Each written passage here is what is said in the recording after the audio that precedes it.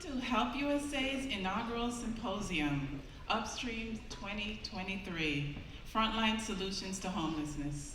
I'm Nicole Richards, the Senior Vice President of Single Adult Services, Help USA.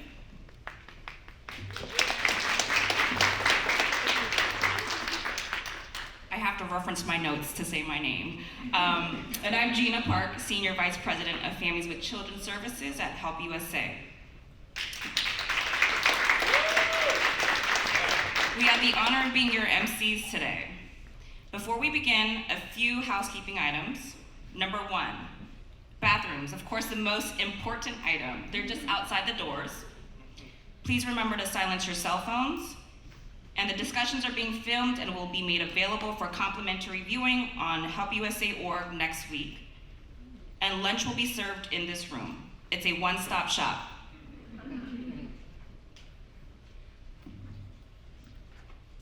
To get us started,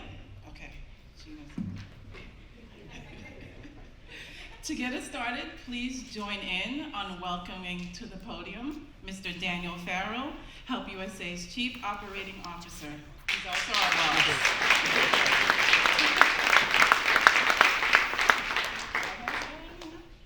Danny is a trained psychoanalyst and adjunct professor at Hunter College School of Social Work, and he has published many papers on homelessness. He is an amazing boss, and he's such a pleasure to work with. Welcome, Danny. Thank you, Nicole and Gina. I did not make her say that at all, I promise. Anyway, welcome everyone to Upstream. So excited to be in this venue. Thank you to Samantha Conlon for you and your amazing team organizing this tremendous conference. Look forward to a robust day. We have discussions on policy, practice, research, the future, all of that in our business. One of the things that we should always keep in mind as we, in this work, around this work, the public narrative about homelessness is problem-soaked, it's problem-saturated. We know there are issues out there. We know we have tens of thousands of folks streaming into New York City needing services. We also know that as service providers and as policymakers, that we do lots of things that actually work and that go well. And we need to remind ourselves of that, things that we call counterfactuals. There are lots of things that we're doing right here in New York City today on prevention, on shelter, transitional safe havens, permanent supportive housing that are actually working, but perhaps are not scaled properly and appropriately. So looking forward to this great conference today. We have tremendous speakers, experts in the field here in New York. And for me, without any further ado, let me introduce the chairman of Help USA's board. A pleasure for me to introduce Mr. Anthony Williams.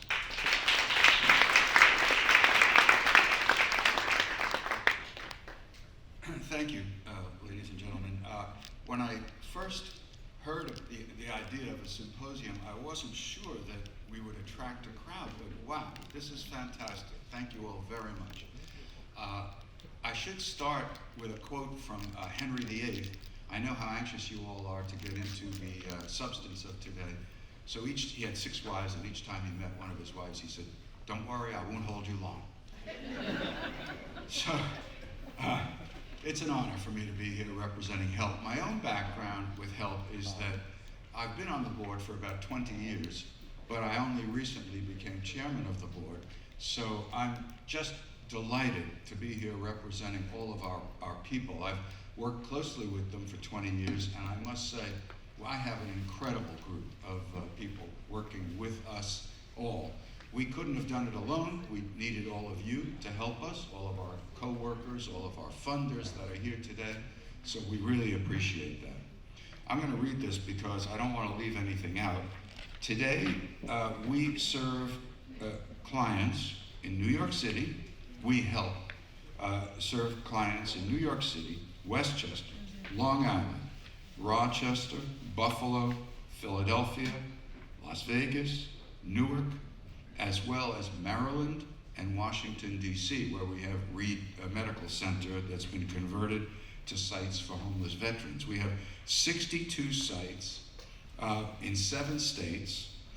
We have 1,300 staff members and more than 30,000 clients served. So thank you to the HELP team, and thank you to all of you for doing our part on homelessness. We've grown tremendously over the past 20 years. But we've always had two core values. We want to grow without diminishing the quality of our services. And that's sort of one of our core values. And the second is that we want to work together with all of you to leverage our efforts and make sure that we cooperate with all of you to get the most bang for the buck. Today is all about solutions and identifying the problems and identifying the solutions. So please participate and help us identify the problems and create the solutions. Thank you very much.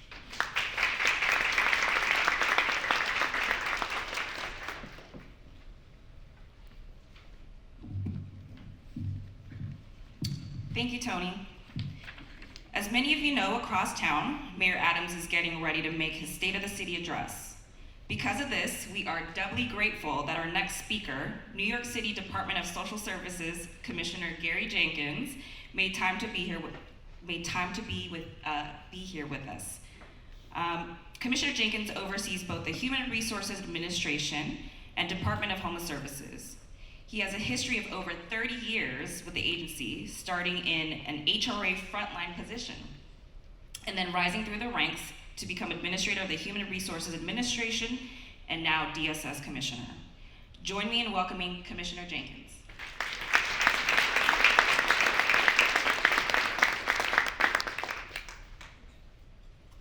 Good morning, y'all. You guys look great out there. Wow, listen, we're gonna take a selfie before I leave. So welcome to what is shaping up to be an outstanding event today. I'm honored that Help USA has given me the opportunity to deliver opening remarks.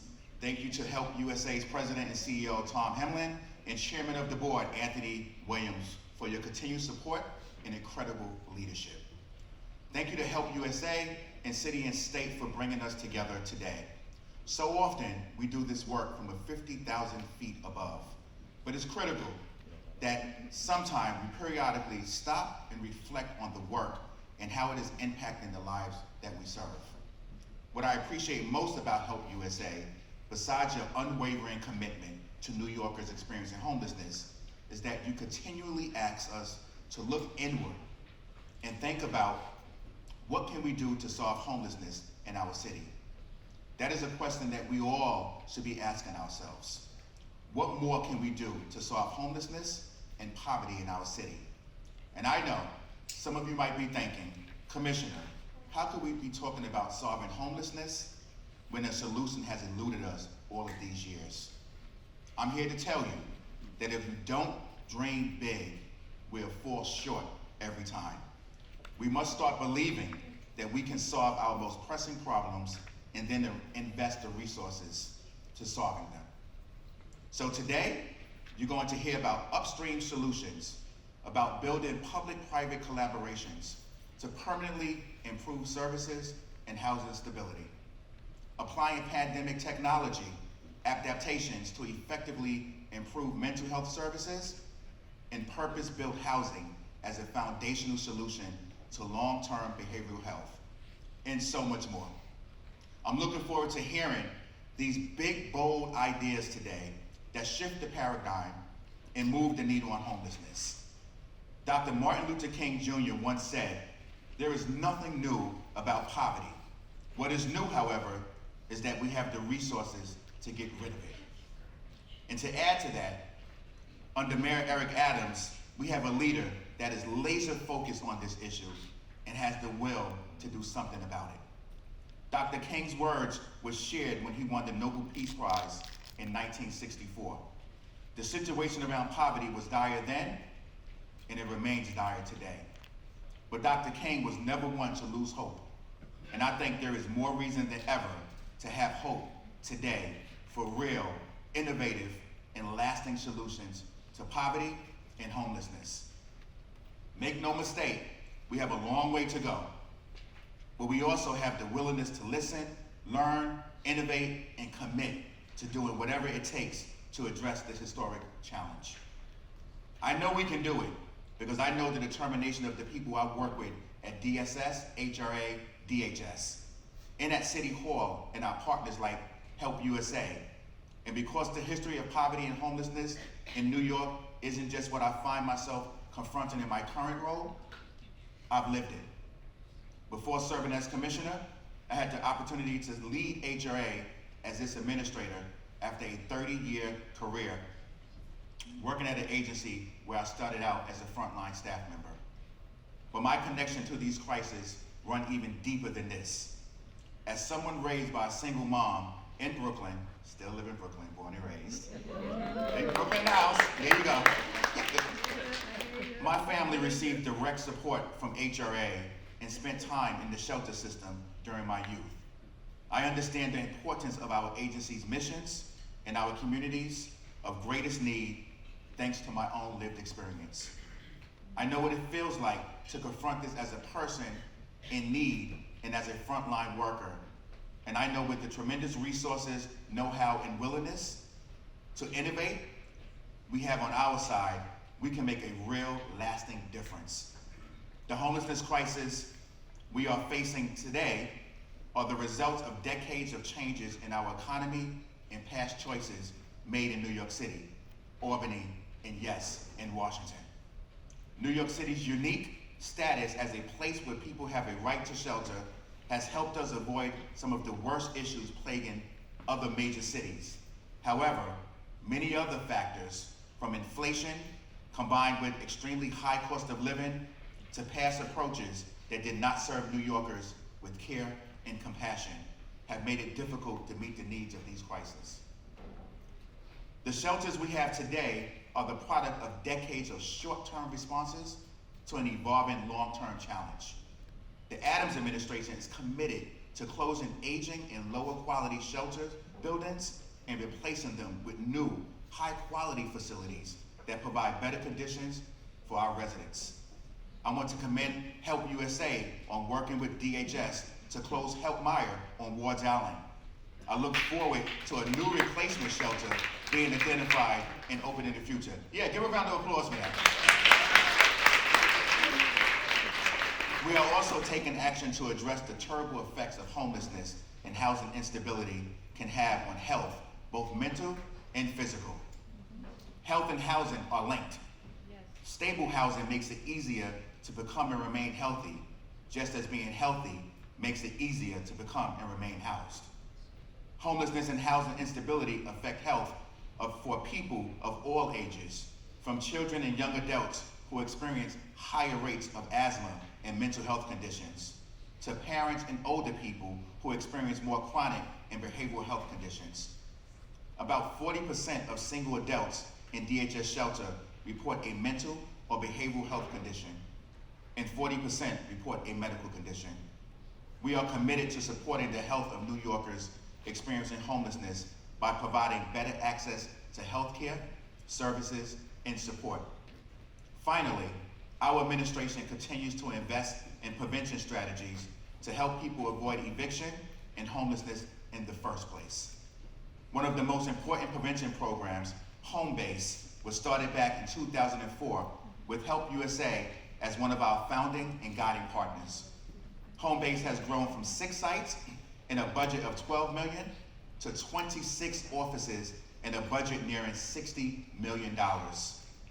Help USA has assisted thousands of households avoid entering or move back into stable housing in the community.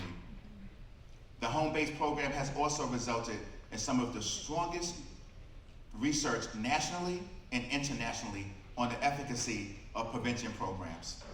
Municipalities all over the country have learned from our risk assessment and outcome data. The work we do has an impact on millions of individuals each day as we ensure our most vulnerable New Yorkers have access to benefits and critical supports, including shelter. Moreover, we are confronting the unprecedented challenges brought on by COVID-19 pandemic and the influx of asylum seekers to New York City, with over 27,000 of this population currently in shelter and growing, highlighting existing national and global inequities and their disproportionate impact on families and individuals in need. The landscape of social services is unpredictable. In addition to these challenges, DSS also needs to be prepared for future emergencies.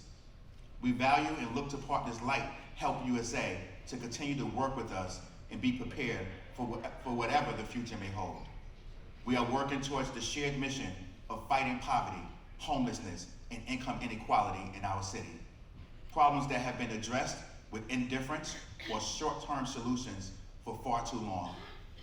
And as we work towards this, we are committed to treating everyone, our clients, staff, and providers, with care and compassion. We are focused on several shared goals, such as bettering the lives of our clients who are experiencing homelessness or at risk of entering shelter by providing prevention services, expanding rehousing services and options, adding holistic services for households in shelter, and making meaningful engagement and resources for our most vulnerable clients living on the streets and subways. Our work is not easy, but it is vital and necessary to our city, particularly during these difficult times. No matter how hard it looks, we can do more than just making things a little better. We can make real progress in this fight and put the city on the road to ending poverty and homelessness as we know them for our fellow New Yorkers. All of you in attendance today have a role to play, all of you. Some have been in this fight for years, and others are joining now, but we welcome all. If you don't work in social services, we know many, many ways you can play a vital role in fighting poverty and homelessness. For example, you can volunteer at a soup kitchen or call 311 when you see an individual experiencing street homelessness in need of assistance, and so much more. If you have lived experience of poverty and homelessness, we need your wisdom. Please share it if you can. It will take all of us together to make real change happen, but we can and will make it happen. Thank you for your ongoing partnership. I cannot wait to see all the wonderful advances we make following today's discussion. Thank you so much for being here, and thank you for having me.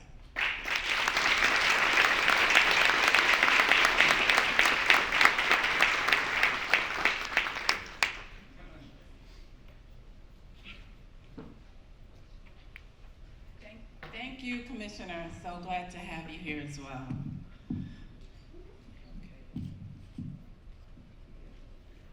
Help USA was founded in 1986. A few years later, in 1994, Tom Hamline began working with homeless families in help shelters. Nearly 30 years later, Tom has been involved at every level of our organization, from working directly with clients to developing innovative anti-poverty programs and building affordable housing. Tom is a licensed psychologist with postdoctoral certification in family and couples therapy from the Ackerman Institute in New York. He has served as clinical assistant professor of psychiatry at NYU Medical Center and as Help USA's president and CEO since 2012. Tom is here. Tom, you are a model of excellence. Tom Hamline, everyone.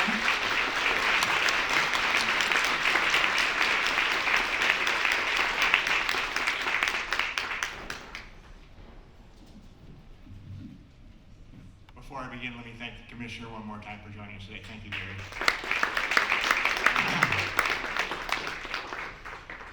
My remarks are somewhat similar to Danny's and Gary's, and then we'll move on to the policy discussions, etc.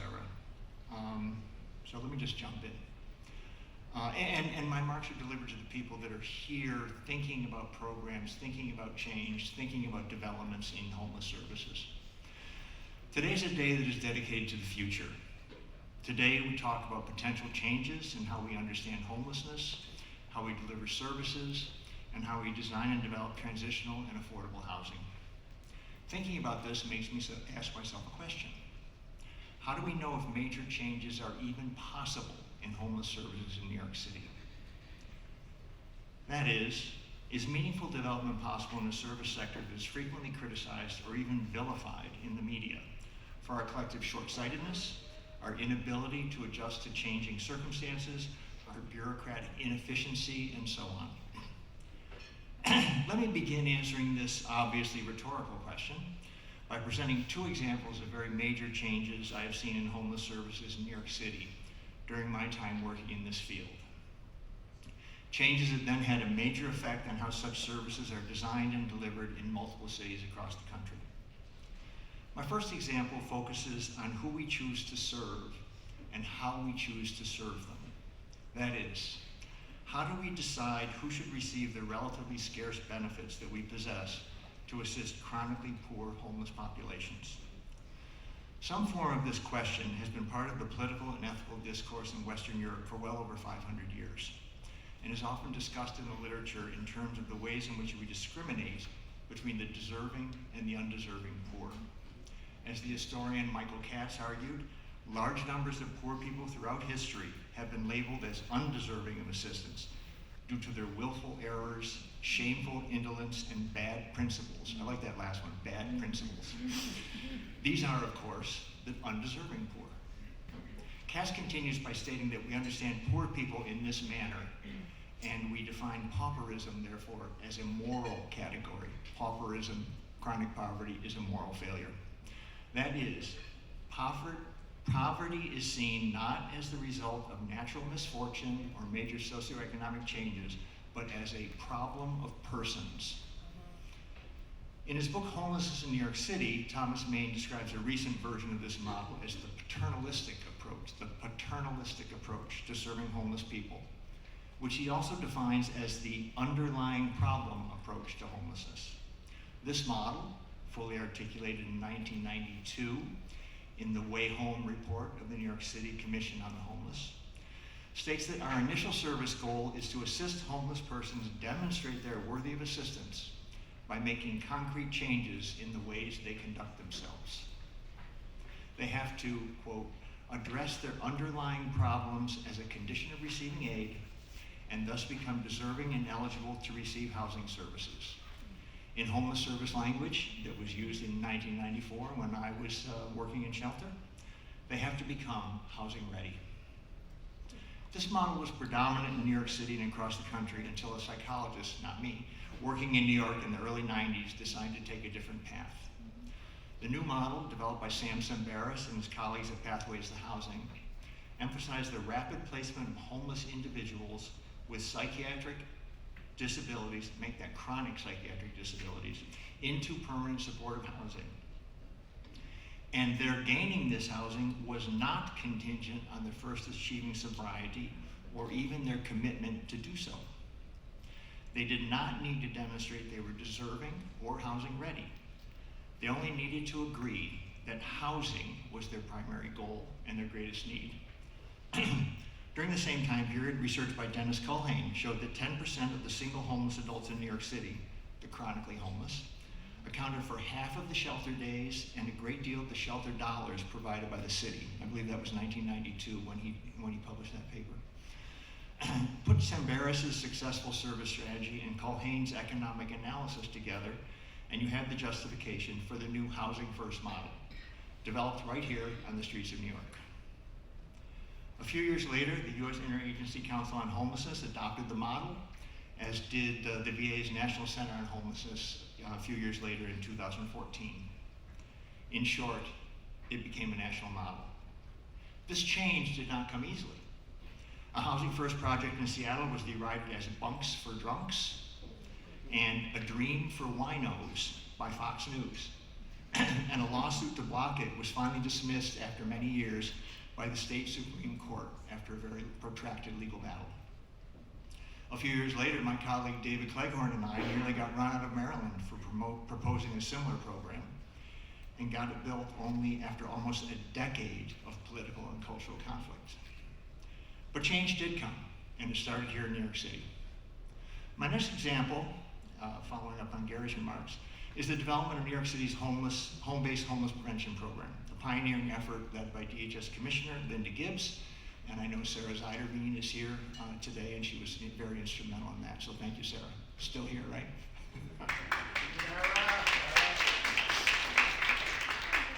When the RFP came out from DHS, Ronnie Silverman at HELP and I had little or no idea what to do with it.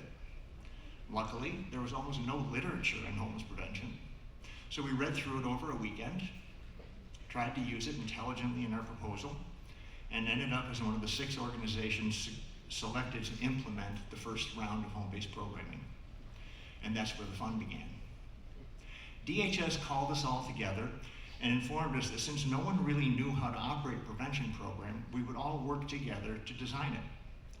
Please try to imagine my surprise.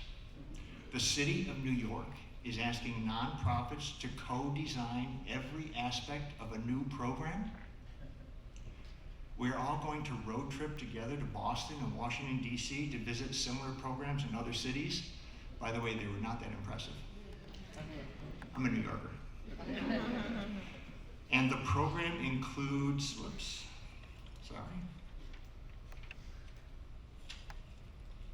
missing a page. Includes cash money that we can use at our discretion to help keep families out of shelter. Can this possibly be true? I've been in the field for perhaps 25 years at this time, and I had never had any funding agency suggest that they give a program I was heading more than a nickel in cash, available cash. But I think we were approaching close to $1 million back there that was used for short-term interventions. I think I even accurately remember one planning session where Commissioner Gibbs leaned forward and told everybody, look, what this means is that if they need a puppy to stay out of shelter, you buy them the damn puppy. Please imagine me telling HELP's CFO that we might have to submit an invoice for a puppy. We weren't sure how one would do things like that. Anyway, we all worked together and designed a multi-site program that in 2006 was selected by Harvard's Kennedy School as a finalist in its Innovation in Government Awards, and in 2009 won an award from the HUD Secretary. Homebase also served as a national model for the VA's SSVF program and for similar programs funded by HUD. Once again, big revolutionary change comes right here out of New York City. Before I finish, I want to briefly discuss one final question. Do the types of change we'll be talking about today come easily? What should we all expect? What should you all expect? The relatively smooth development of Homebase, or the rougher experience of housing first? Let me suggest you should greatly expect the latter. And let me leave you with a final example. The history of the development of trauma theory and its eventual acceptance within the mental health establishment. We can begin with a psychiatric investigation of hysteria in the late 1800s. By the mid-1890s, Genet in Paris and Freud in Vienna had both reached the same conclusion. Hysteria was a condition caused by psychological trauma. We could add Charcot to that, Breuer, anybody that's interested in Freud studies. In Trauma and Recovery, Judith Herman writes that the problem this raised for Freud and others was that hysteria was so common that if their theories were correct, these traumatic events were endemic. Women were being assaulted all over Europe. Even among the bourgeois families of Vienna, where Freud had established his practice. This conclusion was inconceivable. And to quote Dr. Herman again, it simply could not gain acceptance in the absence of a political and social context that would support such a theory. Impossible. Within a few years, Freud renounced his initial findings, and as Herman writes, the study of psychological trauma came to a screeching halt.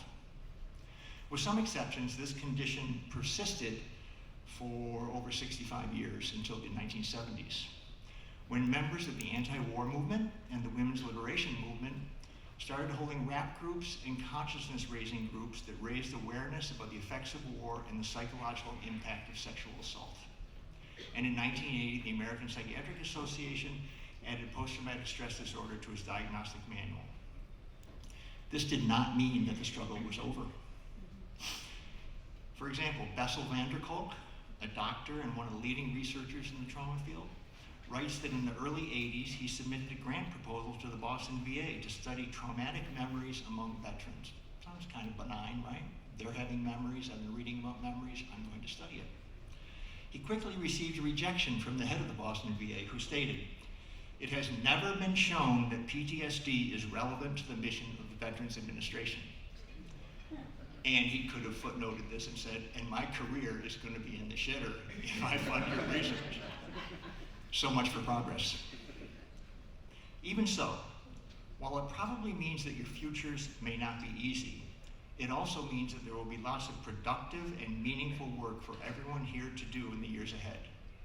And it means that we can expect that more important developments in homeless theory and practice will continue to come out of New York City.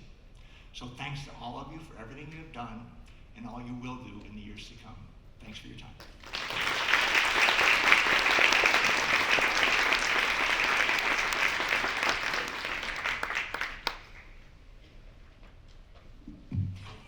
Sorry, guys. If you know Tom, you'll know he talks about this topic all day. He's inspiring, isn't he? I'd like to invite our first panel up.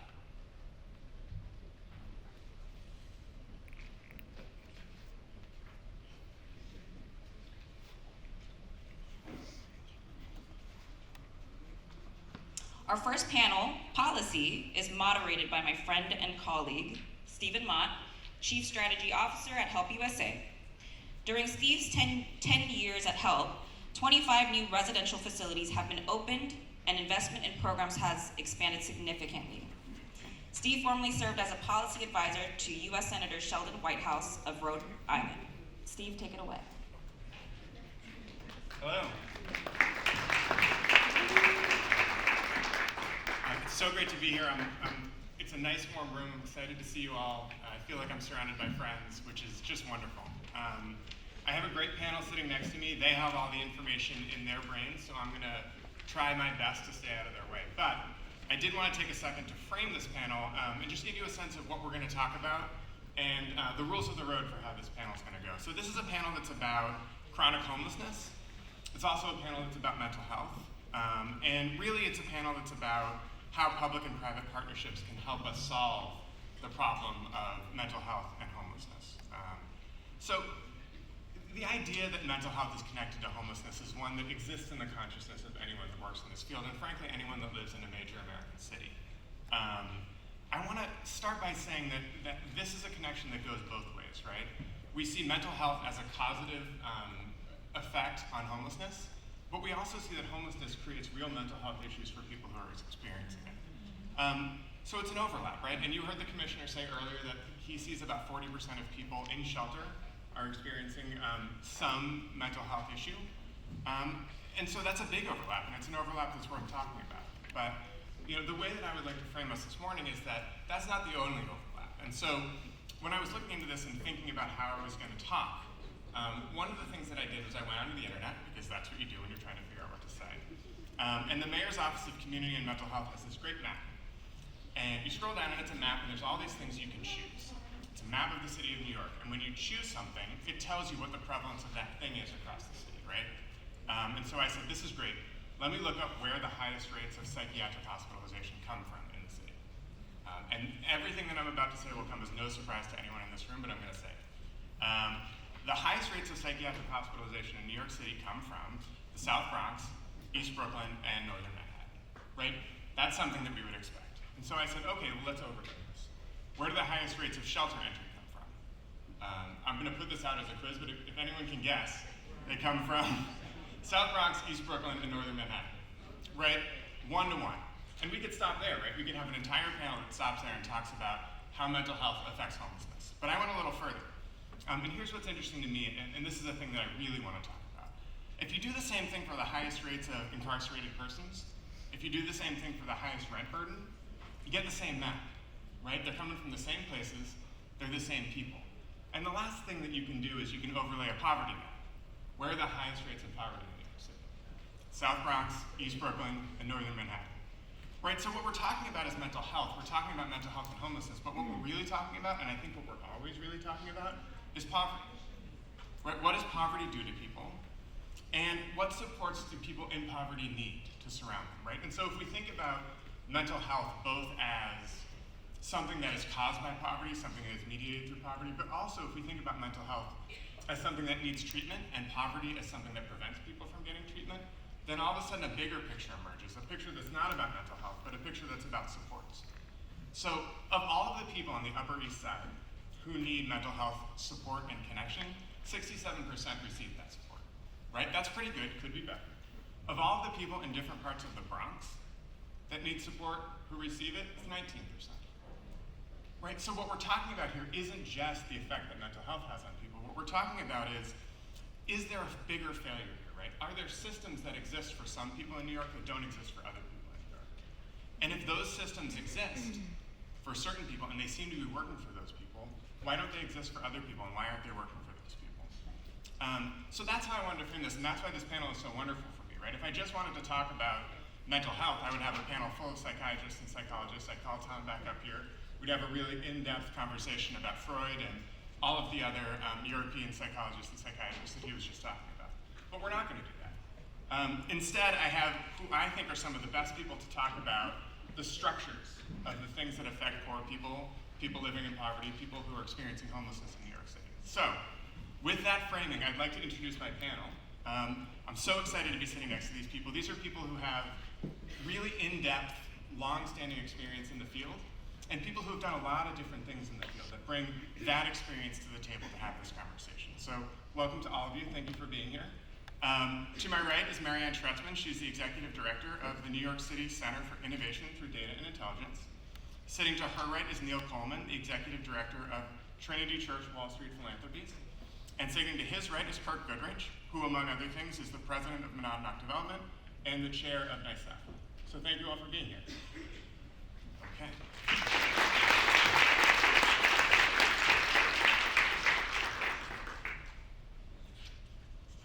We may be getting another panelist. So Marianne, I'd like to start with you, if that's okay. You've held a number of different roles over your illustrious career, and I'd love a sense from your broad perspective, having worked in so many different parts of the city. What does the environment look like these days compared to what it has looked like over the past few years? And you're a data person, you exist in the world of data. Do you have data points that can point to this has changed, that's changed, this is what we're seeing now that we didn't see before, or is this a long trend of the same kind of stuff? Well, I think that there are, thank God, and I think Tom mentioned, there are changes, thank God. I mean, early on, I worked at Women in Need during the 1980s in a shelter, and at that time, we had families and individuals in the same space. So I think the system has extraordinarily been developed so that we support families, we support individuals, we support people with mental health issues, and we acknowledge mental health and substance abuse. So there's been many changes there, and I think that we know about supportive housing and the importance of supportive housing. I think if you talk about the system overall, we would say that we've come a long way, but we still have extraordinary challenges, and those challenges in some ways are personal in a certain way. There's stigma. First of all, let me say there's racism, because that is what is driving a lot of problems. And I think as a young person, I didn't realize, I grew up in a community out at the borderline of East New York and Queens. And when I think about it, we did know about the G Ward. What was the G Ward? The G Ward was the psych unit at Kings County, because we knew that people's brothers and sisters, parents, they would go there periodically, and it was like a known fact, like, oh, somebody's had to go to the G Ward's father went a little mad yesterday, that, you know, and people were not getting really a lot of help. They'd come back, and that's what would happen, is that there would be tremendous stigma of that family who we knew their father was in the G Ward. And so that kind of personal judgment is still with us today. There's still a stigma. It's a little bit better because we talk more about mental health, so there's progress on that, but people internalize what's going on with them, and it interrupts their relationships with others. And I think the landscape now is, if you will, COVID and what's happened to us past COVID. And it has disrupted us to some extent. And let me say that this is my opinion to some extent, is that sometimes when you're homeless and you have a mental health issue, it's not that you want to be isolated, but because of adverse childhood trauma and all of the issues of trust and building trust and having relationships, what we call loose contacts become important because they're contacts that matter, but they're not close contacts. And for all of us, those loose contacts were lost during COVID. And for some people, those loose contacts is what kept them together. And their contacts are people, neighbors in the street, people who see people in the street. And that sense of isolation was really compounded. And we're seeing that isolation manifest now in people having trouble with mental health issues, having trouble with feeling I had to get back and not be isolated, and getting back to, if you will, their loose contacts to make them have a relationship with people no matter how loose that contact is. Because we know for many homeless people who suffer from severe mental illness, they've exhausted their families and others at times, and that contact has been really difficult to re-engage.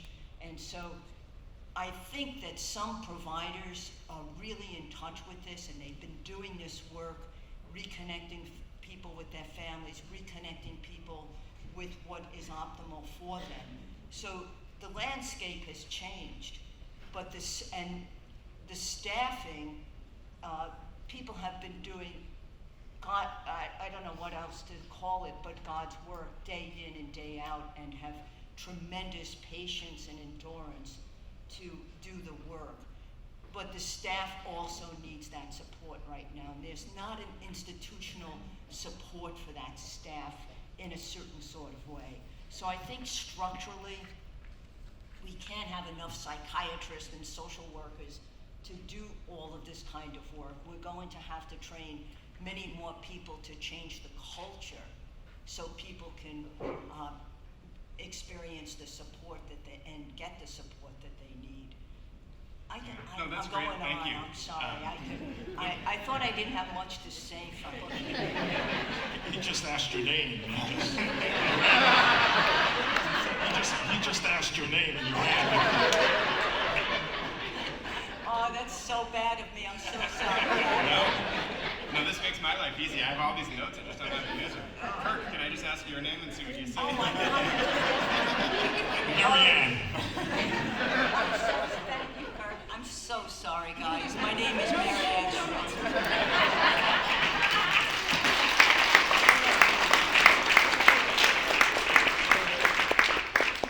But I do want to move to Kirk here. I've got a question. Marianne made an interesting point about structures that existed for people either in their individual lives or in the city as a whole. And I'm interested, you've worked in this space for a long time. How have you seen the structures that exist change? What are we seeing now that we didn't see 20 years ago, 30 years ago? Right, so first I want to thank Stephen and Help USA. It's like an extended family. My wife works here. Tina and Gina and Nicole are friends, and I've known Tom for a long time, Danny and David, so really love to be here and admire the organization. So first, I spent like 30 years in affordable housing, and then 10 financing a lot of permanent supportive housing, and then the last 10, 12 now as a developer. And so, and chair the state's organization that oversees affordable housing. And I have a few observations, and my focus is really looking at people who have serious mental illness and asking two questions. Are they stably housed, and are they getting high quality care? And I think I try to make things simple, and to me those are the two questions. And when you look at what's happening in our city, and sort of not only in our city, across the country, I think New Yorkers tend to be more compassionate and generous, and we have a right to shelter city. But the issue of really whether people with serious mental illness are stably housed and receiving high quality care is one faced in every community and state. and I think in New York we've done a great job of trying to address it. But I just want to try to succinctly define what's happened. We had a situation across the country where for decades, people who had serious mental illness and others, quite frankly, were housed in state psychiatric facilities. And I think at one point the census across the country in those facilities was like 559,000. And beginning in 1955, that was the high point. As of 2018, across the country, there's 38,000 of those beds. In New York State, the drop has even been more stark. We had more than 93,000 beds in state psychiatric facilities. Now there's under 3,000. And so it begs the question, where are folks living if they're not living in those facilities any longer? And from my perspective, the answer has really, was supposed to be permanent supportive housing. That's the ideal solution. New York has sort of grown an industry in the permanent supportive housing area. HELP and many others have been involved in that industry, but that's only been a partial solution. What we see overall is that folks are really living on the streets. They're in general hospital psych wards for short periods of time. And so when I think about this, I like to think about it as the four pillars that kind of brought us to this point. One, movement of people from state psychiatric hospitals. Two, Olmstead, which is a Supreme Court case that really said that people with mental illness are covered by the American Disabilities Act and should be treated in a community setting. Three, the closing of illegal SROs. Between 1954 and the present day, we probably lost 200,000 SROs, probably have about 40,000 or so legal SROs left. And four, the right to shelter. So everybody comes to New York City when they need some place to live. And so I think the combination of those four things has created an environment where we have a significant census of seriously mentally ill adults. I think there's around 239,000 or so, but only 72,000 are receiving consistent care through some mental program, and that has nothing to do with where they're living. And so the environment we're in now is one where there really is no consistent solution to address the two questions I've described in a way that's sufficient enough to make sure that people don't live on the streets or in the subways. And from my perspective, the mayor's initiative, which I think was hotly debated, is really important. It's an important step. So for those of you who don't, are not familiar with it, essentially Kendra's law, which was a law passed in 1999, really allowed cities to identify individuals who might be a danger to themselves or others, and have them be taken off the street and put in a temporary situation. So they could get assisted outpatient care. There's an ability to keep them in general hospitals for a very short period of time. Typically, that's under 15 days. The problem is, I think that's important. It's been a meaningful piece of legislation. I think the enforcement of it is important. But that is not something that answers the question that I asked originally, which is, are we stably housing people with mental illness? I think it helps answer the second one about treatment. And so fundamentally, and I'm rounding third base going home on this first question, but the question of creating permanent supportive housing beds as a solution to this problem is one that I think is certainly a best practice. I think we've led the country in New York, but fundamentally, it doesn't happen fast enough. So as a developer and a finance person, I'll tell you, if I found a site today and I moved at light speed, it would take 4 to 5 years to get somebody in a building. So I have to design the building, I have to put the financing together. That's a year if you're moving really, really fast. 2 years to build it, and if you're If your builder is not knock, it could happen in 18 months. That's a commercial. And then, 6 months or a year to occupy it. But it's a minimum of 4 years. We just finished one, 57 units. It's 95 overall, 57 for mentally ill, 4 years. And I think we're good at what we do. And so you see the problem we have, which is even with everybody pushing and the city spending lots of money and having tremendous competence from organizations like HELP and others, we can't keep up with the problem of housing people in a quality and supportive environment. That's great. Thank you, Kirk. We're joined by Nick E. Smith, the first Deputy Public Advocate. I want to welcome him. He sort of snuck in from behind.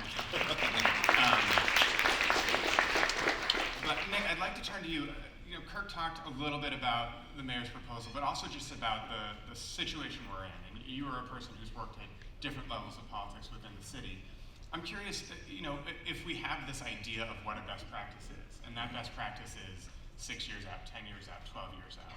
What are the kinds of things that are the immediate wins if you're sitting in the council chamber or you're sitting in the public advocate's office? It's a great question. Well, first of all, I opened up City and State this morning and saw Public Advocate Jimani Williams will be attending a panel Upstream. So I'm sorry I'm not Jimani Williams, but he says hello.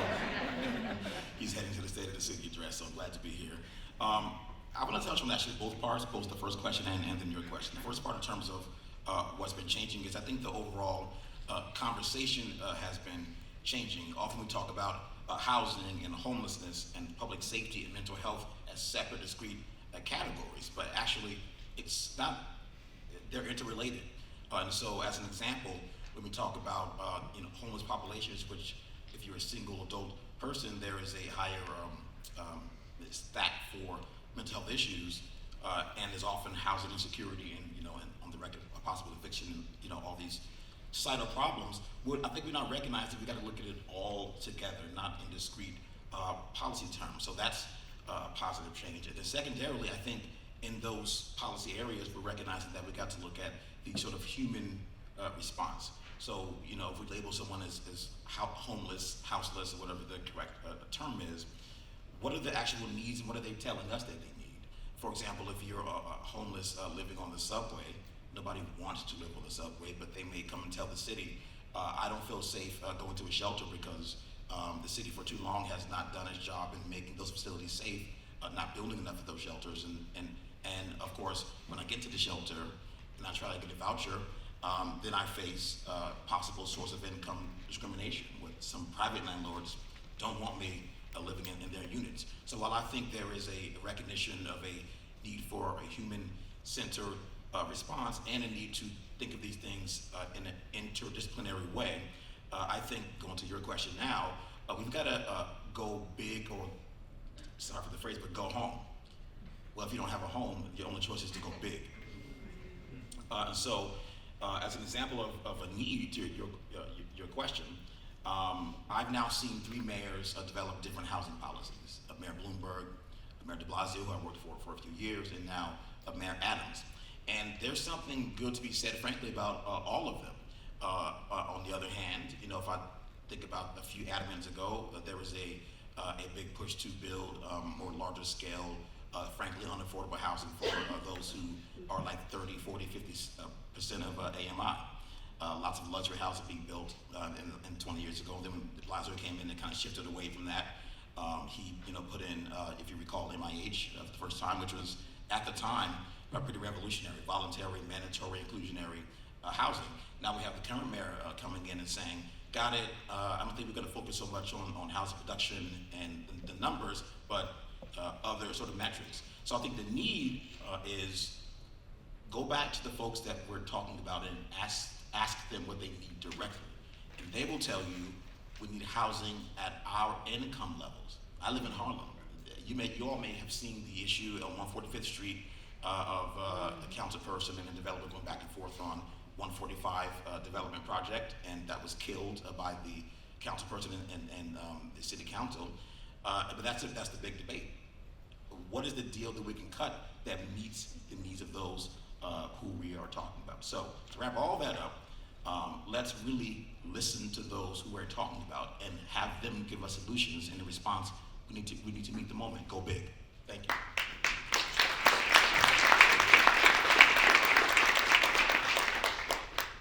Thank you. I want to get to Neil here now.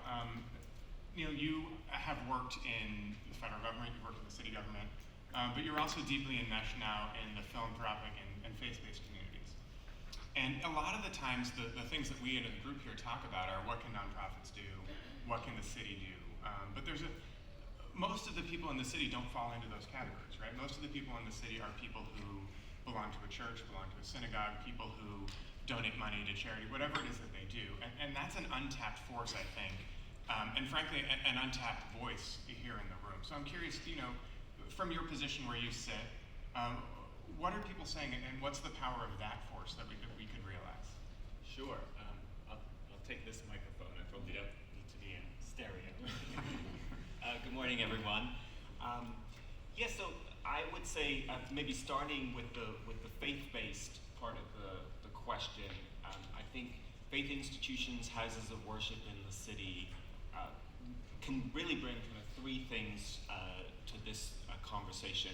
One is moral and spiritual voice and authority on housing our neighbors, looking out for the poor, whatever tradition you come from, there are themes that resonate around how we should look after others and look after our neighbors.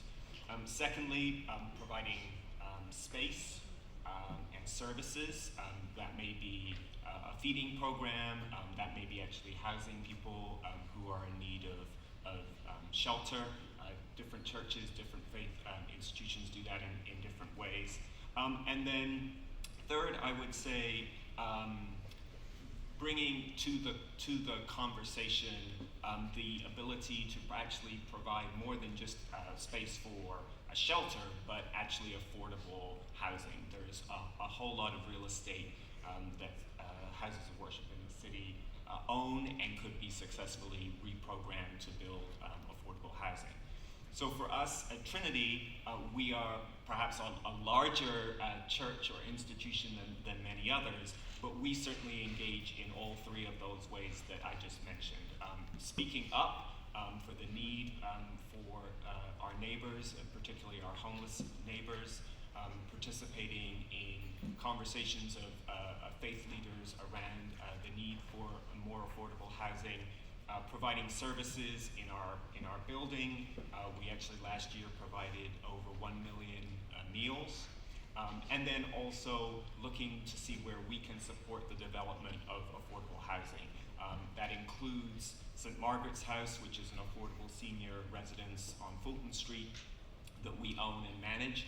But we're also looking at how we can use our endowment and the investment opportunities that we have through impact investing to support the development of affordable housing across the city. And I would maybe take the sort of the public-private partnership part of the theme for this session a little broader. I think faith institutions are one part of that. Obviously, business is another part of that, and then philanthropy. And for Trinity, we, I think, are in a special place because we kind of sit in all three of those spaces, as a church, as a real estate owner, and as a grant maker and funder. And the latter part is the team that I lead at Trinity, the Trinity Church Wall Street Philanthropies. Most of our giving, we made about $57 million in grants last year. Most of that focused on organizations in New York City with a racial justice goal, and two initiatives, one seeking to end mass incarceration and the other seeking to end mass homelessness. And as we're discussing today, those two very interconnected cycles. And so we're funding across both of those areas and very much where they meet. We also do some funding internationally. But in terms of the sort of the public-private partnership and where I think philanthropy in particular can intersect with the public sector and government, I would really mention three ways of engagement, and perhaps because I work at Trinity, I always love the rule of three, and I also like alliteration too. So the three I would mention are partnership, pioneering, and being a pest. So the partnership I mentioned a little, but I think that is around how the private sector and philanthropy can really contribute to the dire need that we have for building more affordable housing. And particularly for philanthropy, I think there's an opportunity to engage at the front end with feasibility studies, often particularly for nonprofit developers and faith-based developers. It's really hard to get that initial money to do an assessment of what is the property you have, what is the potential, hiring lawyers, hiring the people you need to put together a development plan that you can then take to the city or take to investors. So investment at the front end in feasibility, and then actual investment in the development. And I mentioned earlier impact investing and mission investing, which is something Trinity is growing into. We just launched an impact investing fund from our endowment last year. And I would say my call to other funders and to philanthropy in the city is really to use your endowments to invest in the affordable housing that we need here. Rather than just looking at the kind of the 5% that foundations pay out in grants, and yes, it's great to put that to services and advocacy and other need in the affordable housing and homelessness space, but also think about the 95% of your investment portfolio, and think about how you can use that to generate not just return for your endowment, but also to help us build the affordable housing we need. So that's the partnership piece. The pioneering piece is really, I think, how philanthropy can invest in models that then hopefully government can scale up. We're supporting the Osborne Association to run a program called Kinship Reentry Program, which is providing cash assistance to families who are supporting their family members who are returning from incarceration and wraparound support for that. That's a model that we hope can be proven successful, and then the city can scale up. And then finally, or thirdly, the PEST piece, which is the advocacy work that we fund at Trinity, and bringing our own voice and being a voice for the dispossessed, a voice for people who really need to see system change. And as an example of that, I would call out, we're very much working to get through the City Council the Fair Chance for Housing bill, which would remove discrimination against people with a criminal justice history in accessing housing. And we see that as an important policy change that we're supporting. That's great. Neil, I want to follow up on something you said both in the middle and then right at the end there. I'm often struck by the conversation of homelessness in New York and elsewhere as a conversation about how other people's lives affect ours, right? There's a person sleeping on my stoop, and that's annoying to me. There's a person on my train that I usually work on, that's affecting my life. And I'm wondering, from you said moral clarity or leadership in that arena, how do institutions like faith-based community institutions take that lead, right? Because it doesn't exist in the political conversation that we have as much as I think it should. Does that make sense? There's a gap there, and I don't know who needs to fill that gap.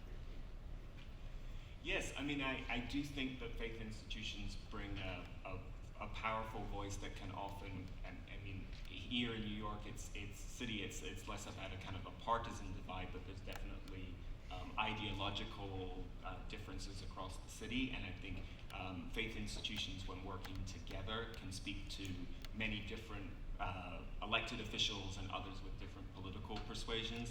I mean, an example that we, Trinity, have been involved in is a group called Faith Communities for Just Reentry, which we put together back during the height of the COVID lockdown to make sure that people who were being released from Rikers had access to healthcare, housing, other identification, other things that they needed to be successful. And that's a group that brings together leaders from many different faith traditions and pretty different sort of political perspectives, but all united around this idea that really we should be supporting our neighbors and those who have the most need. I think the other thing I would mention, and I referenced the potential for affordable housing development, there are particular dynamics that I think faith institutions have and face in developing affordable housing, particularly around zoning and landmarks and air rights.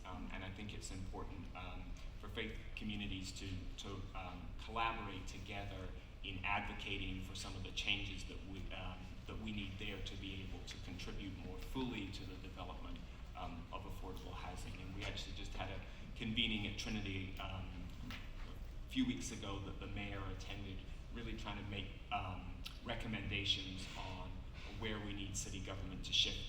The mayor outlined his over 100 proposals to make it easier to build affordable housing, but I think there's a few more that we need to add that are specific to faith institutions. And so, to my mind, it's both the moral voice, but it's also the chance for faith institutions to contribute in a very practical way. Yeah, Kirk, I want you to follow up on that. You know, to the extent that there is a stigma associated with permanent supportive housing or with, frankly, shelter development or housing certain populations, is it how much a part of that 6 years that you see between inception and development comes from the amount of time that you have to fight to find a site, or the amount of time that you have to fight neighborhoods or zoning or things like that, or is that not the thing that's slowing you down? No, the timeline I laid out is one that if there is no obstruction, I think the reality is that what slows development generally, I don't like to separate the creation of permanent supportive housing from the housing market at large.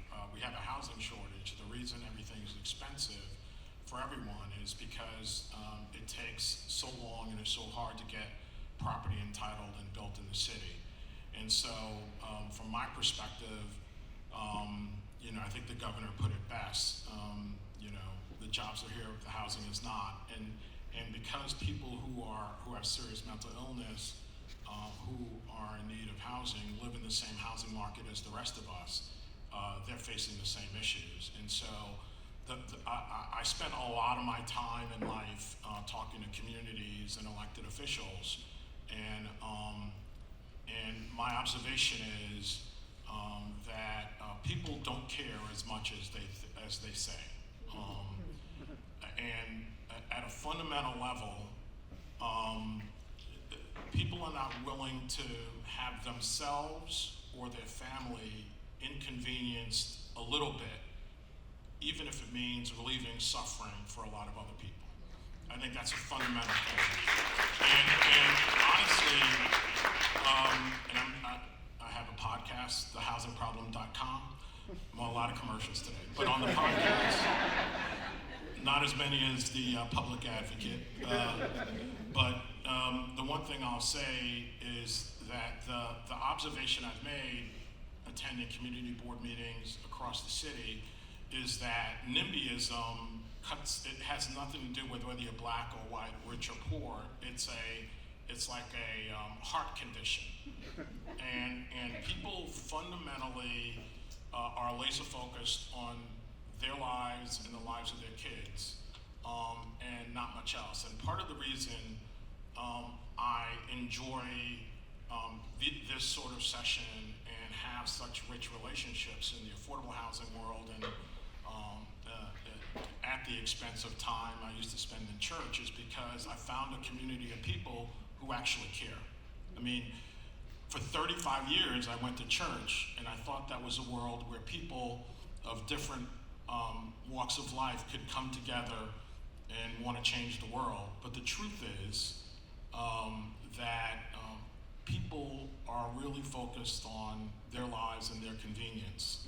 And I think what we have in common here is magical, that we all come from different walks of life, different places, and we find ourselves together in 2022 fighting to change lives. And it's not about our kids or our parents necessarily, it's just about We're tired of seeing people suffering.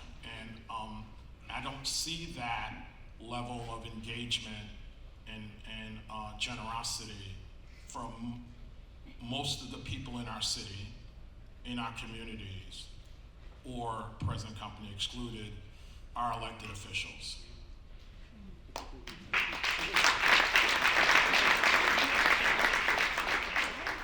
So you mentioned elected officials, which means I'm going to move to your right.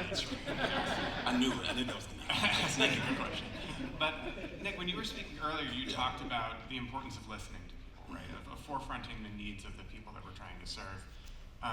And one of the things I've noticed, and Kirk touched on this, is that you get different answers depending on which group of people you decide that you're going to listen to, right? And so the city has seesawed back and forth between the idea that who you really need to listen to are the people in the neighborhood where you're trying to do something, versus who you really need to listen to are the people who need help and need a place to live, right? And so you go from this very strict, one council person has a veto over any development project, and you can go all the way over to the other side, which says, 5 people in City Hall can decide how to develop every neighborhood in the city, right? And how do you balance that? Do you think that there's an opportunity for those groups to get together and come to a solution, or do you think that there are certain people who have political power who will get their say no matter what? I think you will never make everyone happy when it comes to the character of our neighborhoods, which is why I think we elect people to office to sort of assess what the different groups want. I actually think under, quote, different groups, there's a common thread, and please don't have me follow Kirk again, because he's too good. But I will say that, and I think that the commonality is, no matter who we are, we actually don't want people living on the streets. We don't want people living on the subway. Yes, we're focused on our day-to-day and paying for our medicines and the rent and the kids. But I think most of us want the broadly speaking, the same things in terms of looking at the societal issues and having folks solve them. So whether it's philanthropy or whether it's the faith community or folks in government. So I think that's if we start there, we can find the common thread. But when you get to the nitty-gritty of, for example, where do we put up a supportive housing unit? Again, you are by definition going to you're going to piss someone off. Pardon the language. You just are, because if I have a house in a certain neighborhood where the income is average $250K a year for a family of 4, 2 kids, or 300. Do I personally really want a supportive housing unit where I'm gonna have a stereotype of folks who don't have a lot of money, who may be homeless, who may have some mental health issues? Maybe, maybe not. So that requires those in government to take a leadership stand. And unfortunately, in any move you make, you're going to lose some votes. In any move you make, you're going to lose some votes. So that's why we've got to look at the big, broader picture, figure out what we need, and be honest about, hey, we're not going to otherize folks. We're not going to set up, for example, with a different population. This is a little, I see some folks from the admin here, but I'm going to be a little blunt. We're not going to otherize and put folks who are coming across the border for Search for a Better Life over there on an island in a flood zone. Let's figure out, is there a hotel that we can lease out for X number of time and have the more human response. So the summary of all that is, you're going to make someone upset. You've got to just step out, be bold if you believe the solution is correct. And it's not easy, it's very hard. I've been to going to community boards, as Kirk mentioned, in those kind of meetings for years. Sometimes you gotta take the heat. But if you believe it's right, you have to stand on your word and your policy. So I want to do one more question, and then I'm going to open it up to give you guys a chance to ask your questions. But Marianne, I want to come back to you. There's a lot of discussion here about public-private partnerships, about taking a stand politically. But I'm curious, if you could do one thing right now over the next year, I gave you a magic wand and said, here's the one thing that you can do.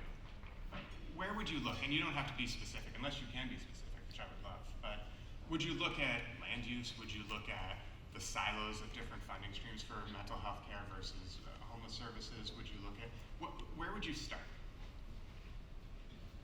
I think I might start with the landscape and see what's working. And we know that things are working. And so I would start with looking at where the gaps are. I think housing is a huge issue that has been discussed, and there's other places, and this is an Upstream conference.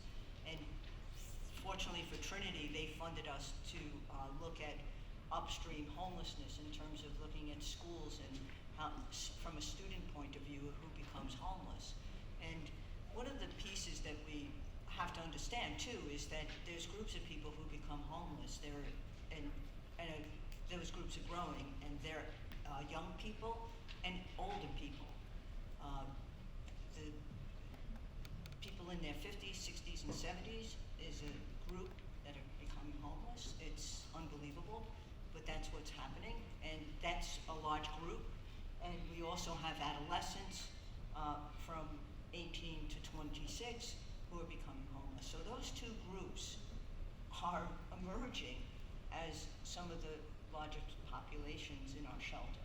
So from my point of view, I'd like to do the upstream prevention, begin with schools. We know that school transfers make a big deal in a child's life. If we could help with housing stability when you're a kid so you can keep in the same school and not have changes and going from having 2 first-grade teachers because you've changed schools is a big deal. And absenteeism, we know, is a big deal. It's an indicator of other things. So with Trinity, we did some work around looking at these risk factors, and I think I would focus on these just-in-time challenges, so that even meaning that for people who are in these risk groups, you're not passing your exams, children, you have lots of school movements, that we have a way that we could help you when there is an event going on in your life. We know that there's been, through COVID, parental death and also death of caretakers that have disrupted family life and have not given that social support. We need to figure out how to create, if you will, a rope to those families that doesn't have to be a whole entourage of services, but when you need it, you can get that entourage. You may not need it for a lifetime, you may just need it for a certain amount of time. And what happens to us in our world is once we create something, you have it for a lifetime. But the fact is, most of us have probably had challenges in our life processes that we didn't need all of these things and supports. You needed it at a specific time. And we haven't been able to create things in time for short times. And they're long-term strategies that are extraordinarily expensive and sometimes not needed in the long run, that we really need to figure out how to be more efficient and effective. So that's what I would focus on. That's great, thank you. So I'd love to go to the audience to ask questions. I don't quite know how to do it, but Samantha's moving in a direction. Oh, there's someone in the back with a microphone. So if you have a question, you raise your hand. The microphone will find you. I ask that you keep your questions a little bit short, so none of these 17-part questions that start with part 1, but we'll do our best to answer. Hi, my name is Michelle Berger. I'm a social worker.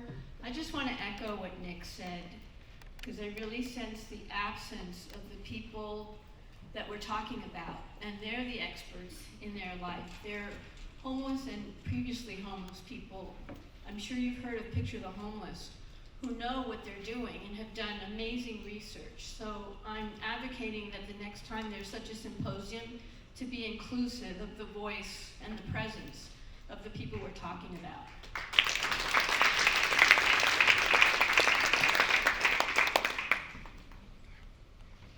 First of all, I'd like to say thank you very much for HELP and City and State for organizing this panel. My name is Ken Brown. I'm the District Manager of Bronx Community Board 5, so Kirk, I'll meet you outside. And I'm also a recovering HELP employee, working with Tom at HELP Morris last century.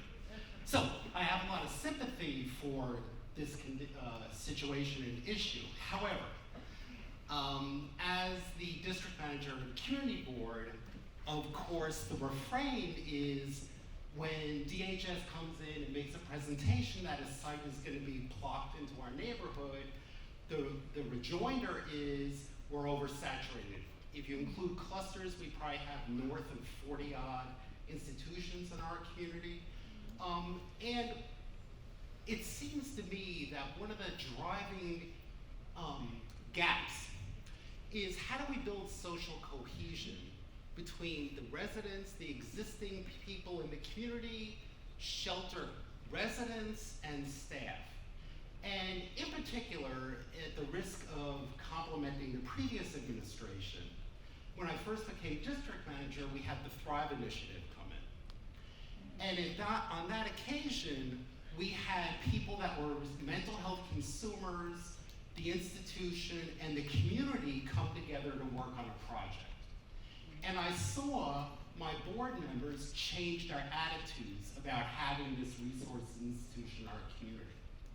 So how can we build that kind of social cohesion, neighborliness between specifically shelter clients, the staff, of course, and the community?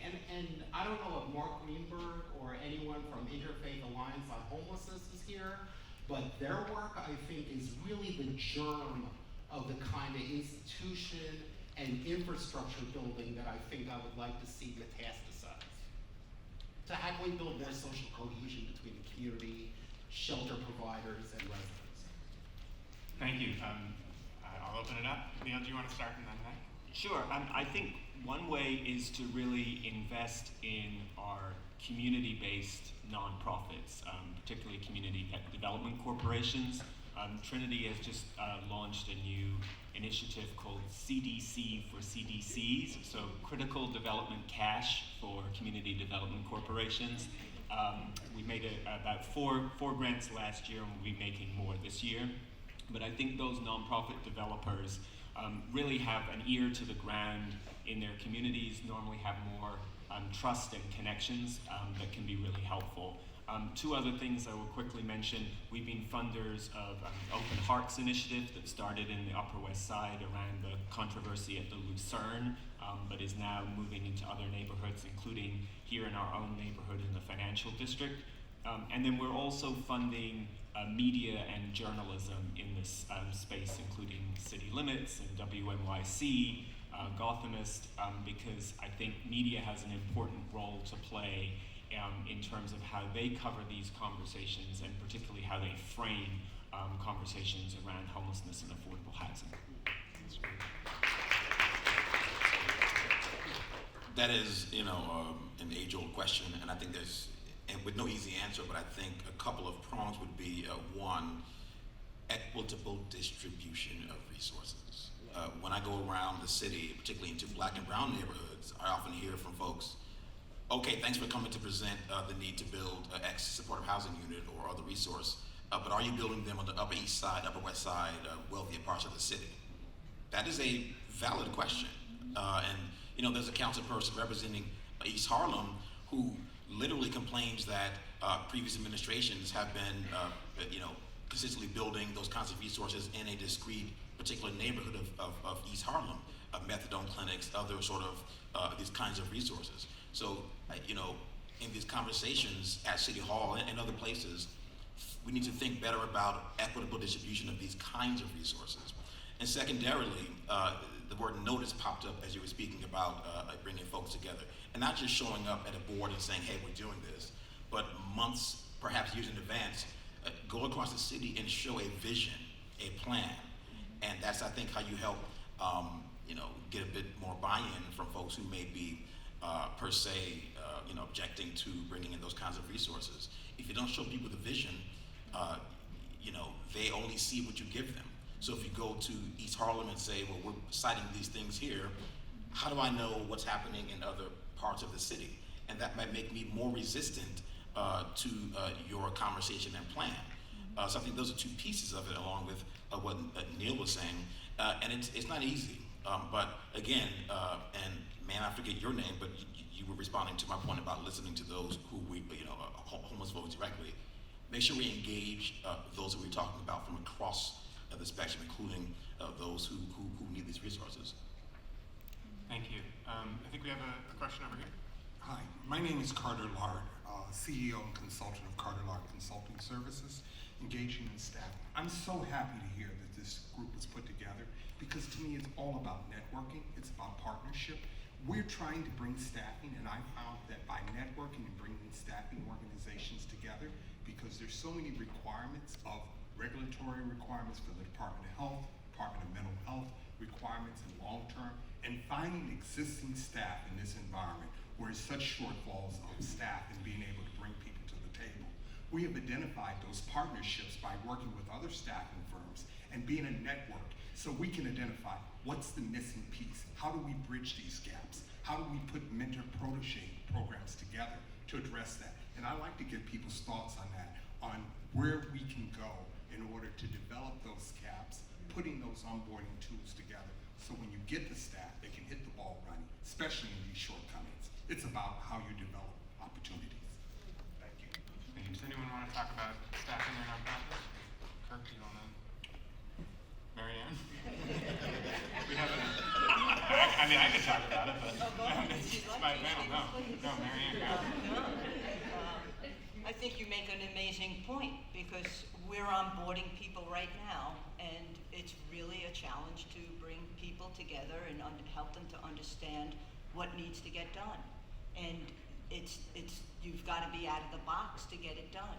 You're not just hiring a developer per se, you're hiring a social worker, you're hiring community leaders to help you to think it through. So I think your point is well taken, and we have some pieces of that at HPD, and we have some pieces of that at the Department of Health, but and obviously homeless services as well.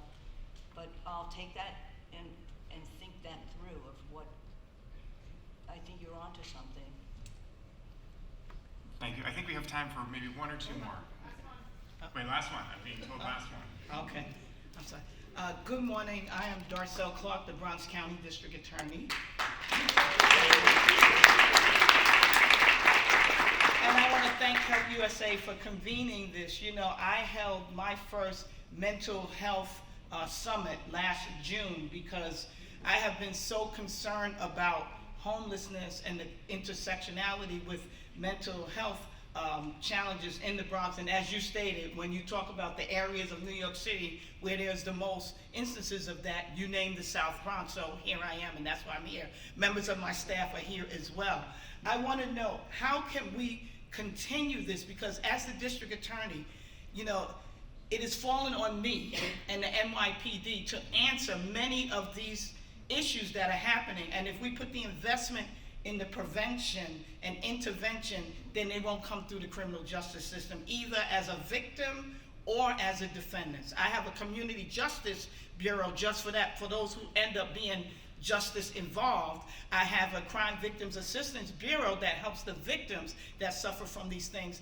But how can we make sure that the DAs are part of this conversation so that we know how we can help New Yorkers, and in particular Bronxites, who suffer from being unhoused, and those being the reason, and mental illness, and those being the reasons why we see them coming into the criminal justice system.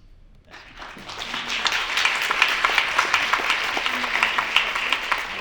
that I have ideas. Yeah. I want to hear them. So I think we're out of time, but you're... Marianne, do you want to give a... No, I think that we have these ACT teams that the state, they're really fantastic, and we can use some ACT-like teams, ACT teams to help with individuals who are repeat offenders, if you will, who are suffering from mental health, so that we could really support them and to get them into stable housing. So even if it's a shelter for a temporary, but have somebody who they can develop a trusting relationship with, which is most important, that we can look to it. So I'll be glad to speak with you on that. Can I say just one sentence, which is invest more in 998, the new crisis line, and also invest more in the Be Heard team, so that it is not just law enforcement that is responding to people with mental health needs. we were on the same wavelength, Neil. The example is, if folks have heard of the name Deborah Danner, Saeed Faisal, these are people who had either serious mental illness or mental illness and were killed by NYPD. So when the district attorney, and great to see you, talks about prevention, it's also when there's an issue, we need peers, we need those who have experience, in some of this to be responsive, because, no shade, but if I'm in a crisis and I see a badge, a gun, and a dark uniform, that is not de-escalating. So that's a piece of, I think, what the DA is getting at. You got to prevent, and then when something happens, make sure the right folks are there to intervene. So thank you for that, DA, and it's great to see you.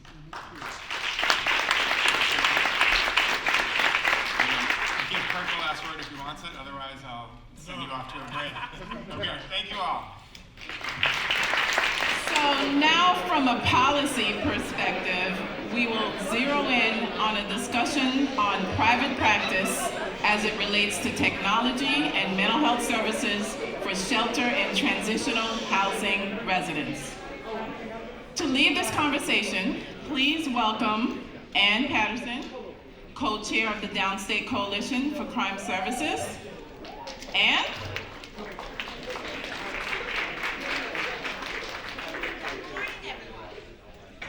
Microphone working? I have a tremendously loud voice even with that. I think I can speak for the panelists to say that we are all humbled and grateful to be in this space and in this company and in this conversation. I want to introduce the panelists, although you can learn lots more about them in your program. We are joined right beside me by Clayton Davis. He comes to us from he's a behavioral clinic account manager with Cigna Health in the Behavioral Center for Excellence, a name that we were just talking a bit about. Beside Clayton is Tracy. Tracy Perzo comes to us from the Helmsley Charitable Trust, where she is a program officer there. Beside her is George Nashik, the president and CEO of Care for the Homeless. And beside George is Mike Bata Hernandez, the co-founder and president of Sesame. So please welcome them to the space.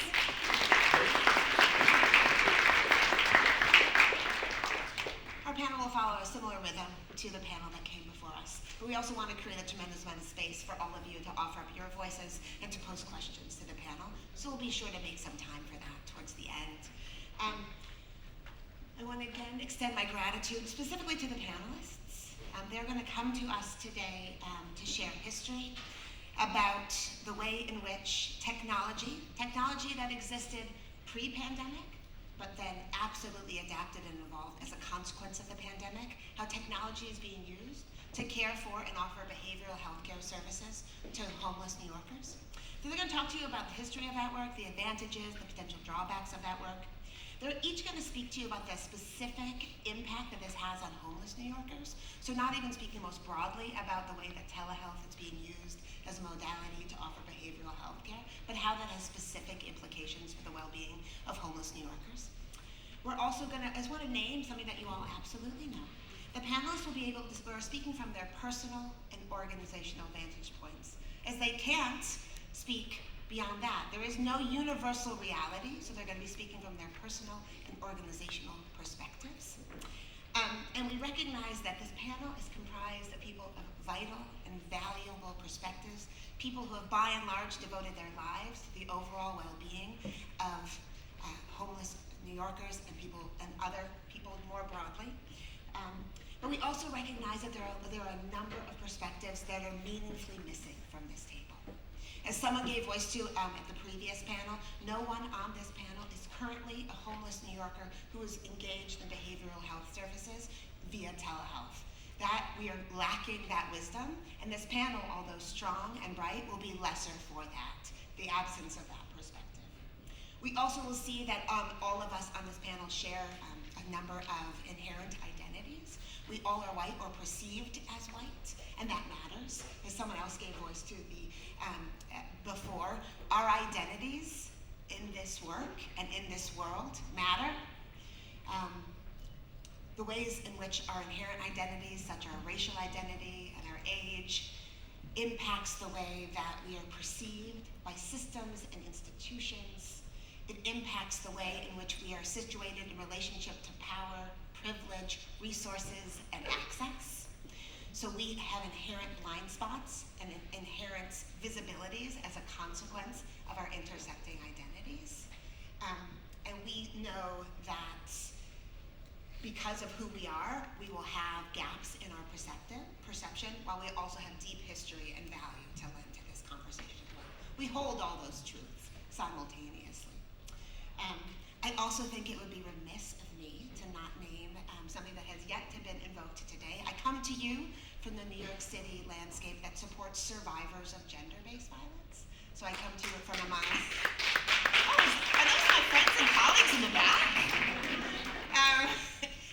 And Help USA is a proud leader in that work with the work that Help Roads does, led by the brilliant Haley and Gina. They're back there. But I think it is vital that we mention that arguably the #1 driver of family homelessness is being partnered with someone who is causing harm to you and your children.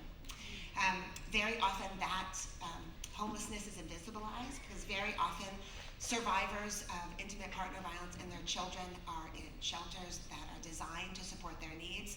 They're less obviously present in street homelessness or sleeping on subways, but they're not there.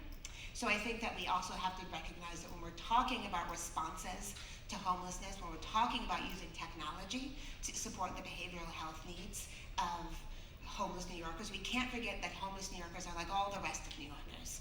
They have a series of intersecting and interlocking identities. And all of the fullness of who they are needs to be cared for and revered and addressed when we're engaging them to enhance their behavioral health well-being. We cannot forget their survivorship. We cannot forget their racial identity. We cannot forget their migration narrative. We cannot forget their gender identity. All of those things need to be incorporated in the work that we do, and the panel will speak to that. So off we go.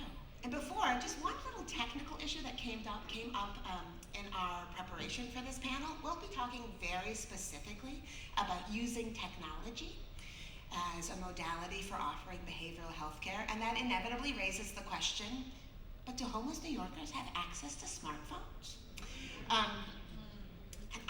And that was a really interesting conversation, and that also prompted me to do a bit of digging, a little bit of research. I found a 2017 study that came out of Los Angeles, so another large urban center. They did a study with 420 homeless Los Angelinos and found that compared to a similarly situated group that was not experiencing homelessness, they had higher access to cell phones. About 95% of those people had access to cell phones, and 60% of those had access to smartphones. So this common understanding that there's this huge digital divide between those who are housed and those who are unhoused might be shrinking. So I think that's really important for us to know, because then this makes this conversation that much more urgent and that much more relevant, because we know folks who are experiencing homelessness likely have access to smartphones. So I will stop there, and I will give you all access to the brilliance that is beside me. We will start with George. George, I have a handful of questions for you. I would love for you to share a bit of history with us. Tell us a bit about when Care for the Homeless began considering using telehealth as a modality for supporting homeless New Yorkers, and what's it been like? Thank you, Ann, and congratulations to City and State and Help USA on this obviously extremely successful event. I think we're all hungry to get back to these kinds of discussions in person, and it's nice to be here this morning. Thank you for the invitation. So if I want to talk about change and how we've incorporated technology as a change agent, we have to sort of establish the baseline, right? And so Care for the Homeless over the last several years has been establishing an ambulatory care network for targeting people who are experiencing homelessness and those who are unstably housed. We're up to 25 sites in that ambulatory care network. Many of them are co-located in places that otherwise serve people experiencing homelessness: shelters, drop-in centers, feeding programs, multi-service centers. Some are standalone in communities that are have a lot of homeless purposes in them. So we have this kind of brick and mortar approach that's at baseline. And we do that very purposely. We do quite a bit of street work as well, street medicine as well, but our goal is really to establish a longitudinal care relationship with everybody we serve. We are not interested in doing one and done medicine. There are folks out there who are extraordinary at it, and Godspeed to them. That's really important work, and it reduces a lot of suffering. Going out and doing wound care and making certain that people are okay on the street, that's really important work. But that's not the aspect of the work that we choose to do. The aspect of the work that we choose to do is establishing a long-term relationship with our patients to improve their health. The same kind of relationship that you and I have with our healthcare team. That's what we want to offer to folks experiencing homelessness. And we think that the best way to do that is with these physical sites. We began experimenting with telehealth prior to the COVID pandemic for a very specific reason, which was to increase access for people experiencing homelessness to psychiatry and behavioral health services. We recognized the expense. I'm not saying it's a badly invested expense, but psychiatrists are really expensive. And moving psychiatrists around the city from site to site is probably not a really efficient use of those resources. And so we saw telehealth as a possibility of expanding access in a way that was cost effective. And that was critically important when COVID came down, because our staff had some familiarity, had been acculturated to the technology. And so half of the game was sort of halfway down the road for us. We had a staff and a team who really knew how to deploy this technology. When COVID hit, we of course, as all of us really saw, I'm sure, we saw a very, very significant decline in the people who are physically coming into health centers. It was too dangerous. We remained available. We did so very deliberately. We stayed open. We, of course, went through, a lot of our health centers are co-located with shelters, and so we did the whole relocation move to isolation hotels. So we were moving people from a shelter with an Article 28 federally qualified health center to a hotel without one, so we had to figure out how to do that. But our real goal was to maintain as much access as possible. So we stood up a pretty robust telehealth program over the course of the pandemic. And that benefited us in two ways. One way is that we were able to remain connected to our behavioral health patients in terms of being able to do medication refills, being able to do med check-ins, being able to do just regular check-ins. But there was also another benefit, which, and Marianne Schretzman mentioned this earlier, in terms of people just becoming isolated. And we used our telehealth capacity, not necessarily to provide healthcare, although we did a lot of that. It was just to remain connected to people so that they would have some way of plugging into someone who knows their history, knows who they are, and knows what they're struggling with. And that, I think, was, I'm not going to say it was more important, but it was equally important. And we weren't reimbursed for that. There wasn't a treatment modality, but in effect, it was the hand-holding that I think helped a lot of people make it through with some less traumatic experience than they'd had in the past. One of the things that benefited us enormously was that the emergency public health rules that opened up the possibility of parity of reimbursement for telehealth was tremendous, because it kept a reimbursement stream coming in. And we have, to date, continued to provide much of our behavioral, until about a year ago, I would say we provided nearly 100% of our behavioral health services telephonically or through video. Now people are coming back into the health centers, and I think it's important to realize, those of you who've heard me talk about this before, I'm not a big fan of this is the one solution to this problem. We need a toolbox of solutions, because people come to us in very different places with very different issues. And so I think we need to have telemedicine in our pockets. We need to have face-to-face in our pockets. We need to have that whole toolkit that we then match to the needs of the person who is being served by us. One thing I will say, I think Anne raised a very important point before this. We were very familiar with the studies out of Los Angeles that Anne was talking about, the 70% people have cell phones. That sounds very optimistic, and it is very optimistic. There's a real possibility there. But I think it underplays a very significant issue, which is that people experiencing homelessness and low-income people, even in New York City, even in New York City, have a disparity of access to technology than the rest of us. And this is something that we learned painfully through. We were very excited by the 70% statistic, but in reality that wasn't true. People didn't have access to high-speed Wi-Fi in the shelters in which they were living, particularly in the outer boroughs and in the poor communities. You're not going to do a psychiatric session, I'm sorry, on a telephone. I mean, it's not really going to work.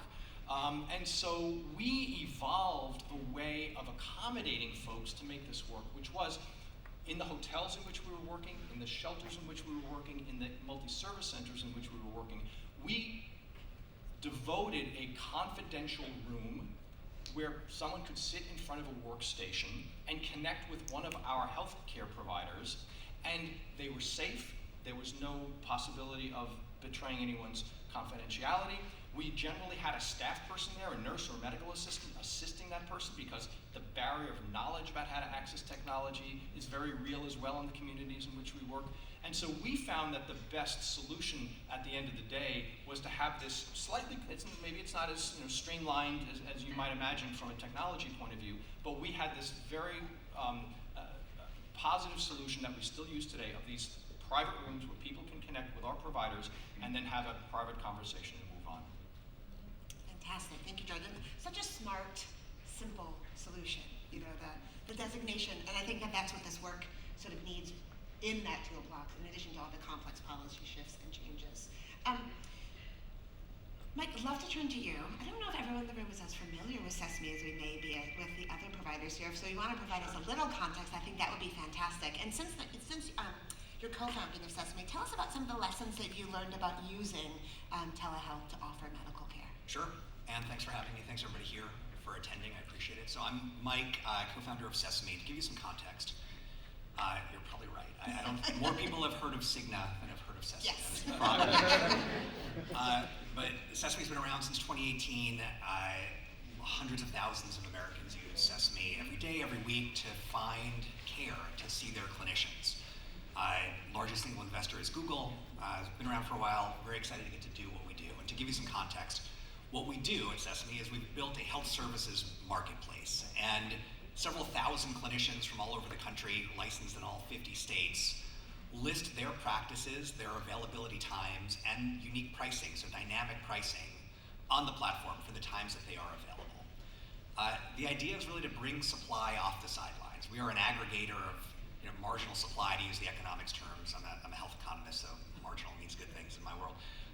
But to aggregate the supply that exists on the sidelines and really create supply where it wouldn't otherwise exist. If you're a psychiatrist who's got 2 young kids who go to bed around 8 p.m. and you're a night owl and you say, because of telehealth, I could see a patient at 9 p.m. or 10 p.m. I'm going to be awake, and if somebody needs me at those times, I'm up for doing it as long as I'm compensated for those visits. So the idea of building a platform to do this is really to bring that supply in off the sidelines. A couple of things that we've identified over the last several years, and I think it's important to note, interestingly, when we started Sesame, we didn't think about it being a telehealth platform. We built it as a hybrid platform, and it still is, with the idea being that patients could choose in-person care at one of several thousand practices across the country, or they could choose video visits. Pandemic happened, and something like 40 times more people tried a video visit in healthcare than had ever tried it previously. And all of a sudden we learned you could do a lot more with telehealth than most people thought. If your only experience of telehealth is getting a sinus infection checked out on Teladoc, it turns out we can do a lot more. The breadth of what's available is quite a bit more than it was even 2 or 3 years ago.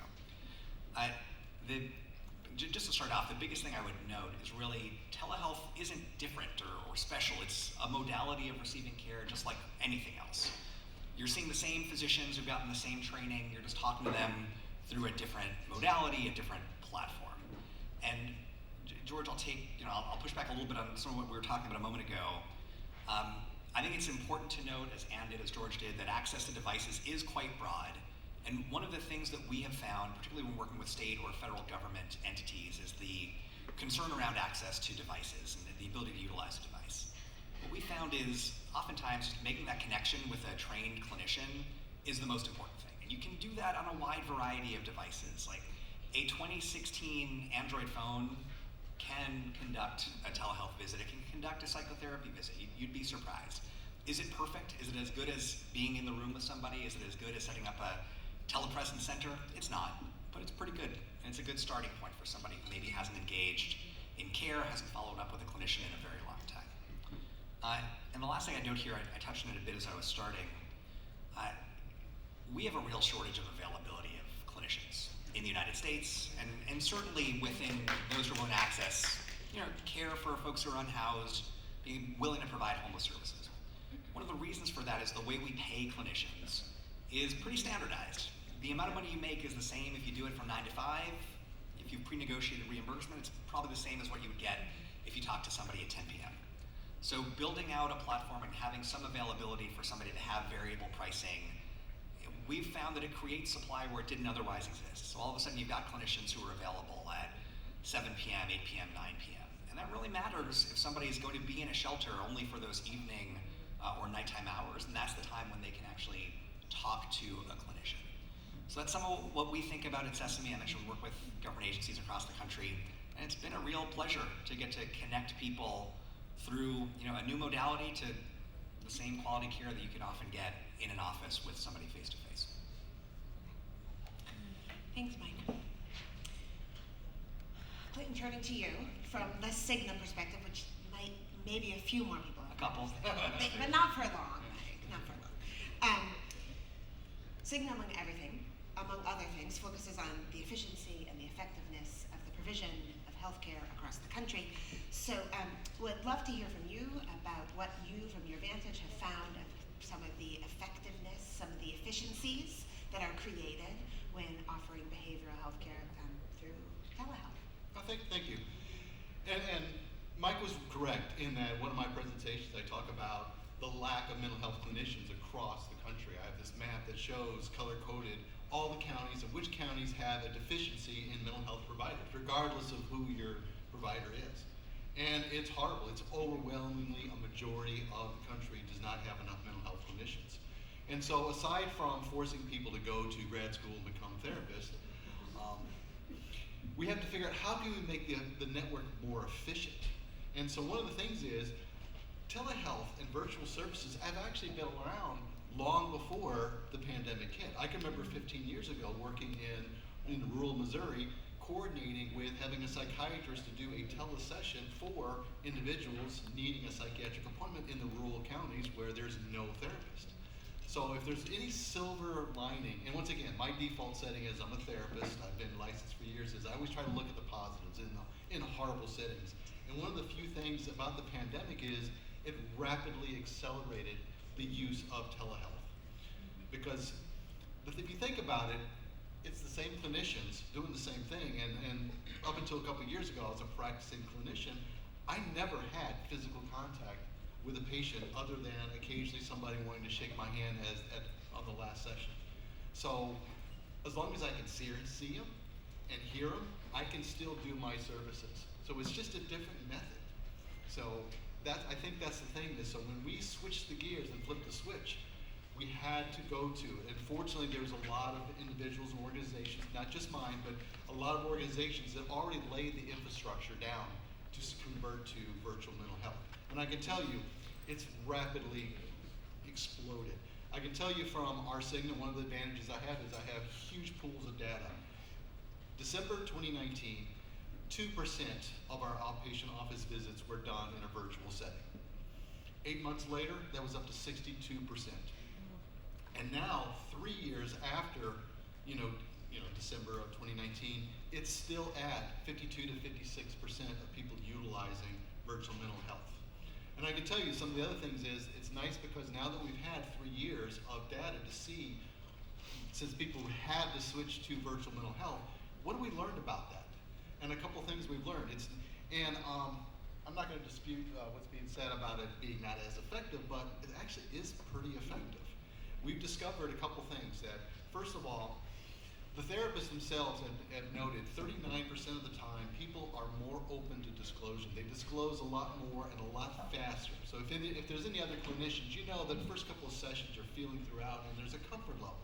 And many times people are more comfortable in a virtual setting, so they're a lot more open in that setting. The other thing is they found that people showing up for the next therapy appointment has gone up 35%. Because I think that's the other thing is, if you know anything, there's a drop off. People go to a therapist and for whatever reason, they don't like the office, they don't like the person, and they stop going. And so you have increased retention of people showing up for the therapy. And so the providers themselves have said that I'm not gonna, when things quote open up fully, I'm gonna, go back to seeing people live, but 70% of the providers have said that I'm gonna keep seeing people virtually. I'm gonna keep that menu on the table so that they can access it. Because I think that's the other component. And the other tool that actually is really helpful in increasing that engagement is it opens up your pool of what you're looking for. Because the other thing is, part of therapy is having a connection with that therapist. And so you want to find a therapist you connect to, but you may not have that connection. It may be a case of language. Maybe your household's primary Spanish language, and you're trying to find a therapist that is, speaks Spanish, or Mandarin, or Russian. And so you may not find that in communities. The virtual network opens up that maybe there's somebody in Buffalo that you're able to expand. And then the other aspect is finding somebody that you can connect to culturally. Maybe would feel more comfortable seeing a therapist that, didn't look like me. In therapists, we have thick skin. We understand that. And so you can connect to some of these things. So I think that's the other tool is it's really greatly made the network more efficient, and you can connect and find what you need easier and quicker. Tracy, coming to us from the philanthropic perspective, please talk to us about the role in which philanthropy can play in sort of advancing this field or enhancing this space. Sure. First of all, thank you for having me. It's an honor to be here. I'll speak a little bit about how philanthropy can work well to advance some of the things we've been hearing about from my colleagues up here. What strikes me as an overarching mechanism, though, that philanthropy can be most useful for is to bridge between emerging innovations, things that people are trying, things that are starting to work, and public or widespread adoption, right? And mental health and telehealth is on that cusp right now. And so we think about that a lot in the philanthropic sector, especially as we near, I think, the imminent end of the public health emergency phase of this pandemic. I come, just for personal background, I come to the philanthropic world from the shelter side. I worked for 17 years in shelters. I like to say doing pretty much everything except working the front desk, which is way too hard for me. So I could never do that. And for any of you that do that work, it is incredible. And so I know a lot more about what people present with when they've engaged with and experienced homelessness. I worked on the domestic violence shelter side, but there's an awful lot of crossover between the DHS population and the HRA population.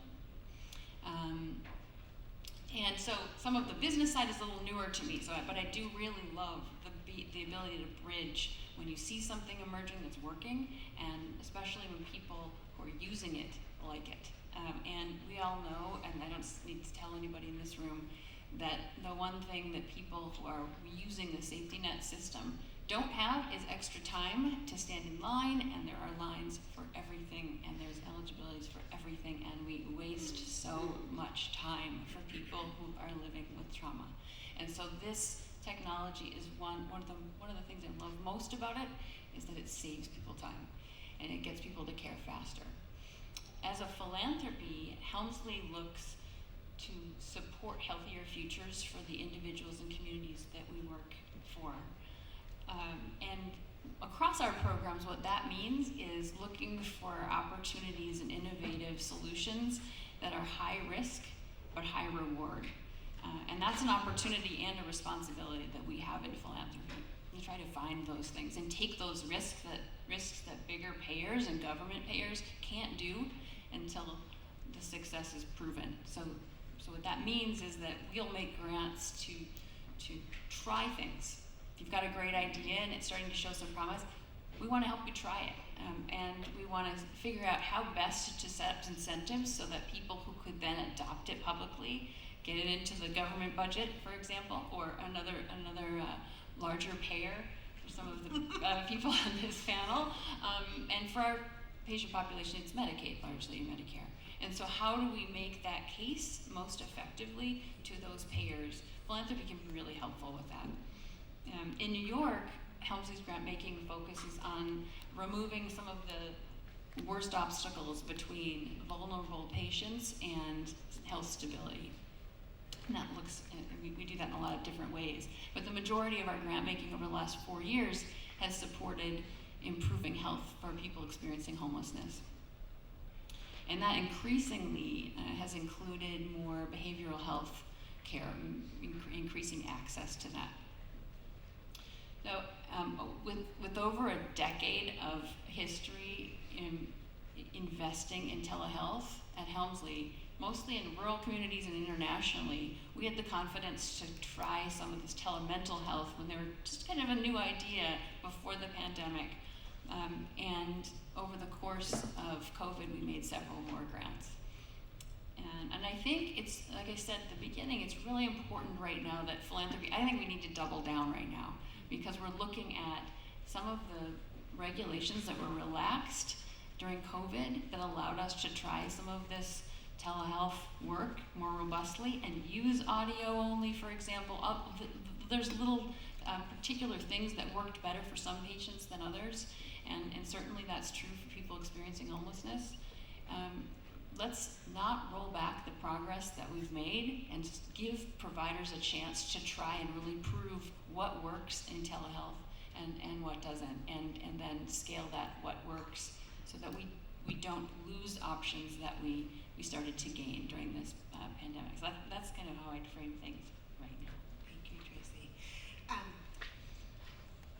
want to spend a bit more time talking about advantages, and then we will jump to drawbacks that people are perceiving in this work, and that will be a question for everyone on the panel. I think some of the advantages that were yet to be lifted up, but I might just be saying things that you all intended to say, is that I know in providing telemental health services to people who are homeless and have partnered with someone who is causing them harm, that the advantages have really proven to be incredibly safety generating.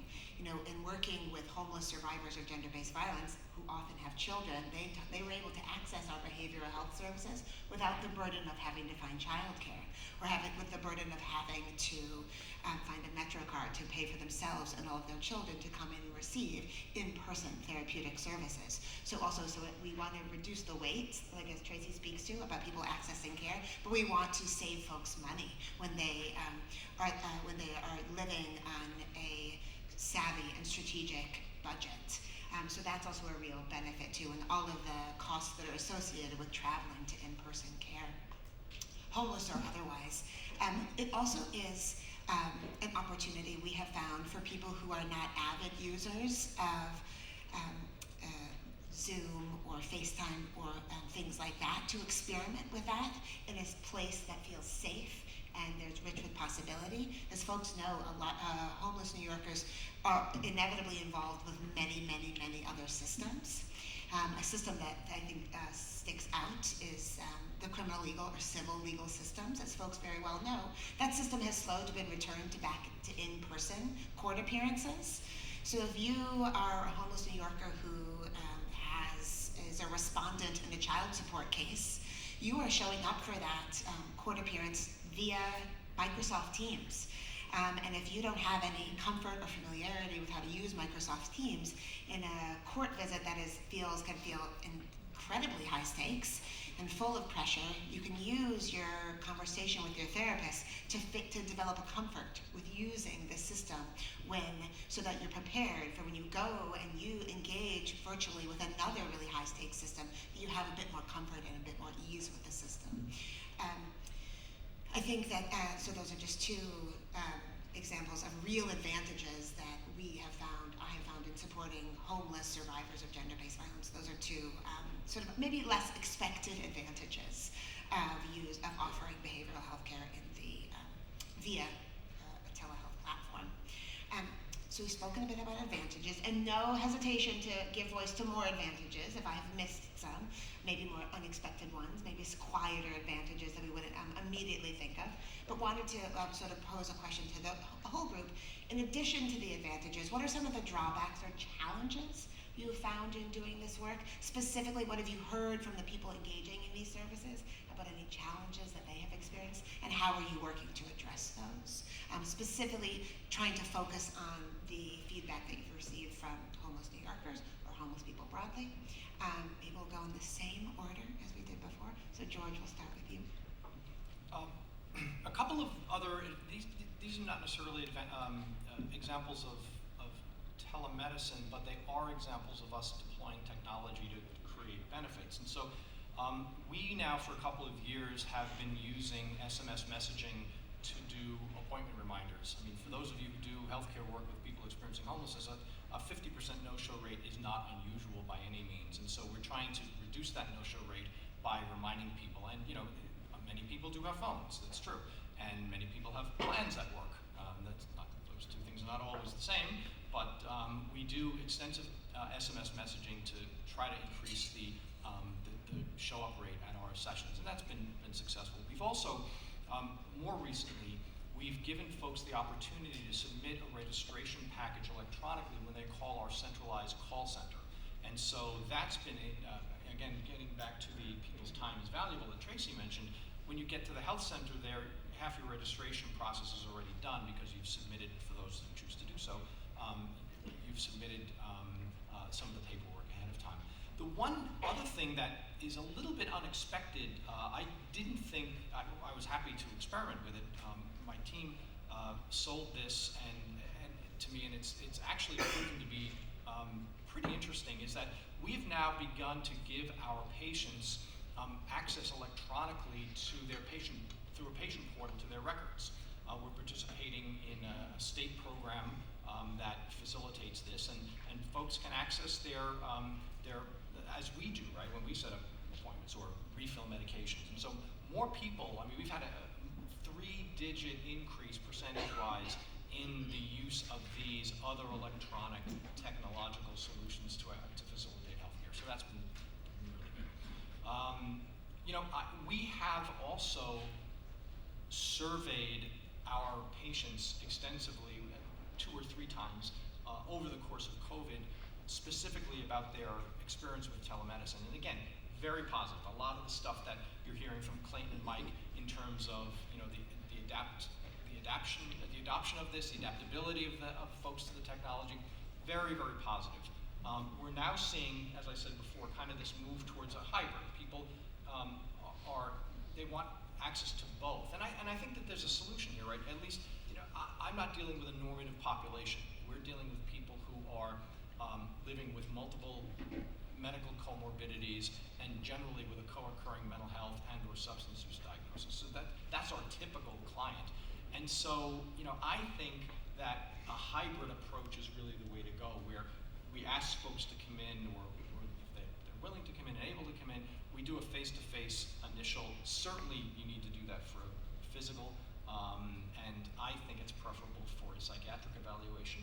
And then you can do medication follow-ups, you can do check-ins after the fact using the technology. But we found that to be extremely beneficial. Fantastic.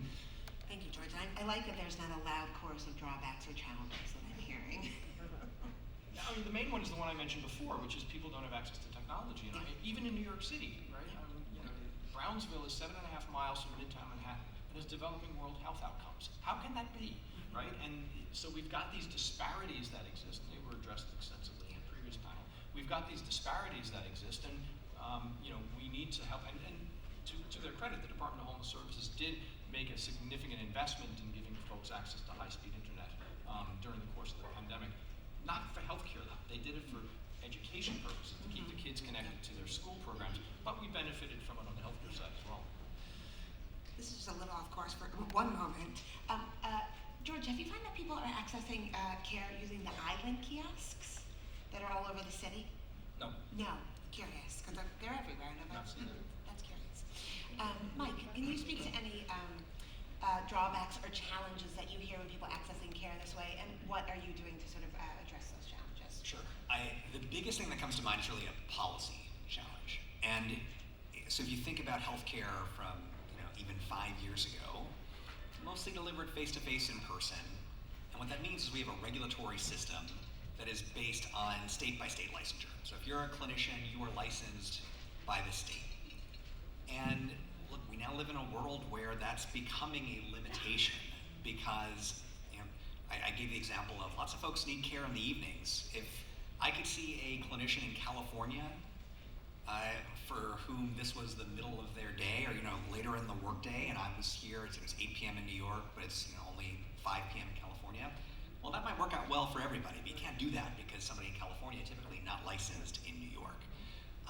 During the pandemic, as various states instituted states of emergency, many different medical boards temporarily paused state-by-state licensure requirements, or they granted reciprocity. They said, if you're licensed in any other state in the country, you can also practice here.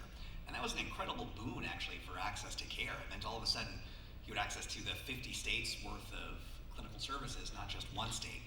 But like many things, that has faded away. So as states of emergency ended, most of those regulations were written to say, this is only true until the end of the state of emergency.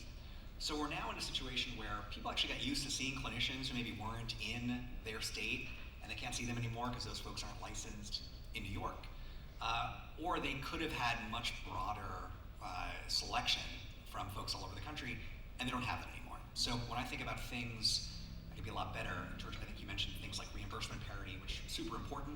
I also think this, licensure reciprocity, or having some form of national license for telehealth care would make a huge difference for access and availability, especially as we talked about in a world where there's a real shortage of mental health clinicians. We could do a lot better with this. Thanks, Mike. Same question for you. As a clinician who's had to be licensed in multiple states, I'm like, hallelujah, Mike. But no, it's a valid point in that it's costly because if you're a clinician, that extra license is going to cost you. I've seen states range from $250 up to $600 a year, and so it's like, do I want to do this for just 2 clients? I think one of the other things to look at is one of the drawbacks of technology is kind of like one of the ugly stigma things has reemerged, which is bad information about mental health. Particularly, like, for example, I'm doing a deep dive presently in Gen Z, and one of the interesting things about Gen Z is there's a dichotomy of the Gen Z population has the highest reports of mental illness right now. We're talking late teens and early 20s. But then a recent CDC Pulse survey found that they are the least likely to have access to mental health services in the last 4 weeks. And when you start looking at the reasons why, a lot of the reasons why is lack of understanding on how to access it. It's also the thing is that people are going to social media and the internet to find out their information, and then they get some very wrong data. Just like we saw through the pandemic, there was this explosion of information that was not really information. And so we've come across a lot of that stuff with mental health of people getting bum data. And then the other aspect is a lot of negative concerns about the access of being able to utilizing it. So it's been kind of a double-edged sword there. So it's like, not great, we have to go back and go to that, talk about destigmatizing, getting people to do the right thing. And then the other thing is the growth has expanded almost too fast because there's been some mental health, individuals and organizations that got a couple ideas, but they're not really appropriately credentialed, they're not appropriately licensed, or they're utilizing, methodologies that are not evidence-based. And so has to go back and it's hard to filter that out. Because I can tell you firsthand, looking at all the providers that are trying to get onto our network, we have a very standard screening process. We still have to vet them. And not everybody's making the vetting because of that. So that's the other and the tricky part is you want to utilize virtual mental health, but you want to use credible resources. And I think that's the thing that's kind of a little tricky. Absolutely, and I think that's something, weaving everything that's been said together, this notion of the limited accessibility of high quality behavioral health care sort of across the country. We also want that behavioral health care to be provided by people who look and have the shared experiences of the people that they're offering those services to. So it's also like there needs to be a structural investment and diversification of the pool of providers around aspects of racial identity, sexual orientation, gender identity, lived experiences of people with. So I think that there's also a need for a real diversification of providers. Oh, it is improving. Yeah. Because I think that's a question that I'd be going to ask you is how diverse is your network? And so the good news is it is getting better. Bad news, not as fast as, because New York City is becoming a lot more diverse every year. If you could just look at the demographics of how things is, we need to be servicing a more diverse population. But then the problem is the average age of a therapist is usually in their 40s, Gen X, and statistically, once again, looks like me. And so it's just, we have to kind of be patient as more kids get into grad school and become therapists. And it's getting there, it's just not getting there fast as the population is shifting. Thank you, Clayton. And as we look towards the future, Tracy, I'd love when you talk about philanthropy's ability to support risk and to encourage experimentation. Hearing what we've heard from this group, what's dreaming big and abundantly and expansively, where do you think that this field could go? What boundaries could philanthropy help in pushing? Well, I think as I was listening to Clayton speak, I was thinking that'd be a great idea for a grant. And really, I want to highlight there's a couple of practice issues that I think it's time for now, assuming we don't roll back some of the flexibility that Mike spoke about just a few minutes ago, because this is a promising technology. So now, if we can maintain it and pass this crisis state, right? I hope we're moving to a new era a little bit. Slowly, I don't have a mask on right now. It always feels a little weird when I walk into a room. I'm not sure whether I'm doing the right thing or not. We're moving to another phase. Let's now, like I said from the beginning, double down and think about what's working in practice. Some of the challenges I've seen from the grant maker side and heard about from the grantees, we have some pilots in telepsychiatry and shelters that we support. We're supporting New York City Health and Hospitals to roll out a tele-urgent behavioral health, it's a mouthful, a tele-urgent care behavioral health service called Express Care through the city with a tailoring for homeless patients. With all of these interventions, we need to think about how do we fix and start to solve some of those problems we just heard about. One of my favorite, not that I have favorite grantees, but one of my favorite grant projects was where I got to work really closely with Mr. Nashak here next to my right, was started before the pandemic and addressed this issue. And we convened, we had the chance to convene a collaborative for homeless healthcare. And that was a forum that met every month for 4 years through the pandemic of medical directors and other talented folks from 3 homeless healthcare organizations and the medical director from DHS, and they sat together and researched, tried things, and iterated. And the iterations created things like the nurse triage line. I'm going to just brag about it for a minute in shelters that they thought of it and launched right before the pandemic hit, unfortunately, but also fortunately. And it's now spread through 100 shelters. We have the good news that DHS is going to support it and continue to expand it through the whole system. And yes, thank you.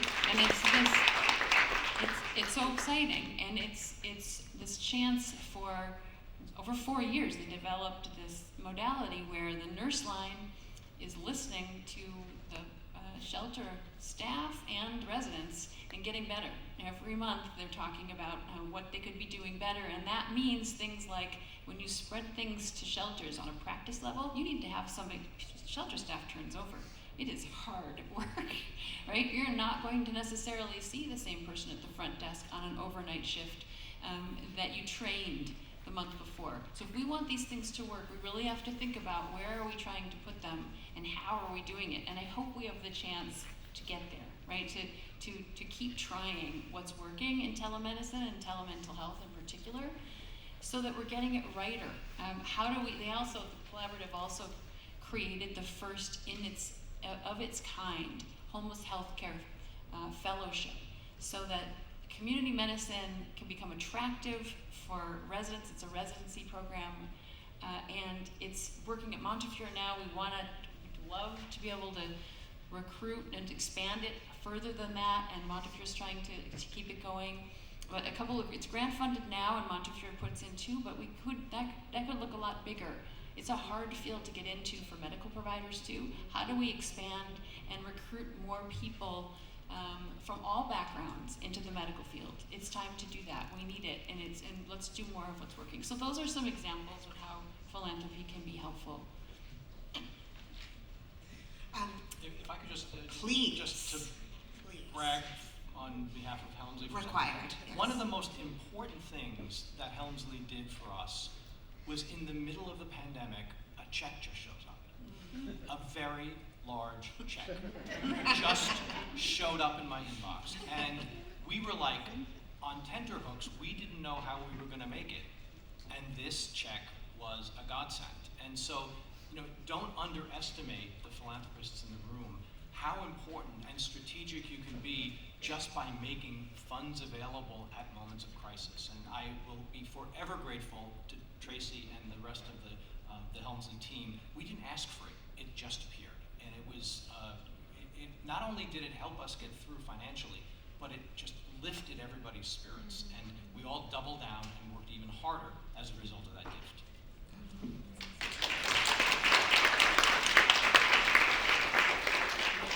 This feels like a very optimistic place in which to open it up to the audience. So if folks have questions they would like to pose to this brilliant group, please do.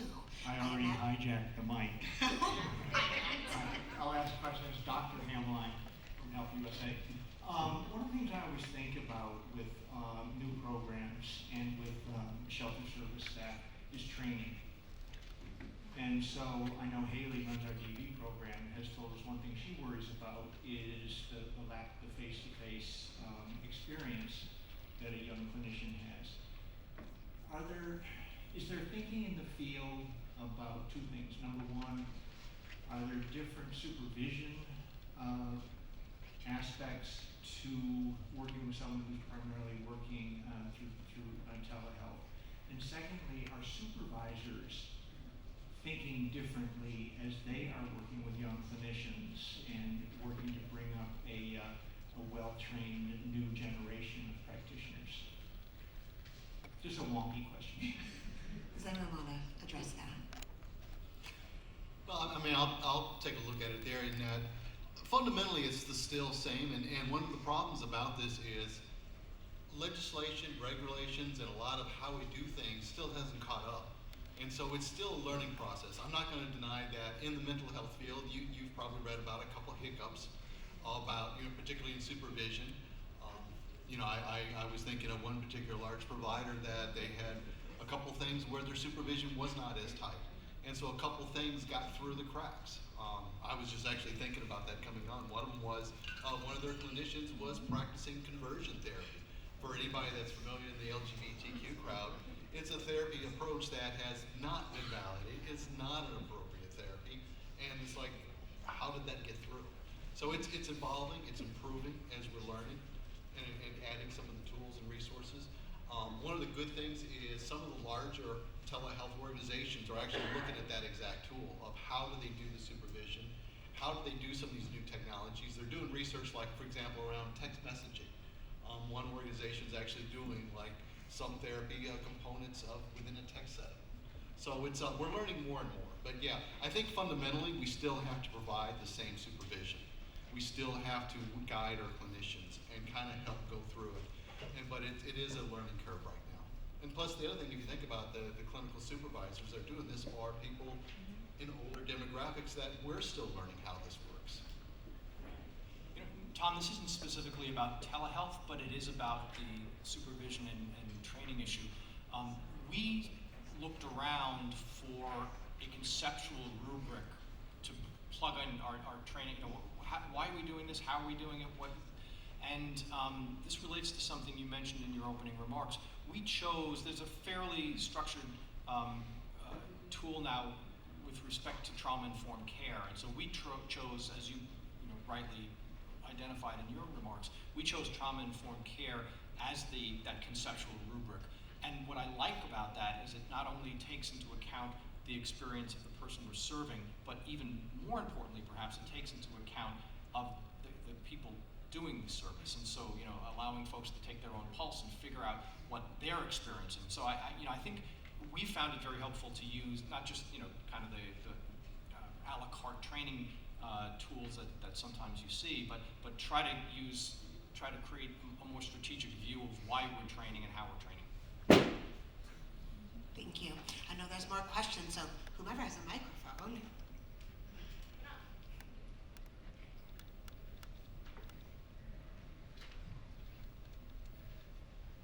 Hi, my name is Andrew Hidalgo. I work for the Diocese of Brooklyn. I specifically coordinate their state opioid response grant programs. That's essentially a network approach to addressing the opioid crisis through networks of care, through prevention, treatment and recovery providers. And so, working with homeless individuals, we actually had the privilege of working in one of DHS's operated Families with Children shelter to deliver a prevention program to parents there. Experiencing homelessness is a time of instability. And so I wanted to know, how can we leverage the kind of expansion of telehealth infrastructure to bolster relationships between providers and kind of streamline that continuum of care for individuals experiencing homelessness and experiencing that instability. Who wants it? I can take it. Great. Do you mean how to connect providers better? Is that what you mean? Is that what you Yeah, connection and also navigation for the. I think that's a great question. I don't know the whole answer, but I think there's, as you probably know, there's been some research already out on the effect and the impact of telehealth for opioid use disorder, and it's been really promising. Surprisingly promising to me anyway. So you probably know that, but I imagine there's a lot of ways to use it's not so much telehealth. I think it's more related to what Tom was asking, maybe, how to connect networks of people better who try to use this modality. I think about the Project Echo kind of ideas. There's been a lot of, but way before COVID, there were some uses of telemedicine, or it's really kind of video conferencing back then, and now it's probably come up quite a bit. But to do supervision and or community building and provider support, because you're right, I think what you're saying is it's a very hard work, and people can share best practices and or help support each other. Is that what you mean? Yeah. I don't know if anyone else has. I have some really wonky thoughts about this. I can really nerd out on it. So, electronic medical records, for one thing, aren't that old. Like, we haven't had comprehensive electronic health records for more than like a decade and a half, if that. And historically, we've been really bad about exchanging that data or sharing it. I think George mentioned a bit ago the fact that it's relatively new, the idea that you can exchange records cross systems and forget about exchanging records from an inpatient setting to an outpatient setting, which was all but impossible unless you chased somebody down, went to a shelf, faxed something to a new practice. Those things are getting marginally better. I wish I could say they're getting much better. They're not. They're getting marginally better. So little by little, you are seeing things like medical record clearinghouses and the ability and understanding of the idea that the patient actually owns their data. And I talk about this because I think the first and best way you're going to see clinicians have more relationships is by being able to look at your patient's longitudinal data and say, okay, they saw this doctor 6 months ago, they saw this doctor a year ago, they saw this therapist a year ago. Let me talk to that person, or let me see what they wrote about this patient, let me see what they've documented about this patient. We're only just starting to get even decent at that. And I can throw there like lots of the large electronic health record vendors had a vested interest in keeping their data in-house. There's been more regulation to sort of open that up. It's getting a little better. It's got a long way to go, but I'd say it's better now than it was even 5 years ago. I completely agree with what Mike said. A practical answer to your question, and I'm going to take the lead of Kirk Goodrich, and he gave 2 commercial breaks. I'm just going to give 1. We are probably, I think, I can say with some confidence, the largest prescriber of buprenorphine to street homeless people in the city. We've got a very robust program. We started very early. We do street induction. We do follow-up. COVID threw a monkey wrench in that works, to say the least. And the practical solution that we put into place, because folks were being moved into all these locations around the city, we had already had a robust relationship with a pharmacy that delivers. And so we were able to exploit that network in exactly the same, to maintain access by doing telehealth visits, doing the prescription, getting the prescription delivered to the place where the person who needed it was. And so very, very practical answer to your question, but I think relevant. And it's simple things sometimes like that. I mean, you got to put the sweat equity into making it work. But in that instance, I think we kept a lot of people connected. A lot of people fell off the wagon. I mean, a lot of people didn't have access to clean needles. A lot of people didn't have access to their day methadone program. There was a lot of suffering that occurred because safe injection sites closed down, methadone programs closed down. So there was a lot of suffering amongst the people experiencing opiate addiction during the pandemic. But this was our way of trying to bridge it for the patients we were working with. We've sadly reached our time. I'm sorry for folks who weren't had their questions answered, but please join me in thanking the panelists.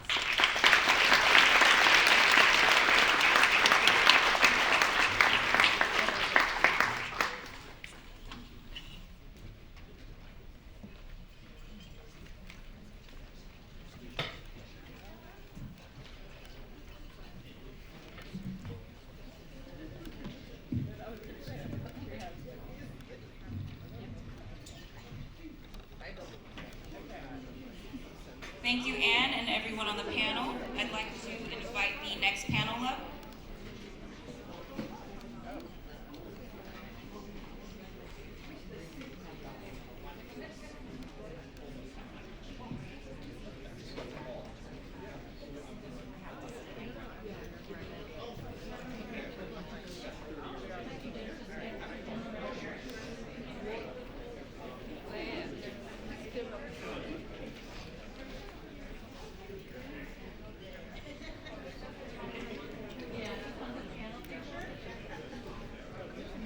All right, so our next session will offer the latest research findings on home-based homelessness prevention programs, delivered by Help USA Senior Research Specialist, Ashwin Parulkar, followed by a frontline conversation with practitioners, moderated by DSS Senior Advisor for Housing and Homelessness, Sarah Zeiderbean. Ashwin?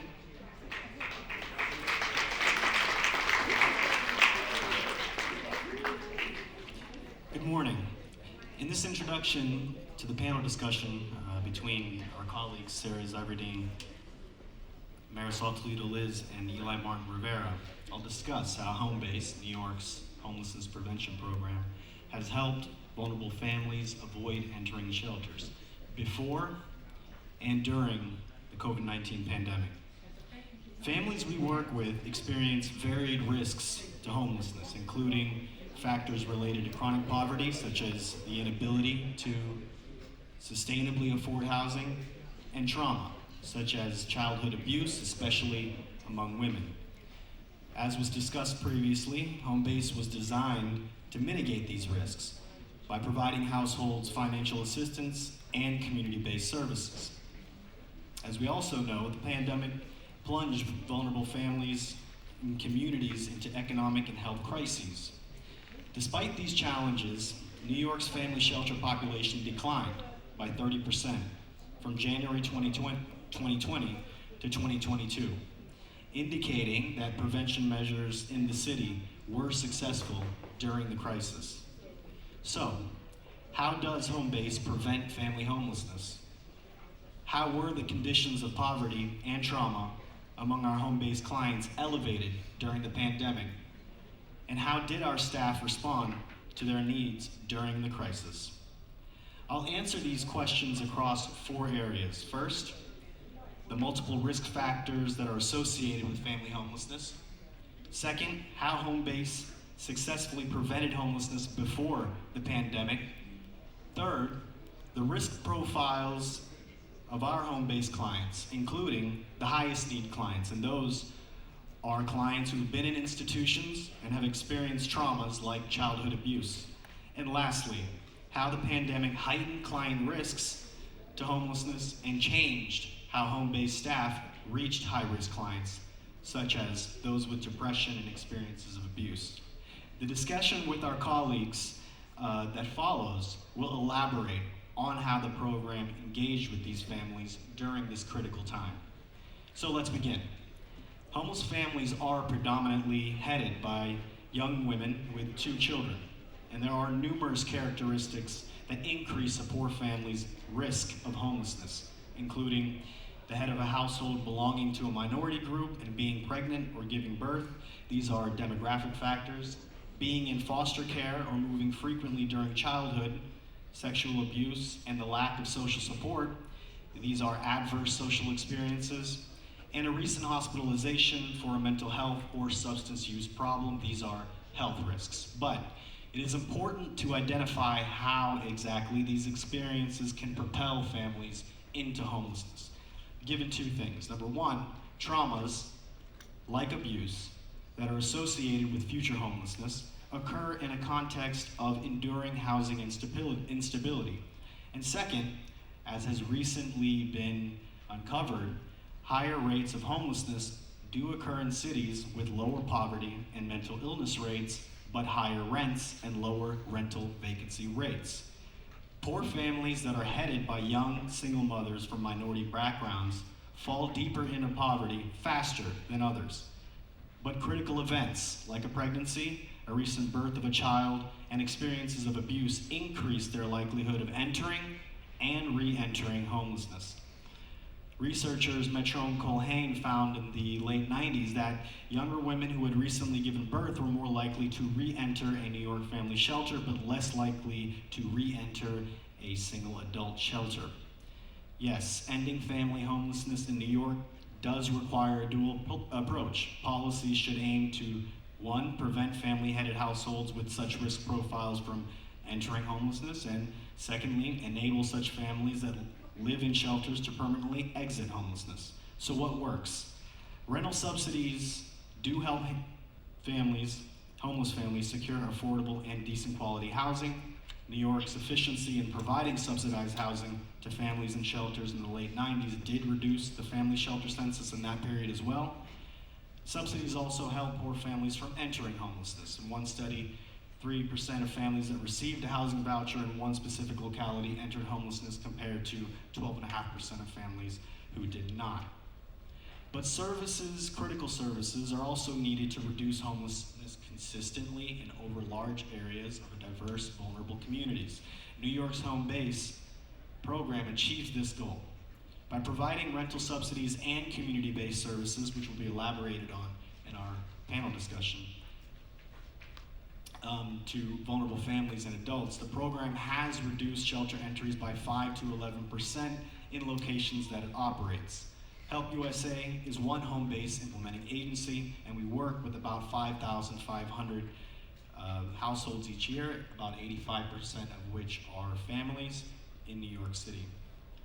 In 2020, 97% of families and 92% of adults in New York's home-based program remained in housing 1 year after their enrollment.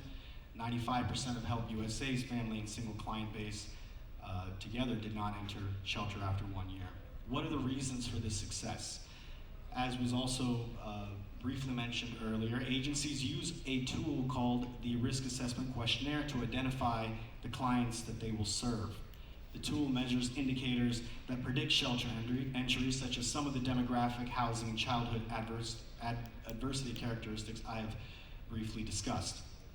In a recent study of 9,630 of our family clients between 2016 and 2019, we found that quote-unquote housing insecurity risks predicted homelessness. That is, heads of households that had troubles with the landlord or a history of living in a shelter were more likely to enter the city's shelter system, ahead of households' prior admission into an institution which included a prison or any treatment facility also predicted a shelter stay. This indicator may capture mental health risks.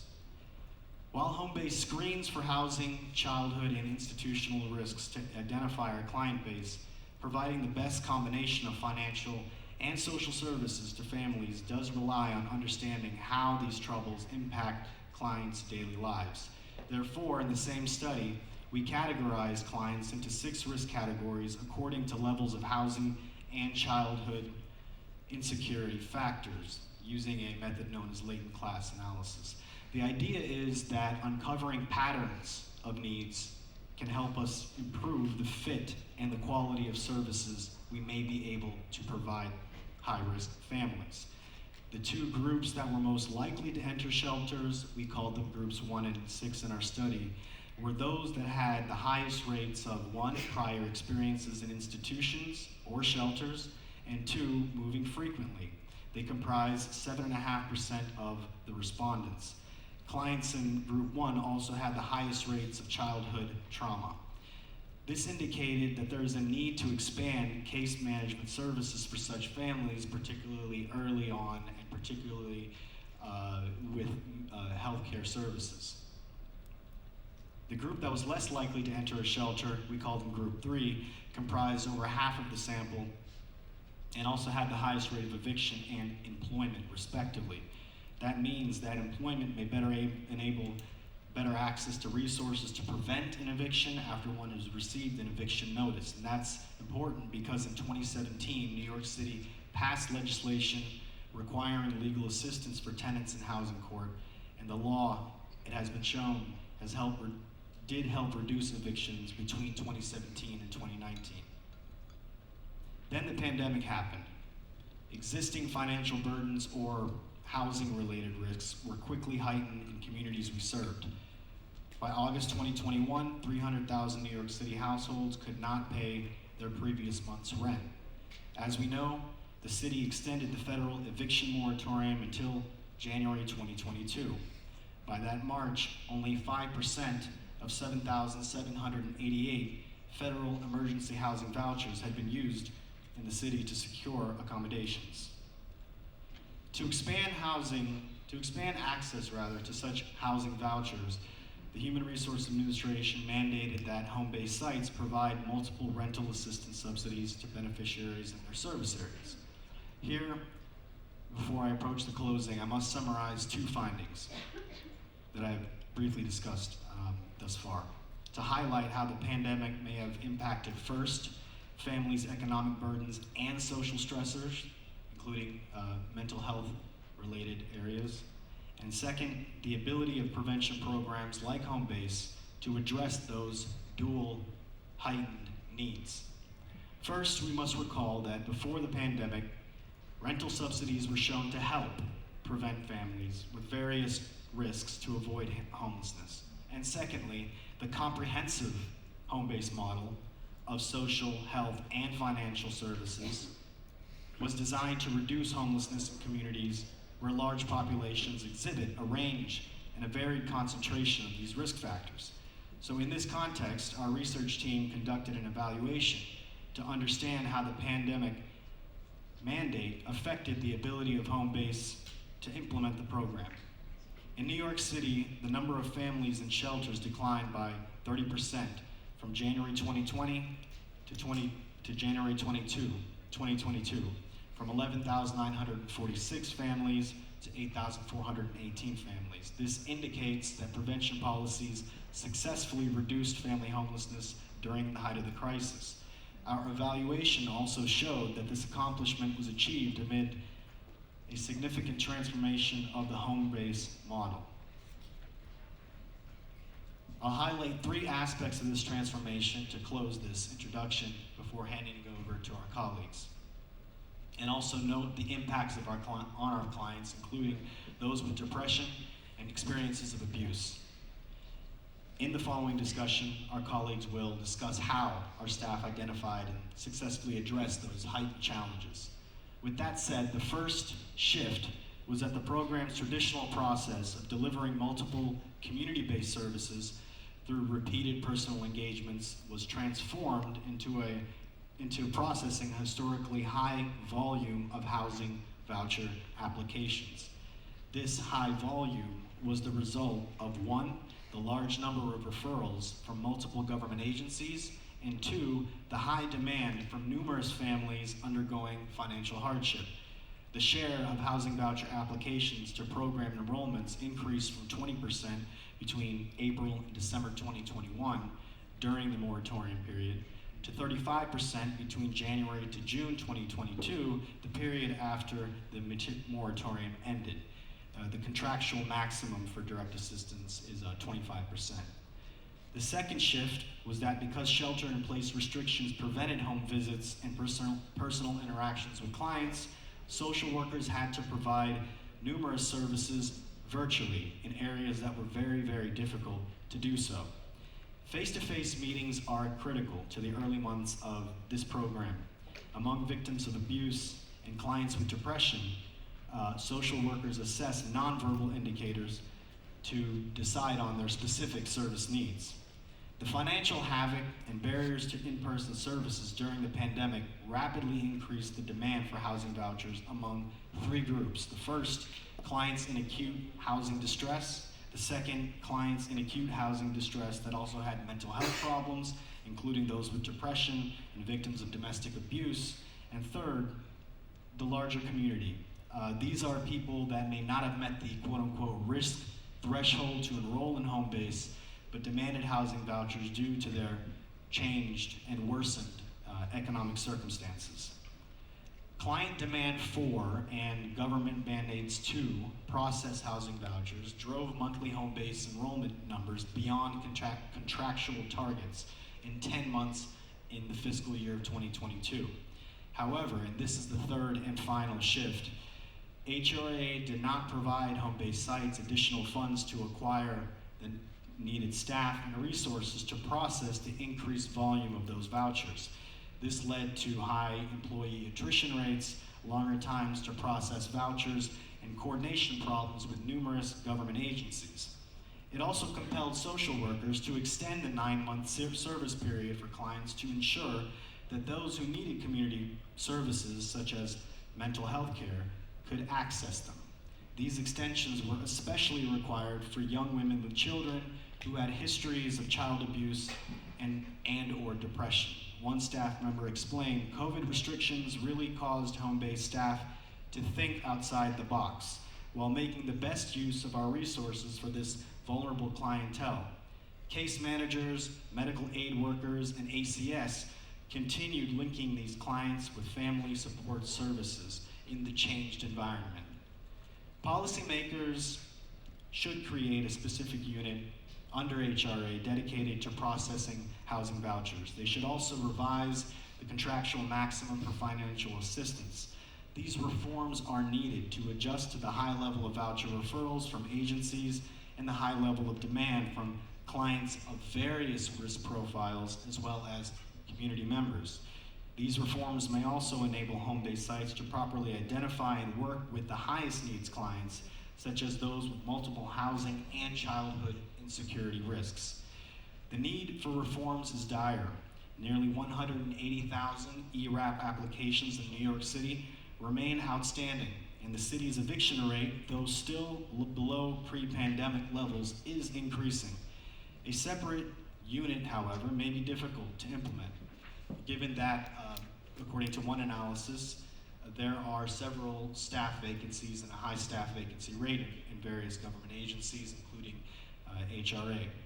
Home-based sites, including Help USA's, continue to successfully prevent homelessness amid the challenges I've discussed. Now, in the discussion that follows, we'll hear more from Sarah Iverdeen and our Help USA colleagues, Marisol Toledo-Liz and Eli Martin Rivera, on how the pandemic affected the mental health and other needs of our clients, the ability of frontline staff to address them, how staff overcame these challenges through innovations in a remote setting, and lastly, the challenges to and possibilities of homelessness prevention services in a post-pandemic future. So without further ado, I'd like to introduce our esteemed panel, Sarah Ziverdine, Eli Martin Rivera, and Marisol Toledo Liz.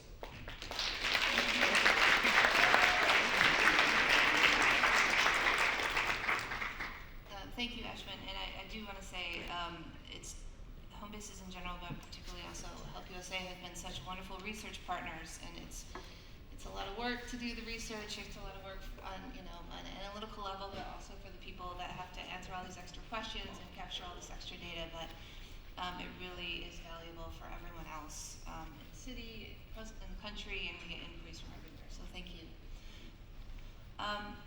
Questions for the home-based team. So HELP provides a range of financial and social services to clients over 3-month phases to integrate them into their community. And this is an adaptation for home-based of the critical time intervention model that requires frequent contact with clients, and such as home visits, taking people to appointments. Can you talk about how in-person restrictions during the pandemic impacted clients' need for services, and particularly the highest risk clients' needs? Because of the pandemic and the shift change to social distancing, clients had high levels of psychosocial distress. Clients reported increased symptoms of stress, anxiety, depression. Clients expressed higher levels of uncertainty as they were concerned about their housing crisis. Many had new recurrent depression and anxiety symptoms related to fears of their health, as well as losing financial resources, which fear that, because of their housing instability, they would end up in the shelter.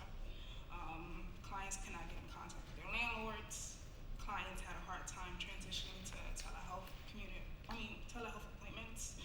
Clients no longer had that face-to-face interactions with their mental providers, which caused them to have high levels of anxiety. And in many cases with my team, the CTI team, we were their unofficial therapists while we assisted with navigating them to get services in place. I am sorry, I'm very nervous. But that was like a big change. And how did the pandemic affect staff, particularly in their ability to provide client services? With staff, it was pretty difficult as well, because this was the first time that they had to do the work from home. They had children to teach because they became teachers as well. They had staggered schedules to come into the office, so they were unable to really have face-to-face meetings with clients, which promotes trust when you're engaging. The usual support from their colleagues and supervisors was pretty difficult, because if you have one supervisor supervising 5 case managers or social workers, those supervisors are actually on calls when you have an urgent situation and you're home trying to reach them from the through the cell phone. Most of their professional contacts at the height of the pandemic had not gone into virtual services either. And landlords were not picking up phones, and clients were calling them constantly through the Google numbers that we provided staff, so that they can have this exchange with their clients. Most clients had immediate needs for maybe diapers and food and items in their households. They had a fear of going out, and we had to develop a plan really quickly, which involved staff to go out into the community, although they were a bit afraid to do that, and provide gift cards to the clients so that they can purchase whatever they needed through the internet.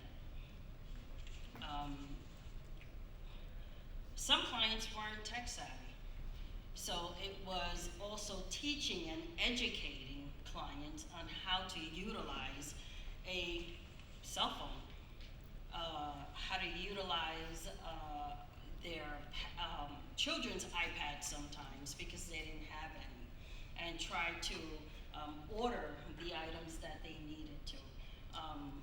Some clients, we were doing virtual home visits, and they didn't know how to take pictures and send them to us so that we can see what repair issues they had. So we had to work with them in terms of, do you have a neighbor or a family member, a home health aide if you were elderly or disabled, that could actually assist you in this process, because we were not going into the homes. A lot of the clients had elevated depression, heightened depression and anxiety, but so did the staff. And most of the time I had to take time away to talk to the staff, and thankfully I had a great supervisor, which is Daniel Farrell, who I can also talk to, because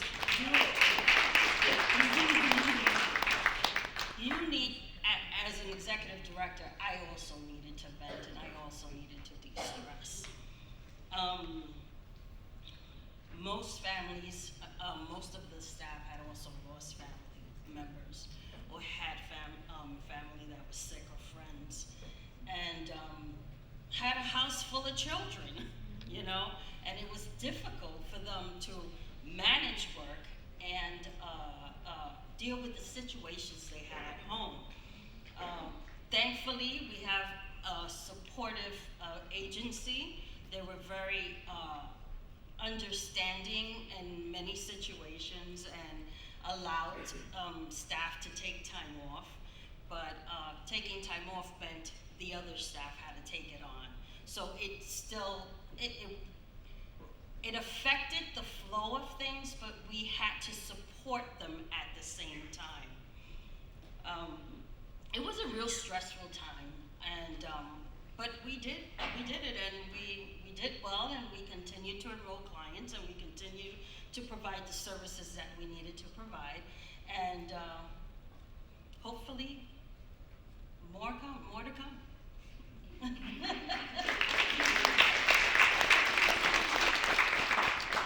So many aspects of the pandemic are over, but the high demand for housing vouchers continues, which shows many clients are still facing challenges created or exacerbated by the pandemic. We know we have a huge backlog of cases going through housing court. What challenges do your clients and staff currently face? So, I still feel like there's a lack of housing resources. Housing instability is still one of the main barriers that we are dealing with.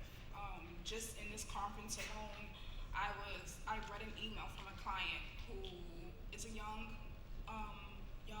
African American woman, and she has the EHV voucher. However, she's fearful that, well, now there's no more extensions. So she's literally telling me in these emails she is having frequent panic attacks. She can't make it to her mental health appointments because she's out trying to look for an apartment in hopes that she doesn't lose this housing opportunity. But she's facing racial discrimination. She's not able to get the resources that she can, because although, you know, they are provided these vouchers, they're still having difficult times finding apartments. So if we can still, if there was more housing resources in place to help these clients, I feel like they would be better assisted. It's difficult. And what immediate changes do you think are needed to the current home-based mode to better serve clients, particularly the highest risk clients?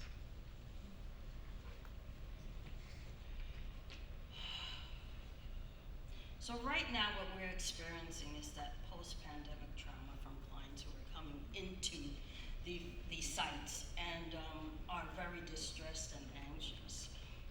They are experiencing situations where we have submitted the applications for them to attain that housing subsidy, but there's a big backlog in HRA, and it's understandable because they're having so many applications coming in. We also have experienced situations with clients where they have had crises where we had to contact the mobile crisis unit because they're home, they're alone, they don't want to come into the office, they're isolated, and they're one recently called stating that she wanted to take her life, she wanted to commit suicide.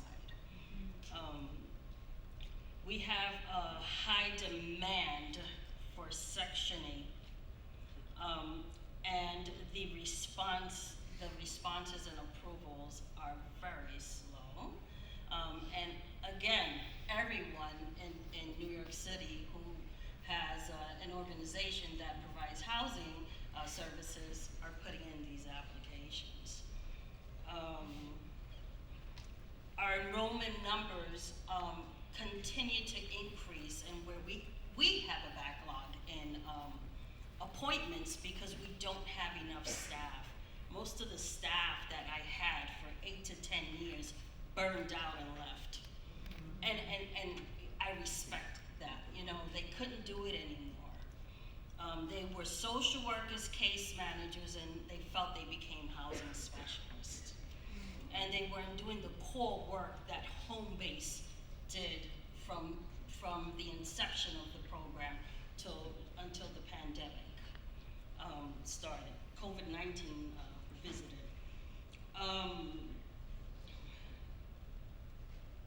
Pretty much attrition rates continue.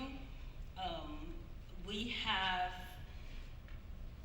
new employees that we hire and cannot manage the amount of work that is coming through the door.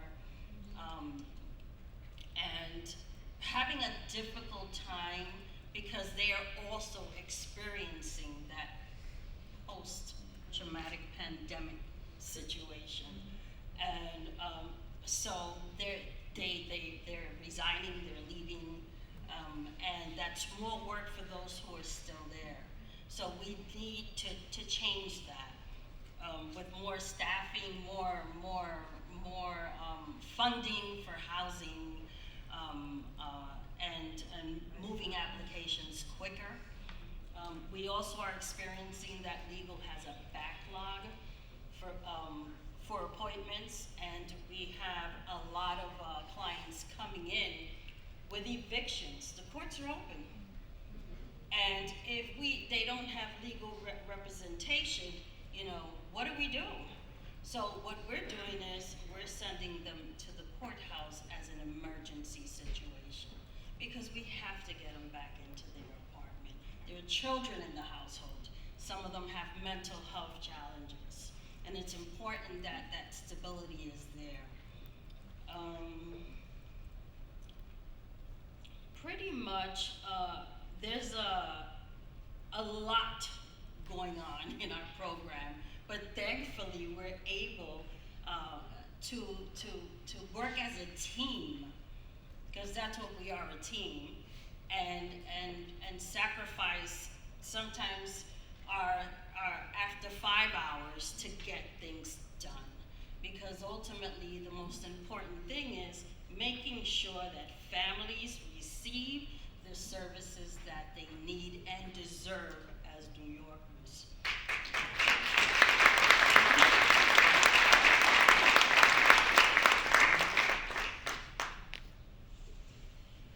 Just to respond to that a little bit, I spent a little bit of time last night trying to find what the rental subsidy levels were in 2005 when Home Base started.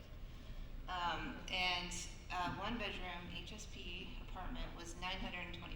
And our current level, one bedroom, is $23.87.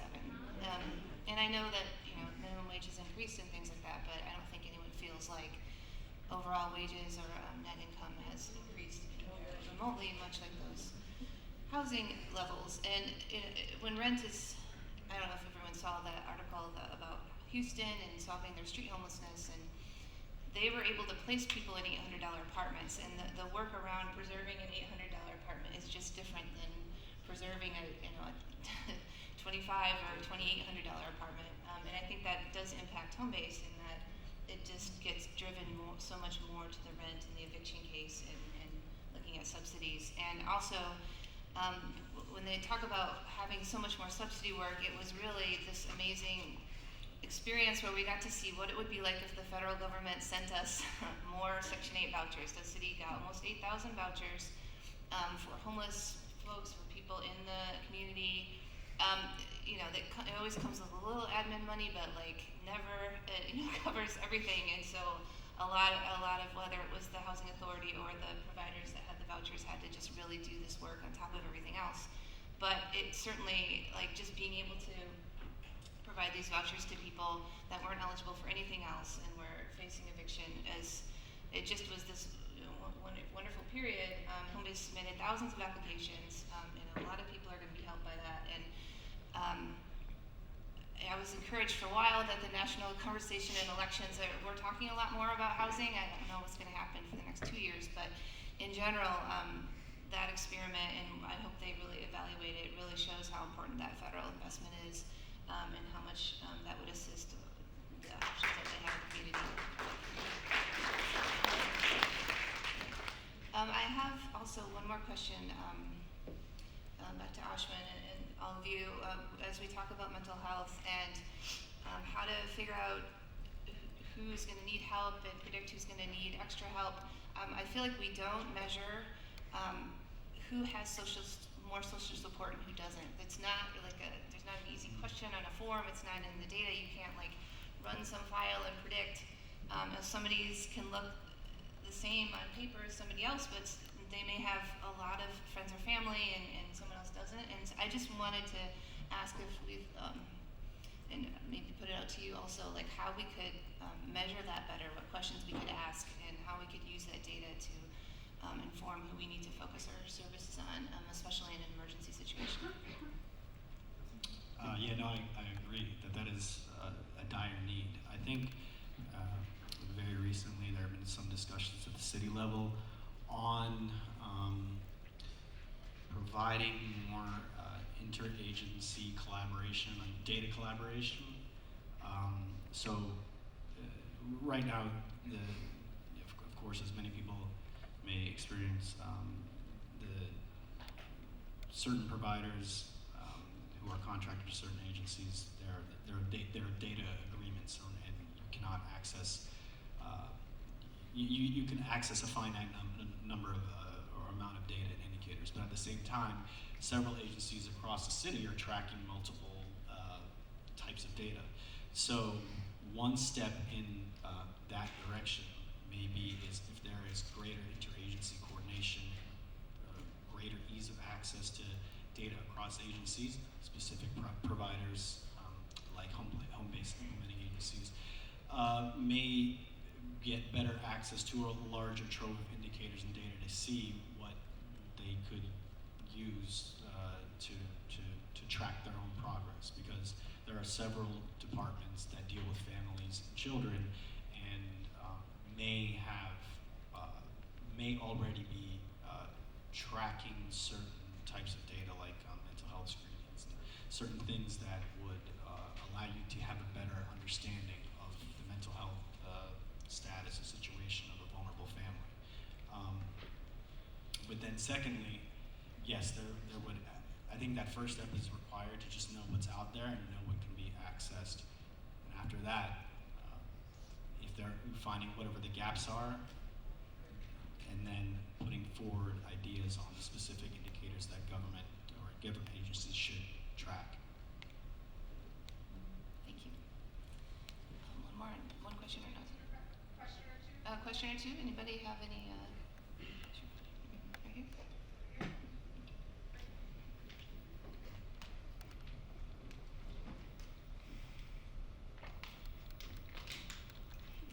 Hi, I'd like to ask specifically about your experience working with night attendants. very concerned. I mean, it's 400,000 families. Rent collections there have been extremely limited. There have been some headlines about that. Is there a partnership with NYCHA? We're going to get a new NYCHA director. I work in healthcare. I'm with a not-for-profit board, but I happen to live very close by to a very large NYCHA project, so it's always very much on my mind. Sure. I mean, on the government side, we definitely are talking to NYCHA. We have set up electronic payments to try to help pay arrears, and they're working with them on on those issues. And I'll turn it to you all about the services. With NYCHA, our office is in the Bronx, and we've developed relationships with NYCHA, and we constantly leaving them flyers so that they can refer clients over, because I understand that there is an increase of rental arrears in NYCHA right now. I was reading an article the other day, and we're hoping that the message it's a message to the the tenants, because those are really low, rents, and we need to keep those apartments so that clients can be housed in an apartment where they can afford.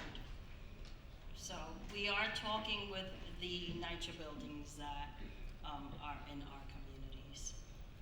The housing court kind of served as debt collection for NYCHA, and it's great that they're not bringing nearly as many or any cases into housing court right now. But then we have to get that next step of like, how do we do the arrears in other ways, which we are definitely talking to them about. Thank you very much. When Marisol brought up, and I'm happy her home base is in our district. Yes, it is. Always a pleasure. Yeah, thank you. Oh, sorry. Good job, Marisol.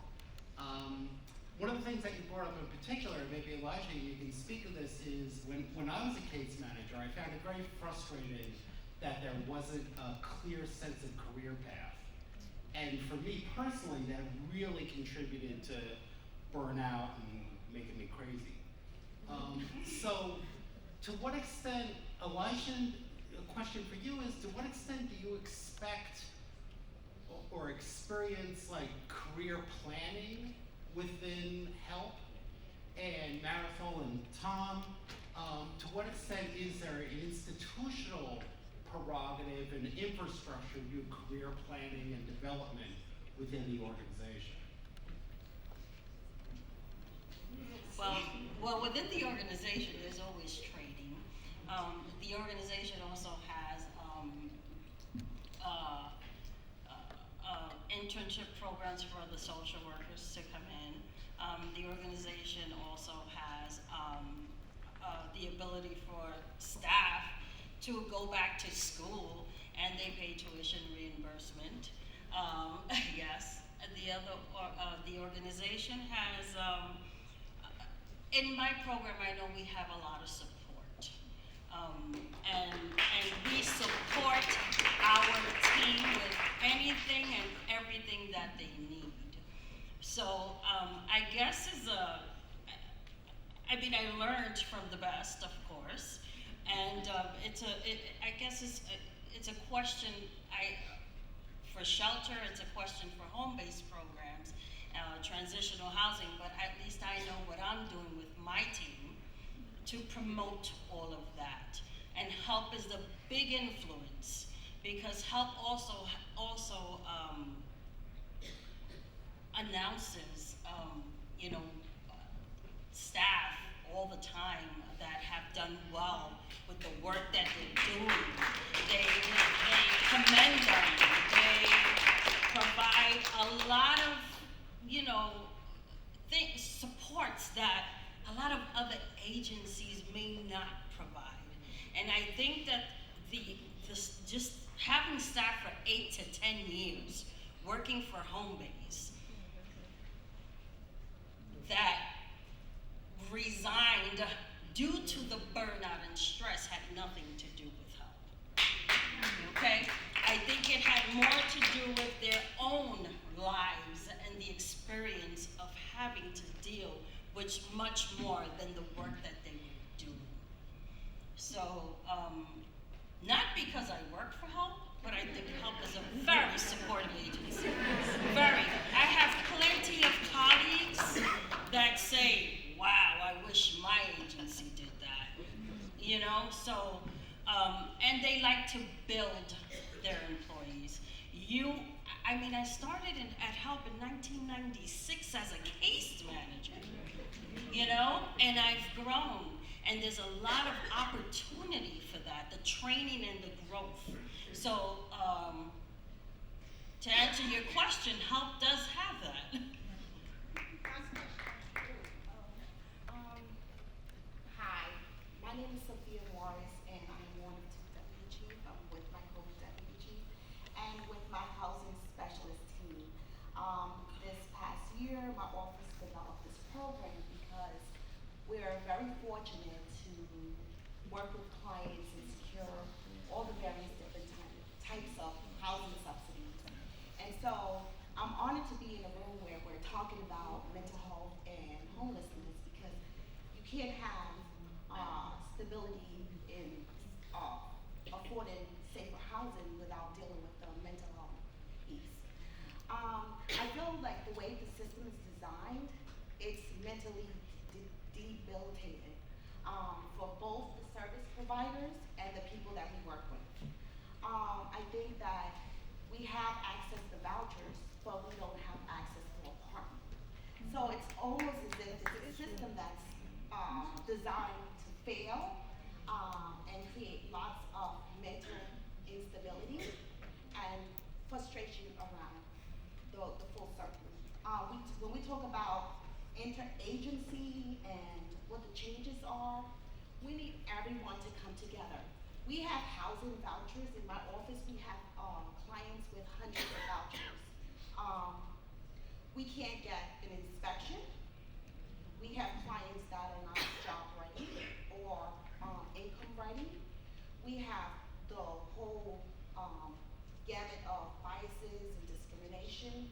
We have no one at the table for the developers. I was happy to see the first panel had Kirk. I was like, I can't wait to get a hold of him, because that's the guy. We need someone who's going to look at the bigger picture. You know, before we get to voucher, what are the available apartments? Even the way the structure of the voucher is, when you get a voucher, the time ticks down. You have 90 days to secure an apartment, and then you can get another extension, and then the stress goes onto the client. Well, we already gave you an extension, you know. So when we talk about mental stability, you know, how are they supposed to be mentally stable when the system is designed to break them down? You know, we want them to achieve safer housing and get to the next step, but we don't have the tools to give to them. So it's a comment, and you know, lots of questions, and how do we work towards that change? Thank you.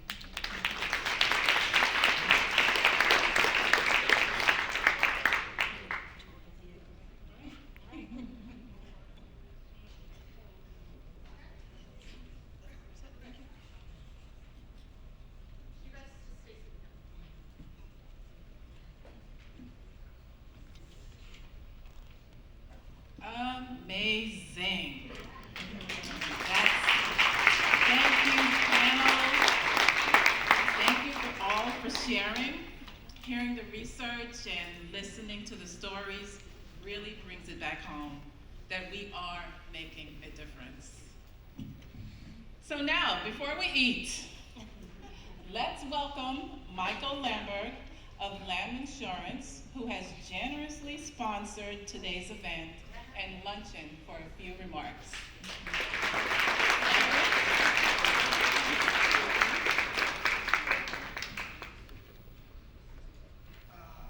So I'll be pretty brief. I know there's been a lot of discussion. So it's great to be here. I'm Michael Lambert. Thank you for the wonderful introduction with Lamb Insurance Services. And I just wanted to really congratulate City and State and Help USA, frankly, everybody that's in the room, because as we all can see today from whether it's this last panel or the other panels before, dealing with a really big issue and big problems, and they're not easy to solve. And what I think is great is just being able to get back together and share ideas and be in this room is wonderful. And it's going to really help accelerate trying to work through these really difficult issues. So I am just honored to be here, honored to support, and I thank everybody for their participation. So round of applause to all of you. And, thank you very much. Have a wonderful lunch.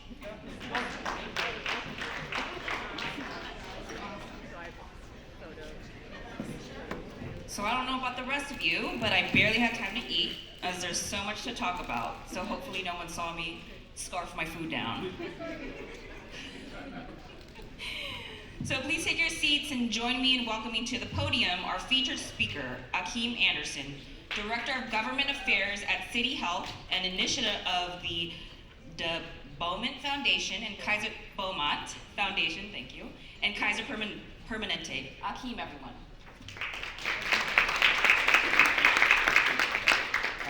Thank you. Featured speaker is an honored title that I don't know that I deserve. But I will try to do a little, I'm going to move forward a little so I can make sure I see the slides. I'll try to do this a little justice. First, I want to thank City and State for their invitation to speak here today, and I want to thank Hope USA for their amazing work in strengthening vulnerable communities, providing temporary shelter, and building affordable housing. My name is Akeem Anderson, and I serve as the Government Affairs Director for City Health. City Health is a partnership of the Beaumont Foundation and Kaiser Permanente, and we have a suite of 12 upstream public health policies that provide access to healthy choices and the opportunity to live a healthy life. What we do is we look at public health, we look at all the upstream issues that address public health. So we look at things like housing, look at things like access to green space, and we basically encourage cities to act on these policies in order to help prevent people from entering into the healthcare space. All of the research shows that these underlying issues, if they are addressed, they lead to healthier outcomes for people who live in those communities. And one of the things that we do to recognize cities for this work is we award them medals, the Olympic style. So cities can earn a gold medal, a silver medal, or a bronze medal in each one of our policies. And depending on how many medals you get in our policies, a city is awarded an overall medal. And let me just tell you, you would be amazed at what mayors, and city council members, and public health directors will do for a medal. I was absolutely blown away by some of the actions. And the other thing is, city leaders are incredibly competitive. And so if they see that another city gets a gold medal or a silver medal, and they want one too. I was just meeting with the mayor of Wichita a few weeks ago, and he told me that whatever Tulsa has, he wants it, and he wants it better. And I didn't expect Tulsa to be a competitor of Wichita, but nevertheless, it is. We had an initial policy package of 9 policies, and in our first policy package, we also only looked at the largest 40 cities in the country. By the end of that policy package, about 93% of the largest cities received an overall medal, so a bronze, silver, or gold. And that meant that 44 million people lived in a city with an overall medal. Just last year, we updated our policies to address the number of things. One, we were in the middle of the pandemic, and the pandemic brought about new challenges and required us to better center equity. And so in our current policy package, in order to get a medal in each one of the policies, there is a component of equity that's built in.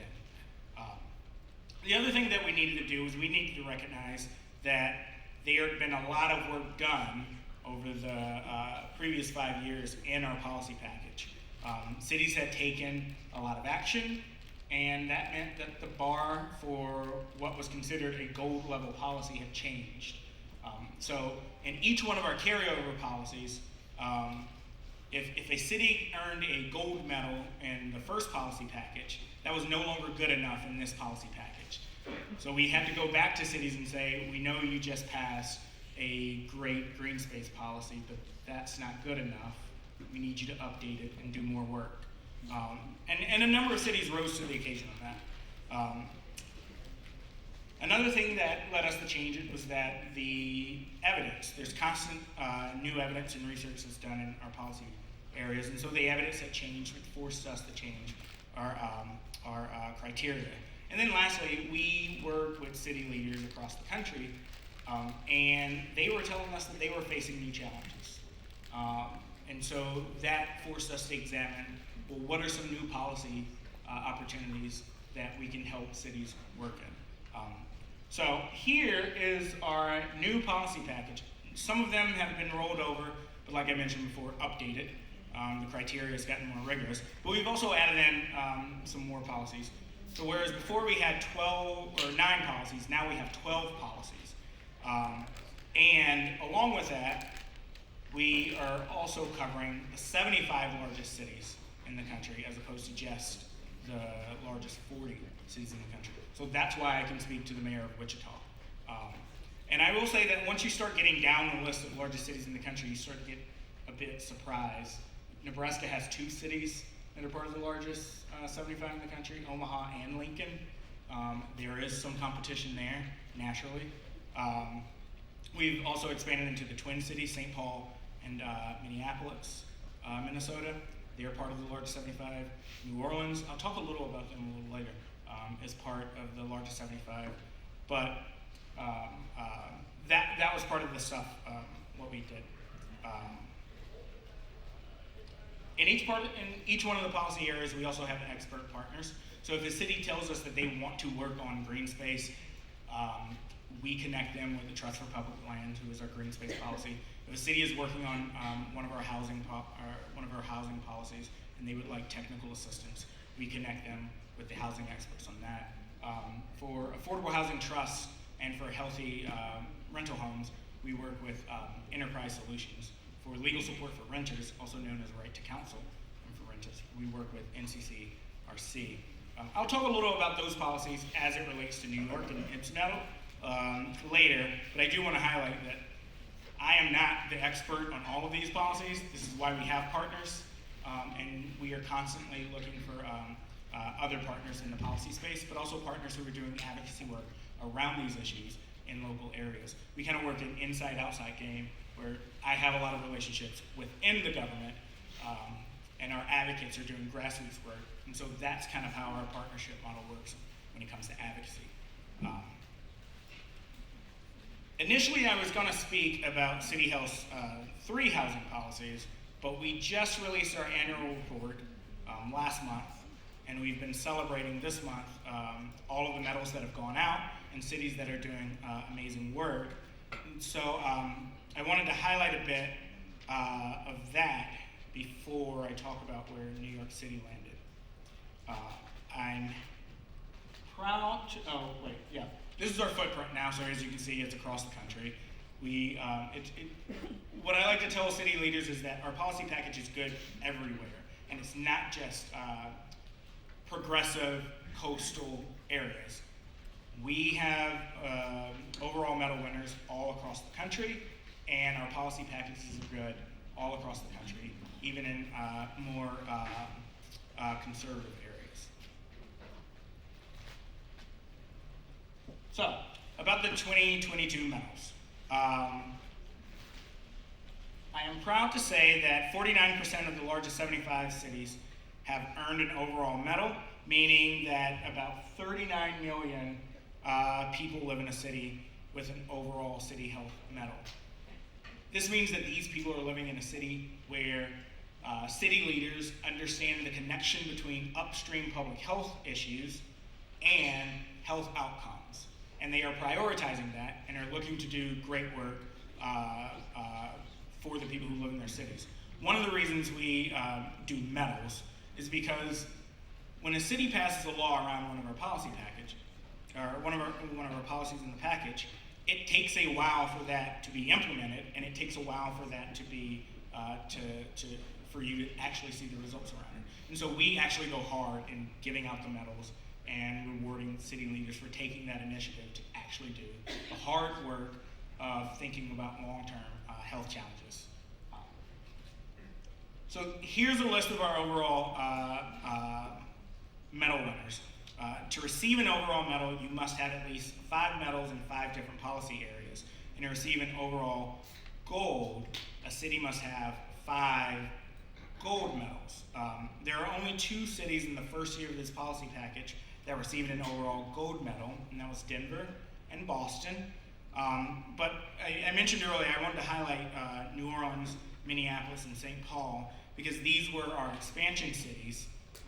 And they have, over the past year, taken on the challenge of passing laws that meet our policy standards and have earned an overall silver medal. In fact, each of those cities is 1 gold medal away from an overall gold medal, and they are actively looking at, well, what's another policy that we can work on in order to get a gold medal? Mayor Cantrell, who I met with last week at the U.S. Conference of Mayors, she literally said, okay, I'm gonna have my team look at what executive orders we can do around eco-friendly purchasing or around healthy food procurement. And that's the type of leadership that we like to see. That's kind of the point of the medal, and creating that competition with different cities. The other thing that I want to highlight around those 3 cities, and we actually see this in our 2 gold medal cities too. The leadership in those cities have actually asked their public health director to sit on their senior leadership cabinet meetings. So they've elevated their public health director to actually coordinate and work with their housing director, or their parks director, or their healthy food procurement director, so that they are looking at each one of their policies through a public health lens. Part of the hiccup that's happening, we all read the news, and part of the hiccup that's happening in New Orleans around the increase in crime has been because they are approaching it through a public health mindset. So their public health director actually sits in on their crime prevention strategies. And while we all know that these type of programs take time to implement, I expect over the next couple of years you'll start seeing, as we're seeing in some of the other countries, you'll start seeing a turnaround in some of the crime data in these cities, especially the ones that are looking at this through a public health lens. So I want to highlight the fact that these cities that are actually getting higher medals are elevating their public health director, because New York.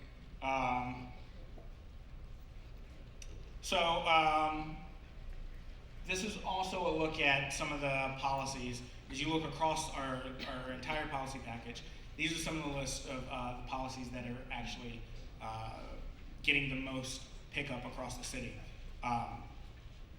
We've seen lots of pickup in affordable housing trust, pre-K, and green space, in part because there was a lot of action over the last couple of years in those policy spaces anyway. Over the last 10 years, universal pre-K has been a rallying cry for states and localities. And so you've seen a lot of school districts and a lot of states spend a lot of money in order to open up access to pre-K. You've also seen Trust for Public Land, our partners in the green space policy, has done a fantastic work in highlighting 2 of their policy packages. Tree canopy work and 100% of citizens living in a city being within a 10-minute walk of a park. We've seen a lot of mayors over the last couple of years sign on to the 10-minute walk plan, where everyone who lives in the city would be part of that. So that's part of the reason why we've seen that policy pick up a lot. Over the last year, while there aren't a lot of medals in the legal support for renters piece or the flavored tobacco restrictions piece, we have seen a number of advocacy campaigns across the country pick up on that. And just this past year, we've seen a number of cities use ARPA funds to do a legal support for renters pilot program. So Nashville has a pilot program, Tulsa has a pilot program, Tampa is working on a program right now. Dallas is also looking at a pilot program. We do not give out medals for pilot programs. We look at the presence of law. So there must be a guaranteed right and legislation on the book. But once those cities decide to have legislation, if it meets our standards, then they would get a medal in those. But we don't do medals for pilot programs. And I expect those cities to pass legislation over the next year or so. So here's where New York landed. I do want to say that in the last year of our 1.0 policy package, New York City received an overall gold medal. But the standards have changed because we have new challenges. And in our new policy package, New York has received an overall bronze with 1 gold medal in smoke-free indoor air. If we look at our 3 housing policies, New York receives a silver in legal support for renters, a bronze in affordable housing trust, and a bronze in healthy rental housing. When it comes to affordable housing trust, we believe that a strong policy must also identify a dedicated revenue source to the trust that is recurring and is not tied to the budget process. And there must be regular evaluations and public reporting on how the trust funds have been spent. That does not exist in New York law. For healthy rental housing, New York City does have a rental registry that requires landlords to pay a registration and inspection fee, but we consider this to be the minimum for a good policy. And strong, healthy rental policies require routine, periodic inspections and require evaluation and reporting. We've started to see this pick up a bit more in response to the condo building that collapsed in Miami. We saw that there weren't routine inspections happening, and we see what happens when there's a lack of routine inspection. But to me, this is one of our more important policies, given the price that people pay for rent and how much time now people are spending at home, especially given a lot of our people are working from home and working remotely. So while New York City has a bronze in that, we consider a bronze to be the bare minimum. And then as for legal support for renters, we believe that a gold level policy covers all tenants, and New York's does not cover all tenants. They allow for exceptions. I do want to say on this policy, I know that there have been challenges in New York when it comes to making sure that the people who do qualify have been able to get legal services and legal representation. We've seen that happen in the news, and I will say that has impacted some cities as they think about this policy. But one of the things that I've told city leaders is, if they cite New York as a reason for not doing it, is that the challenges that are around finding representation when it comes to legal support for renters are challenges that we see in every single industry. I have a background in education. We are seeing a graying teacher population, and we aren't seeing as many new teachers come in part because of when it comes to issues around pay, when it comes to issues around certification, and when it comes to issues around the schools of education and getting into those programs. There's a mismatch between the need and the amount of people who are coming in on the front end of all of these policies. It's not just legal support for renters. We're seeing that across a number of different career areas. So when I talk to people about that, and they start to wrap their heads around how grave the policy, how grave the problem is when it comes to the human capital component. Now, our standards are high in each one of the policy areas, but it is achievable. In fact, Boston has done it. And Boston has done it every year. Every year of the 1.0 policy package, they received an overall gold. And they have received an overall gold in this year. And they actually have the most gold medals of any city.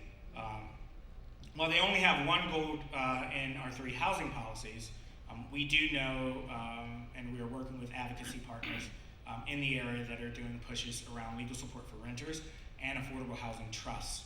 Now, I'll close with this. The work is incredibly important, but it is achievable. And each day I meet with fascinating city leaders and local advocates who are working to pass legislation in our policy areas. They fill me with immense optimism for what is possible. I live in Washington, D.C., and so I'm surrounded by chaos when it comes to the federal level, which is why I enjoy leaving Washington, D.C.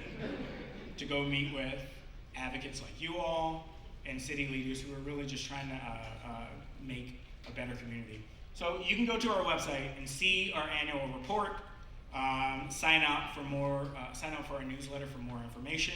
You can follow us on Twitter.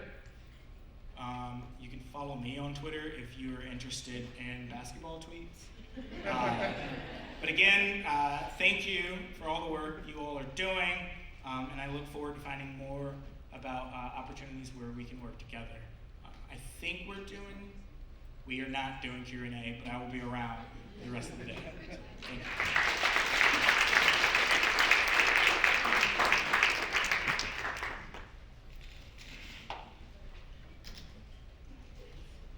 Thank you very much, Akeem. We now turn to our spotlight discussion. Stephen Ide is a senior fellow at Manhattan Institute and contributing editor of the City Journal. His book, Homelessness in America, The History and Tragedy of an Intractable Social Problem, was published in June 2022. Stephen will be joined by Ralph Ortega, Editor-in-Chief, City and State New York. Welcome, Stephen and Ralph.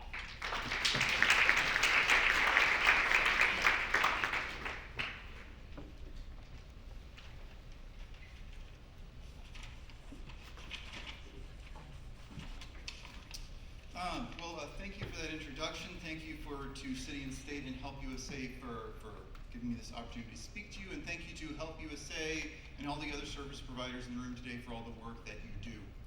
I'm going to talk about the homelessness and mental health crisis in New York City as I see it. But before I get into that, I want to talk a little bit about some reflections about the Hope Count. The other night, as many people in the room here know no doubt, that the annual street count of unsheltered homelessness in New York City, other cities call it the point in time count, it's called the Hope Count in New York City, happened for the first time in classic volunteer form Tuesday night. And I participated, as I have many times in the past. And it's such a valuable experience to participate in the Hope Count if you're not from the social services world, for a number of reasons. But as my experience last night reminded me, because as I said, it's been a few years since I did this, it's really kind of like the best and worst of homelessness in New York City, both the nature of the challenge and also how the city responds to the challenge. In terms of the worst, I mean, it's, part of my route this year was the above ground near Penn Station and the Herald Square subway station. And so if you've ever been to the Herald Square subway station at 2 a.m. in the morning, you will witness sights that even if you thought you'd seen it all in New York City, your world weary, it will be eye-opening and not in a good way. Also, on the negative side of things, it is a certain, experience, education, and system failure. What happened the other night, mostly what you're doing is you're surveying people, asking them about their housing status, because the city needs that information. You're providing information to the city. But you also ask people if they're interested in services, and most people say they're not interested in services. But every so often somebody says, yes, I want shelter. And so the rule is you stay with that person and wait while you can somehow connect them with transportation in a place at a shelter. And the other night, one of the members of my group found somebody to his amazement said they wanted to go into a shelter, and they sat with them, for an hour and a half in the freezing cold, calling, trying to make some contact, and then at the end of that whole process, there was no place for this person to go. I mean, it wasn't clear if it was a transportation, if it was a place. They left them at this, he wasn't just completely abandoned, he left them at this warming bus near Penn Station. But, you know, we talked about how do we get people off the street? What do we do with this problem of service resistance? Here we had someone who was not service resistant. He was motivated to accept services, and the system did not deliver at all. The system really, and that's also happened to me in other experiences when I try to help people out. But it's not just the worst of homelessness. There are also positive aspects to this. And, you know, in particular, I had this experience. It's not just volunteers like me who do the Hope Count. It's also people from social services. And I went out there with a woman. I didn't know her last name. Her first name was Marilyn. She worked for ACS. And at one point in the evening, you know, we were down there in Herald Square on the platform talking with somebody.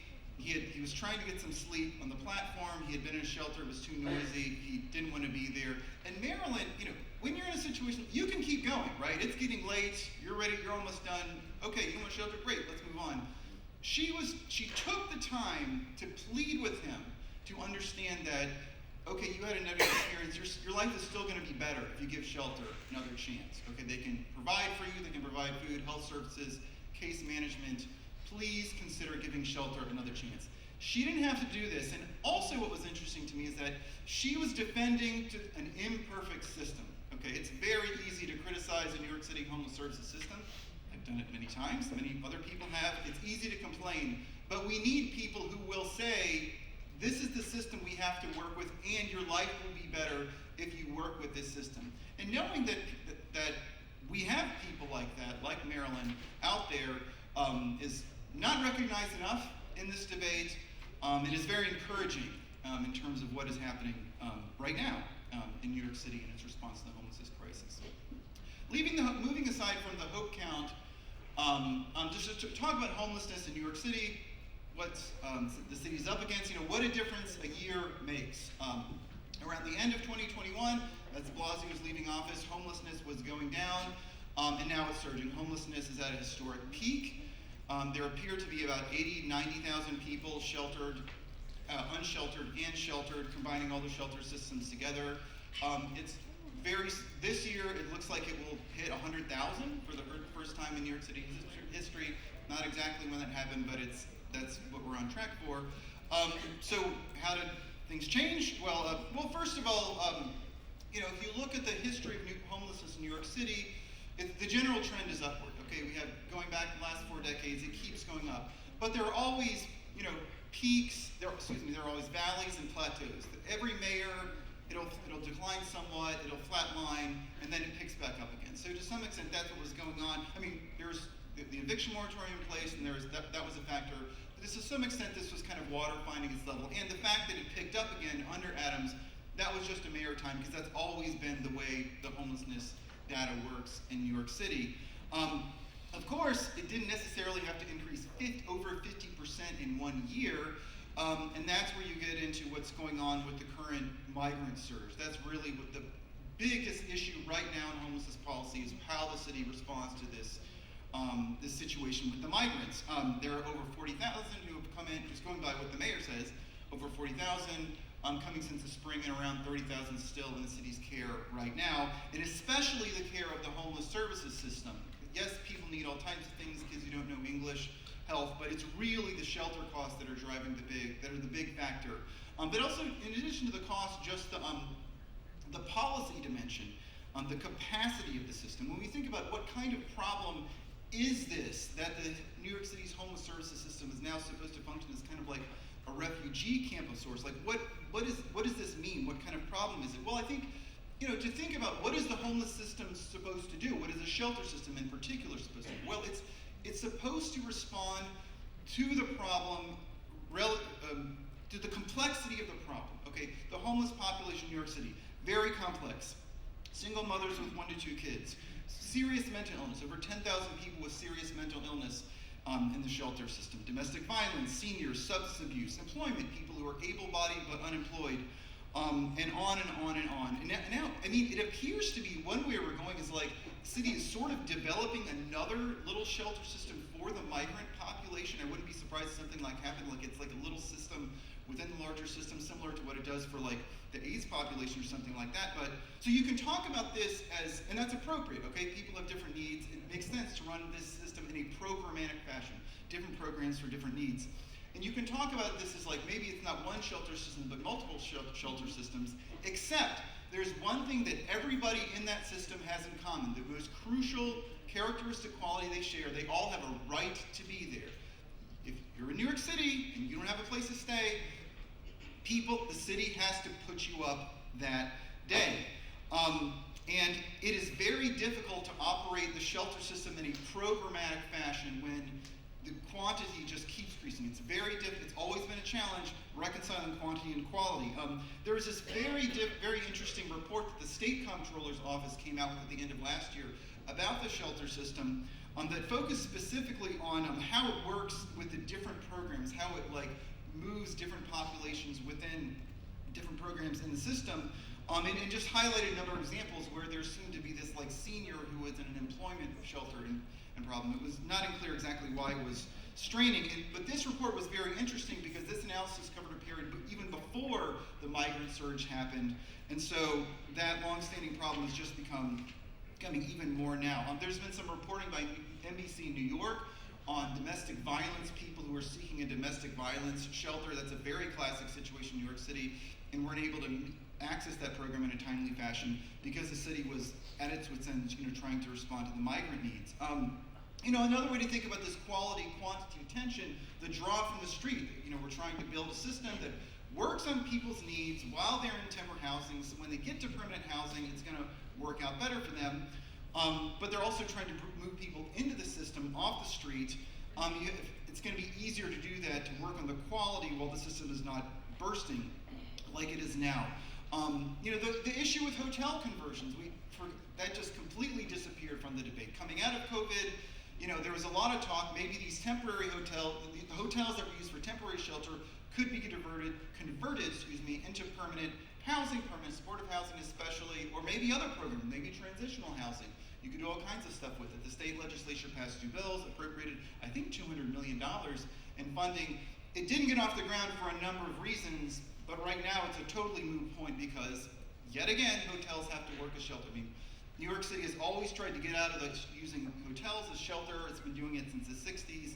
It's never been able to get to it because of these demands to put everybody somewhere. And I didn't even talk yet about the cost. The cost is still in flux. The current estimate for this current fiscal year is $1 billion, which is serious money for New York City, even as big of a spending place as New York City is. $1 billion is about what the city spends on parks and libraries together in 1 year. That's just for the migrant increase, okay? So this New York City's homeless services system as a whole in FY23 is a $4.5 billion. That's about what the federal government spends for the nation as a whole on homelessness programs. And so the $1 billion increase, and not all of that is for a shelter, I should make clear, but most of it is. It's a big,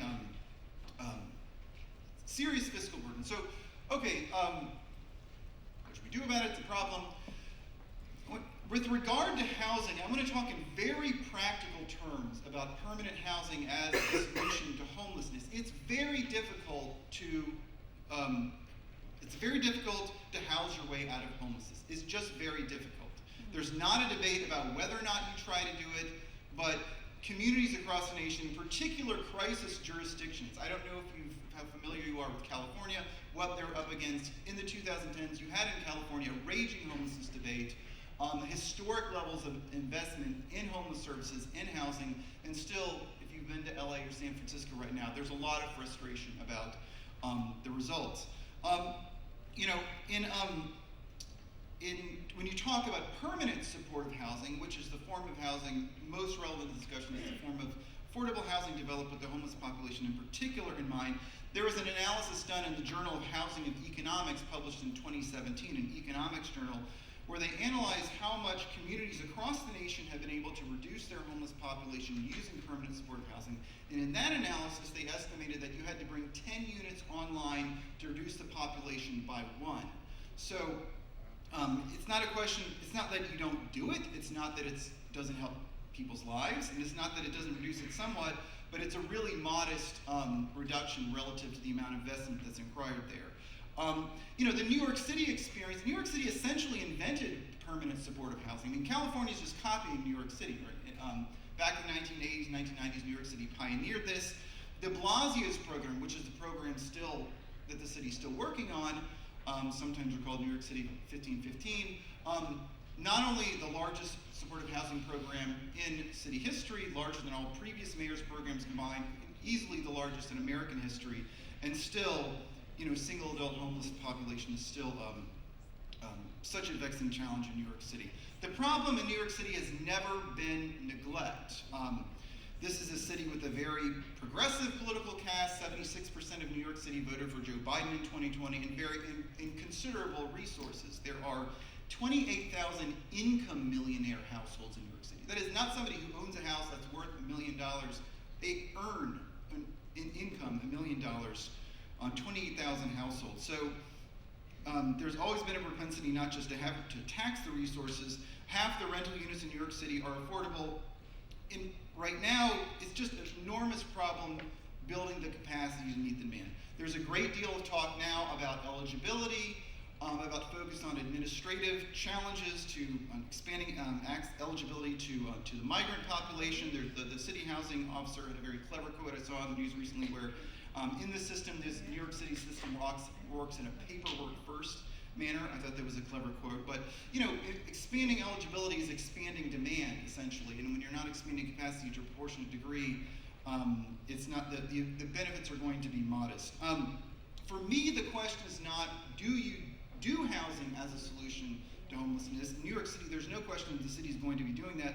What else do you do? What other progress do you make seriously on these other problems? Mental health, addiction, employment. A couple more remarks very briefly on employment.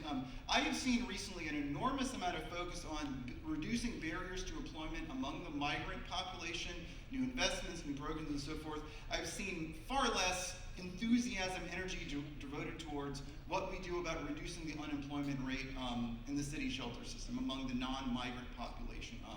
It's a frustrating topic, but it's a really important topic. There just seems to be less interest there than there has been on the migrant side of things. We went through this era in coming out of COVID where we had this labor shortage. There's a labor shortage in America. When you talk about reducing unemployment amongst the homeless population, that has a social service component and an economic component to it. We want to set up programs that help people access to be it training, skills, credentials, but then we also need the jobs to be there. The jobs in recent years coming out of COVID, have been there more than they were in the past. In some cases, in some communities, particularly in America, you had a social service system that was not ready to deal with, to leap and take advantage of that perhaps historic opportunity with regard to the labor shortage. Moving away from the work and really homelessness in general, a couple last things about mental health, if I may, and what the mayor's trying to do in particular on mental health. I came across this quote about, in this book by this man named Thomas Insel, who's a very high-ranking mental health official in the federal government for a number of years. He headed up the National Institute of Mental Health, Thomas Insel. And he published a book in May of this year called Healing. He said, quote, "If our house is on fire, we need a fire extinguisher, not a three-part plan for renovation. Putting out the fire requires immediate intensive care. And care is, as we have seen, at the core of this crisis. The orientation towards crisis here. The mental health system has many, many claims placed on it. Many, many people need a lot of things from it. But responding to that need for crisis care for people in a situation of psychiatric crisis is really what the mayor's plan, rolled out in late November, is trying to do. When you talk about psychiatric crisis, in terms of the most serious cases, the most vulnerable cases, you have to be talking about psychiatric hospital beds and involuntary treatment, which is at the core of that plan. And so this idea that we're directing outreach workers on the street to say, you don't have to wait for somebody to commit a violent act. If they are obviously deteriorating, they're not meeting their basic living needs, we can begin an intervention there. We don't have to wait. I view that as an encouraging development on mental health. I think there's a lot of questions about where this all goes, how many results we see, what the outcomes are. All that is very much in question, but I do see potential benefits not just for other service systems in New York City who are now in the mental health business. Much of the debate over the mayor's plan was especially focused on the street situation, and appropriate enough, but for example, you have the city jail system. Many years we've been talking about the criminalization of mental illness. That problem, about 1,000 people with serious mental illness in the city jail population. I did a report on this earlier this year, and again, it's not neglect. It's not like we weren't aware of the problem. It's not like people haven't been talking about it. It's not like people haven't been trying to do something, investing in it.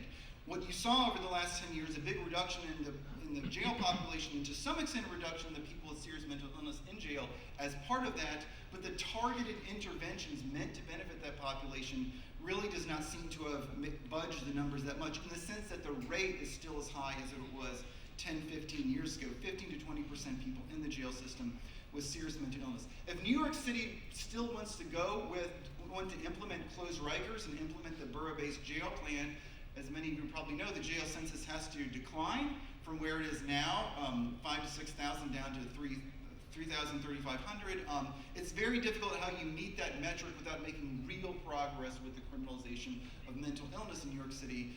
And that is a population with serious problems and is charged with serious offenses, and I see psychiatric hospitals as the most practical solution for at least a number of those cases. So if we want to make progress on that front, that's what we need to be going in the type of direction the mayor wants. Very last point on the mental health thing. Again, I don't know how much of a difference we're going to see in the streets 5 to 10 years from now, but it's been very helpful when we talk about the conversation around beds. Okay, I understand that New York City does not have as many psychiatric hospital beds as it needs. That was not a conversation that was happening in the 2010s. There were some of us who were talking about that. Crickets were responding. The bed numbers just kept going down. People were shrugging. Now, a lot of media coverage, a lot of attention from other politicians, most encouragingly the governor's investment. A lot of stakeholders are going to have to be involved here, particularly private health system, in reducing psychiatric beds back up. But insofar as we're talking about it now in a much more serious way than we were 5, 10 years ago, I think the mayor's plan has been helpful on that front. Last concluding reflections. So back to homelessness. The crisis is now in its 5th decade. New York City's homelessness crisis is now in its 5th decade. Hasn't been going on as long as the rental emergency, but still quite a long time. Homelessness has many causes, but to a degree, when you're talking about New York City, it really is a side effect of the city's success. Unsuccessful cities don't have homelessness crises like New York City. It's a little bit like California and the weather. It's very difficult to operate a successful shelter program in California. If you're building a program that's supposed to be alternative to unsheltered, if you're if the alternative is living in a tent on the beach, people go and take vacations to live in a tent on the beach. You got to build a shelter program that's better than that. That's a tough sell. But California's weather has often been seen as a blessing in that place. But in homelessness, it makes the crisis challenging.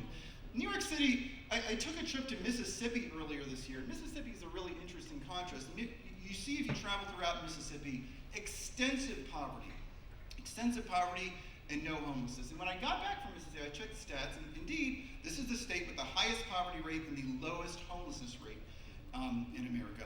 And this was very striking to me. Also, to the best of my knowledge, no migrant crisis in Mississippi at the moment. I haven't been following the news in Mississippi, but that's my impression. Certainly not what New York City is up against. And so why have so many migrants come to New York City instead of Mississippi recently? It'd be cheaper to live there and a much lower risk of homelessness in Mississippi. Well, to some extent, they were promised benefits in New York City that Mississippi does not offer. There's clearly a draw to shelter that's going on, and people down at the border, they know that they can get some types of benefits and services that they make here. But it comes down to opportunities. Still, internationally, nationally, New York City, as much as New Yorkers complain about life here, so many people still view New York City as this promising place for opportunity. That creates strains, and so how do policymakers respond to those strains? To some extent, that's the challenge of homeless services, dealing with the side effect of success. So that's what the city's up against. Has been for a long time, and is right now. I'll stop right there.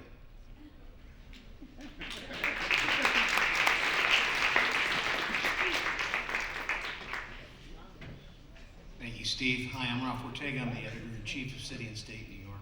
Welcome, everyone. Steve, thank you very much for your comments today. You know, the conversation so focused on the migrant situation right now. Mayor Adams this week came out actually questioning whether or not migrants would qualify for New York's right to shelter.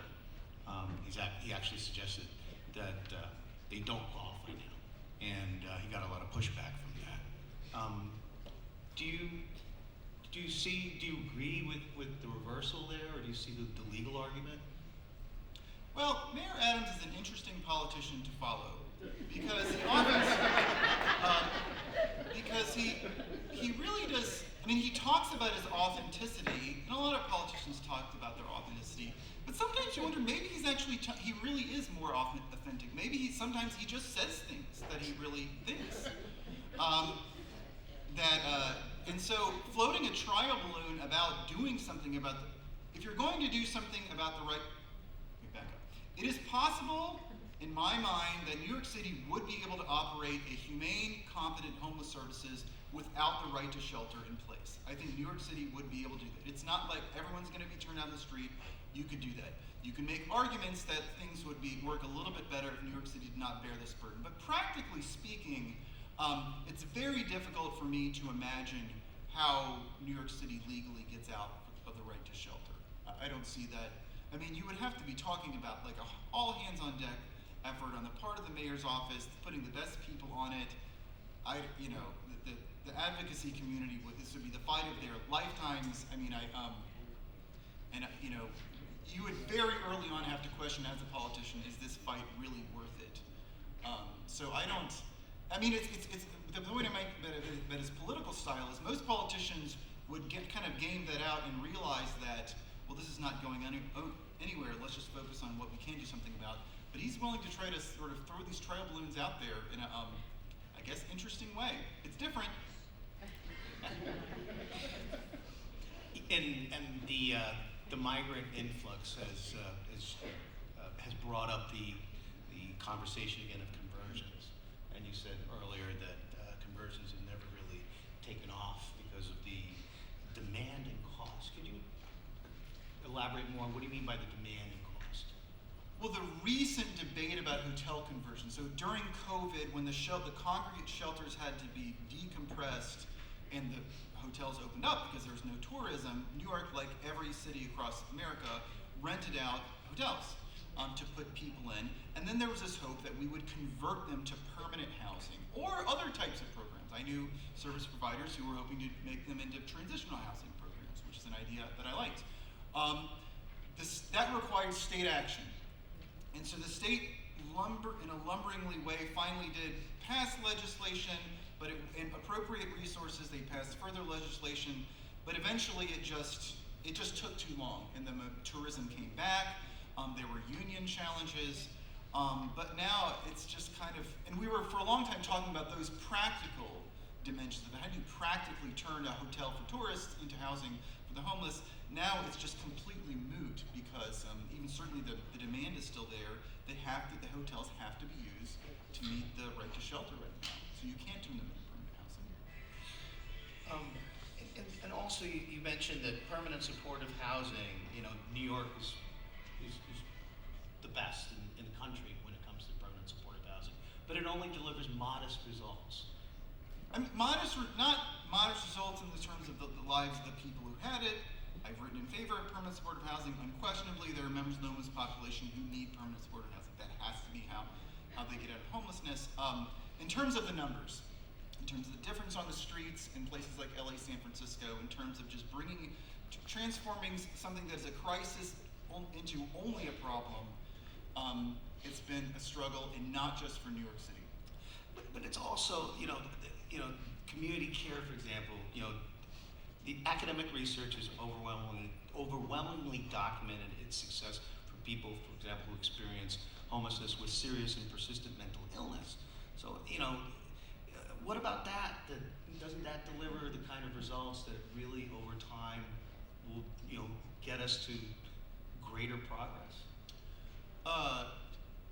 Yeah, well, there have to be community programs. I mean, there's this concept that if you're talking specifically about the mental health, I wrote a report a couple of months ago about the continuum of care, which is also an idea that many, many policymakers in New York City use to define what we're trying to get to in mental health. We want a continuum of care. So not just programs for different types of people, but programs for the same types of people in different stages of falling into and recovering from crisis. So yes, there need to be facilities, supportive housing like, other type facilities that stabilize people coming out of hospital or before they fall into hospital. But those crisis-oriented, those crisis beds in hospital have to be there too. And New York City underinvested in that, in particular in the 2000s, or even before the 2010s. So it's reasonable to focus on that at the moment. I do want to open it up for a few minutes to the audience, so I'm going to ask you one more question here before I do that. So you mentioned that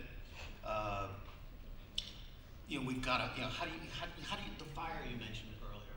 How do you put out that fire? When the mayor's plan has received so much pushback. The mental health plan in particular? Yes. Well, they're going forward with it. The big obstacle will be if it's stymied through a legal challenge.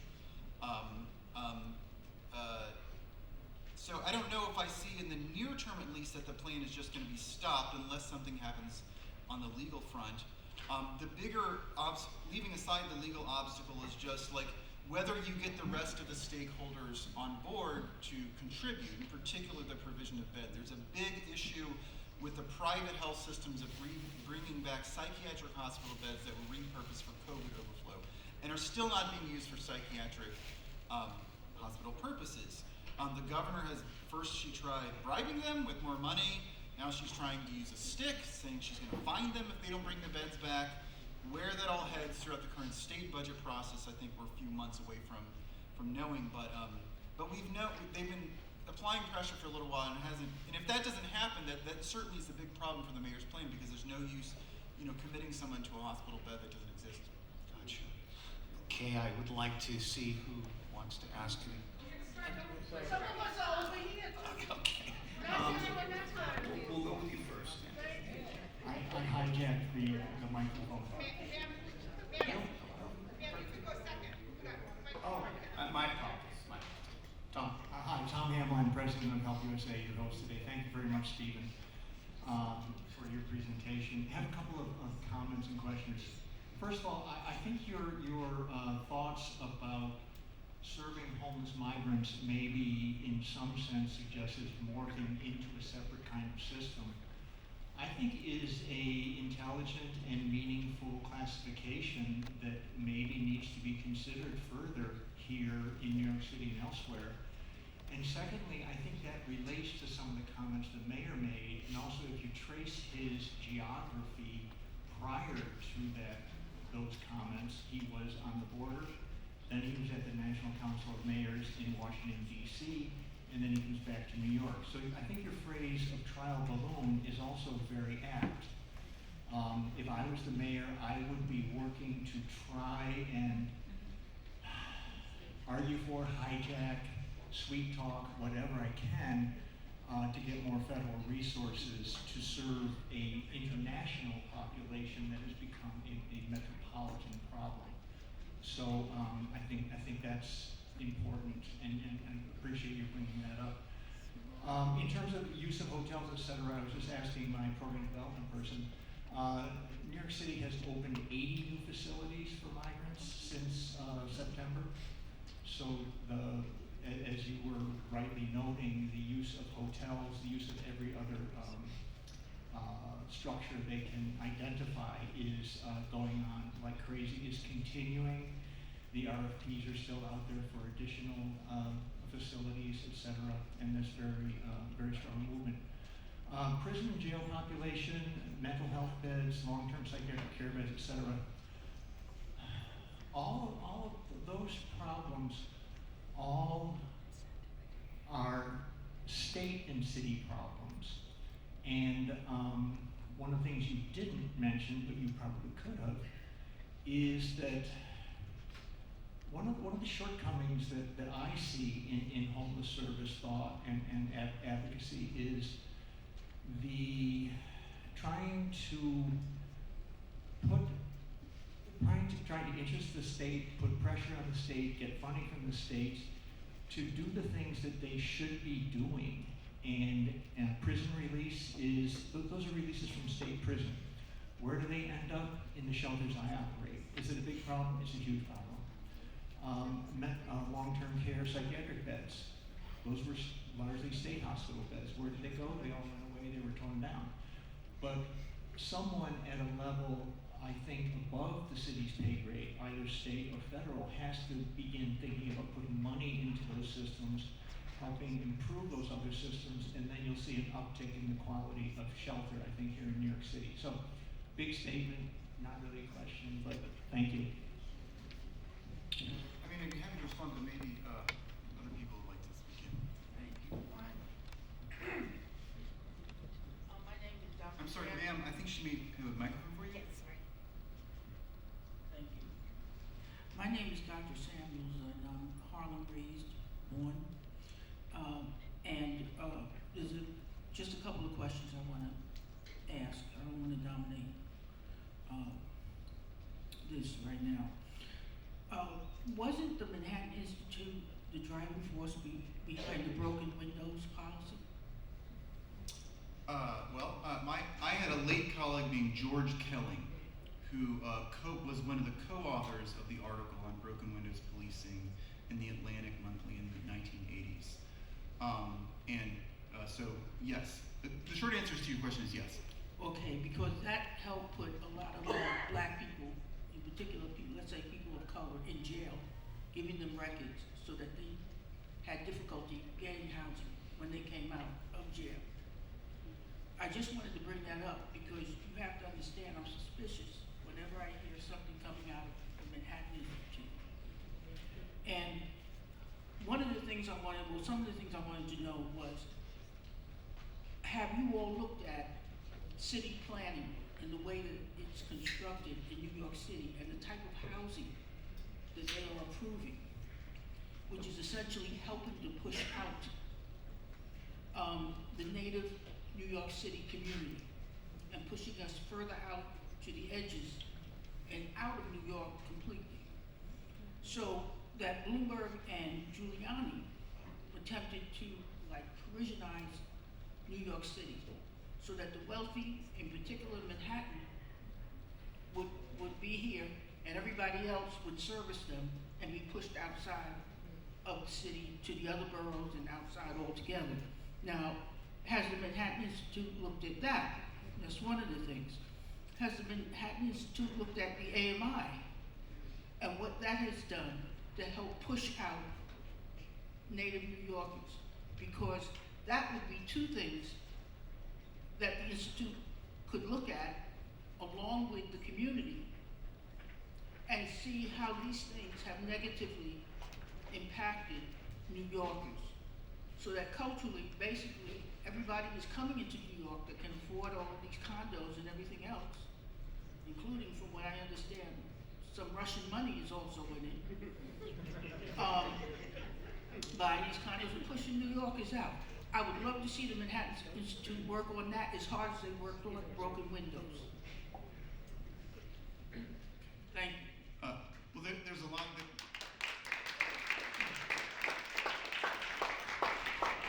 There's a lot there, and I'd be happy to take this up. It would require a much longer response, and we can talk offline afterwards. But I would say that low-income communities benefited enormously from the crime decline, which the Manhattan Institute played a role in.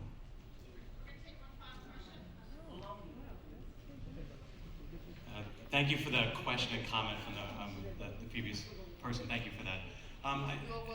I have a quick question. Stephen, you correctly talked, and I appreciate the historical perspective, with respect to homelessness. Economic crises has often led to historically an increase in homelessness, 1870s, 1920s, 1980, post. But yet in 2007, 2008, we saw a great reduction in homelessness in this country, like 28%, based on the trend analysis of the point in time. Why was that? I'm not fully sure. I think that to the extent that you're talking about unsheltered numbers, New York City has a good process of counting unsheltered homeless, and we know that because the numbers don't change enormously on a year-by-year basis, even though it's done through volunteers, which often seems like a crazy way to do it. Other communities, the numbers are really crazy, and they were certainly crazy around that time. The unsheltered numbers didn't become really reliable until the 2010s. But I mean, if housing prices go down because there's an economic crisis, housing becomes more affordable. There's always these push-pull factors, whether the economy is expanding or contracting, and they're very much going to play out in local contexts that is going to affect which direction the global numbers go. Particularly in the coasts versus the rest of the country, it's been a totally different story throughout the 2010s, where you seem like you have something to say about it. Oh yeah. I'm not fully sure, but there would have to be a number of factors that you would have to weigh against one another. My curiosity is, and I appreciate the bend you're coming from, is that it seems like the American, the ARA Act, the American Reinvestment Recovery Act, which funneled billions of dollars into homeless prevention and rapid rehousing, really worked. But we don't see that a lot in the public discourse or narrative. And the almost 30% reduction was probably based on really that major government intervention, which providers like us and many others in the room implemented for a decade period, of which we saw a disinvestment from that in the Trump administration, and we believe that that's part of the reason for the recent increase. And it'd be great to see more writing on that, on why there was a significant reduction in homelessness in that 10-year time period. Yeah, well, I'm not here to defend the Trump administration, and I think that in terms of the total amounts being spent on homelessness federally, I'm not sure there was like an enormous cut, and particularly when you're factoring in the big COVID relief bills that came through, some of which happened during Trump. You really have to distinguish between crisis jurisdictions and problem jurisdictions. You have seen enormous investments in California and New York, not just federally, but from state and local especially. And it's kind of frustrating how little they have achieved versus other places. So other places would be a better place to look at, particularly the effect of those federal policies. But then these are places where housing is just so much cheaper to begin with. I want to say thank you to Steve for joining us today. We're going to have to move on with our program. Thank you very much.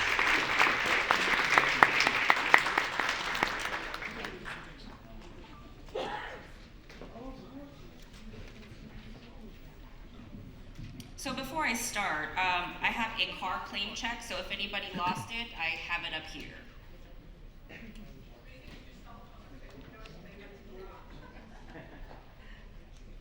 It'll be right up here. All right, so I'm excited to introduce this next panel because this is something I care deeply about. So if I could invite the next panelists.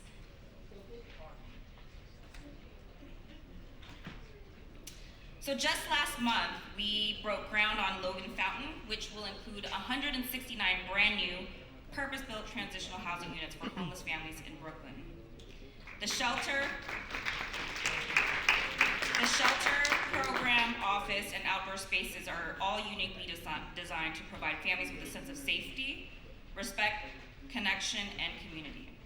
This is what we need to be doing more of, and Matt Melody from Curtis and Ginsburg, Stanley Richards from the Fortune Society, and our own Tom Hamline are going to tell you why. Gentlemen?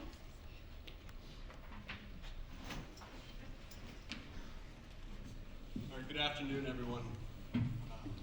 First off, before we get into this, I want to thank all the prior speakers for all of the really important topics that were raised, everyone that asked questions, and then also thank you to everyone here that attended this. Really, really important topics that need more discussion. Brief introduction of the other panelists here, starting down at the end, Tom Hamline, if you've never heard him before, CEO of Help USA, and then Stanley Richards, Deputy CEO of the Fortune Society. Does everyone know who the Fortune Society is? All right. My name is Matthew Melody. I'm an architect with Curtis and Ginsburg Architects, and we've worked with both Help USA and the Fortune Society on affordable, supportive, and homeless shelter projects. This panel is going to be a bit more dynamic and freewheeling. It's not going to be just step, question. So there'll be a lot of interrupting each other, talking about different things. So hopefully that's entertaining too.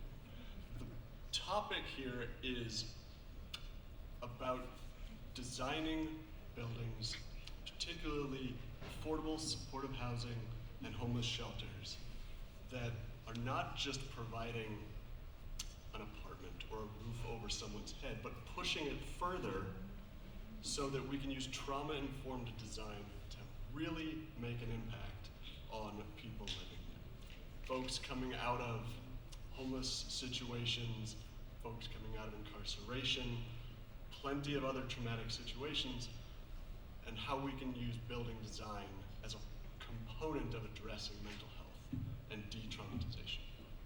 I think Tom has a brief commercial for DHS here also. You want to make a point about DHS?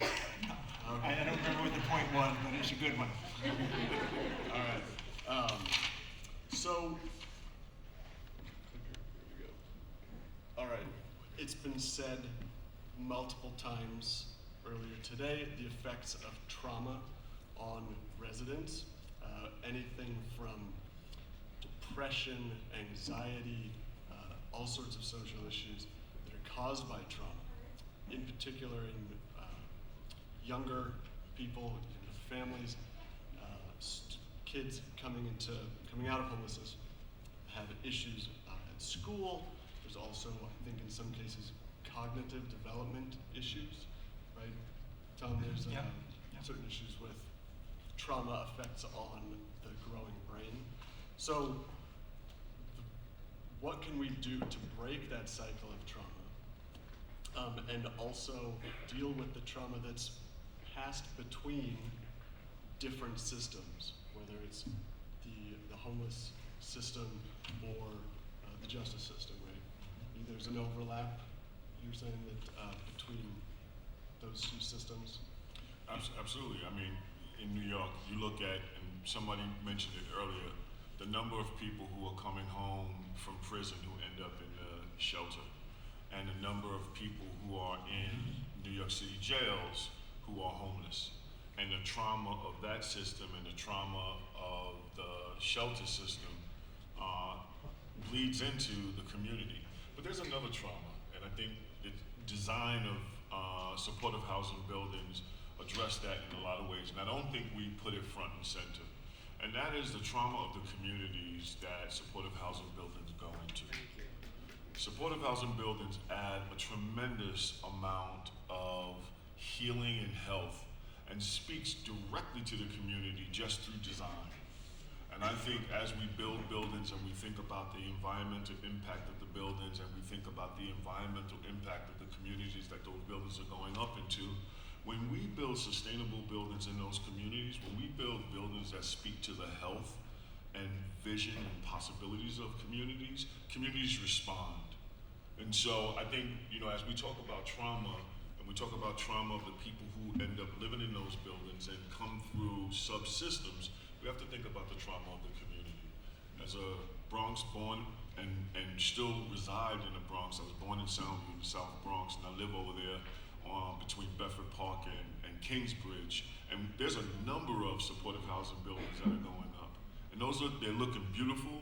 I think they add something tremendous to the community, and it will provide a safe place for people to live, affordable and supportive safe place for people to live. So I think we have to think about this three-dimensional when we talk about trauma. And Matt invited me to jump in, so I will.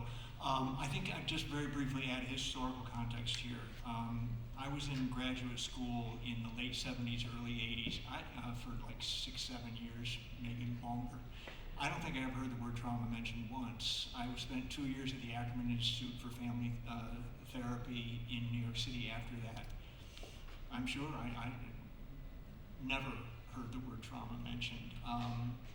Went to work at HELP in 1994. Ken was there. There was no sense of discussing the trauma of entering a shelter a woman's experience and what she might be feeling when she came in at 11 o'clock at night with her possessions in garbage bags and carrying 2 squalling kids, or 1 sleeping and 1 awaking child, typically 2 under the age of 6. Never the subject of any of our conversations and the relationship between that and shelter design, shelter color, shelter furniture, shelter staffing, etc. So this is all the past, 15 or so years, and increasingly now. And so if you hear, from my opening remarks this morning, and you talk about new things coming, this is the new thing. This big focus on the traumatic experiences, on avoiding re-traumatization or complex trauma by adding more trauma on top, and then how do we build and think about the whole design and layout of buildings to hopefully reduce trauma and re-traumatization. Right. And to build on what Stanley just said about trauma's effects and the supportive housing effects on neighborhoods, that's the macro, right? The micro, when we zoom in, the trauma affects adult residents, it affects families with children, it also affects the staff working in these buildings, right? So staff we heard the presentation before this about the staff burnout, staff turnover, but also the stress that's put on the staff and how that can then affect their interactions with residents, which just compounds on top of each other. I mean, that's something you guys work with. Yeah, I mean, as former first deputy commissioner of New York City Department of Corrections, I can tell you every single day when I rode over that bridge, going to my office, you could just see an island of hurt.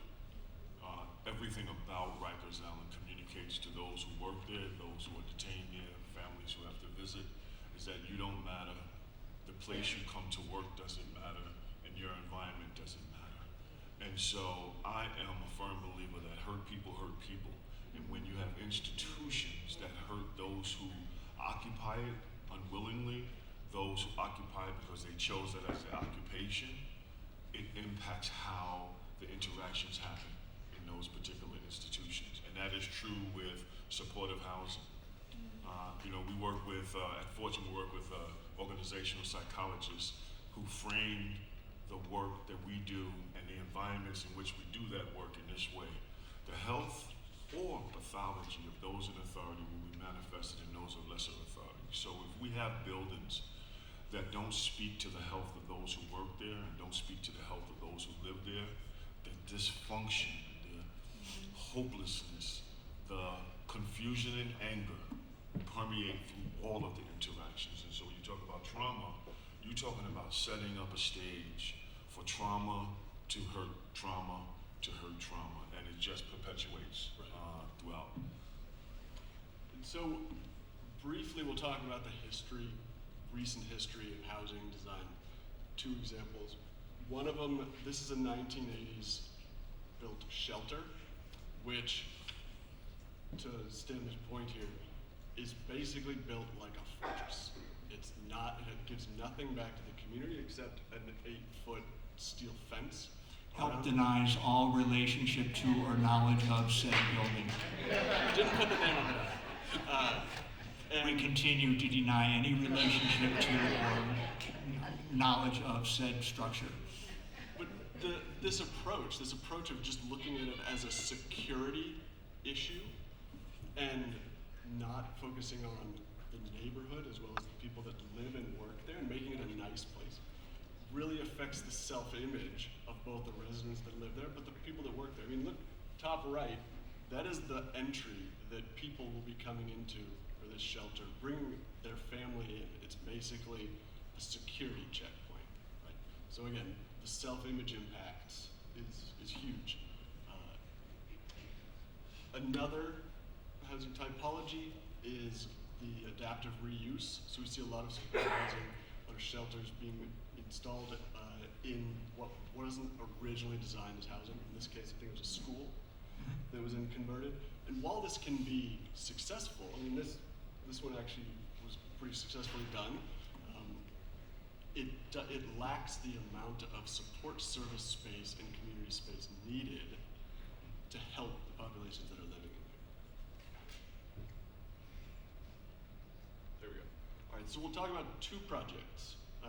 One is Castle Gardens, there on the far side, and Help One. Both of these were designed using trauma-informed design practices, were the result of years, really, of discussion with housing operators, case managers, program staff, all. I'd like to note that Matt's firm charged by the hour over those many years. Reasonable. And that we see both of these as the future of housing and addressing mental health and trauma in housing. So the first one we'll go to, this is Castle Gardens. It's in Upper Manhattan, the Fortune Society. It's 114 apartments. A large set aside of those are for individuals coming out of incarceration. Yes, yes. So as you said, 114 units, 63 of the units are for formerly incarcerated homeless people, 20,000 square feet of program space. But I want to go back to what you said about like when it was first designed. When we designed that building, we didn't just design it and talk about what was needed in terms of the residents who would be living there. That was a really important piece for us. We have some community units, we have units set aside for people with justice involvement. We centered those two populations and the community. And so we said, how do we build a space for community that the community feels like we're not just plopping a building in this space and they have no connection to it. And so when you talk about flexible space, in this building we have 20,000 square feet of space. We have an open roof. We have space for Community Board 9 to meet, and they meet there every month. We have become a polling place for that local community, so the New York Board of Elections hold their voting in that space. We have a food distribution for seniors in that particular space. We created that space knowing and listening and hearing from the community what they did not have and what was missing. And so we have the benefit of working with Mark Ginsburg Curtis and Ginsburg, to really design out something that speaks to the humanity of those we serve, the humanity of those in the community who said their own family members were being priced out of that community, and space for the community so that the community feels like they are in partnership with that. This building has been opened up about 11 years now. And we're doing a couple of projects. We recently received a letter from Community Board 9 who acknowledged our partnership, urged the city to replicate what we're doing, and urged the nation to look at what we're doing and replicate it. And this was a community that when we first went there, we had to protest. They didn't want us there. And now they meet there every month, and they are fully supportive of what we're doing in that building. Because that building isn't just a Fortune building. It isn't just a building for our tenants. It is a building for the community.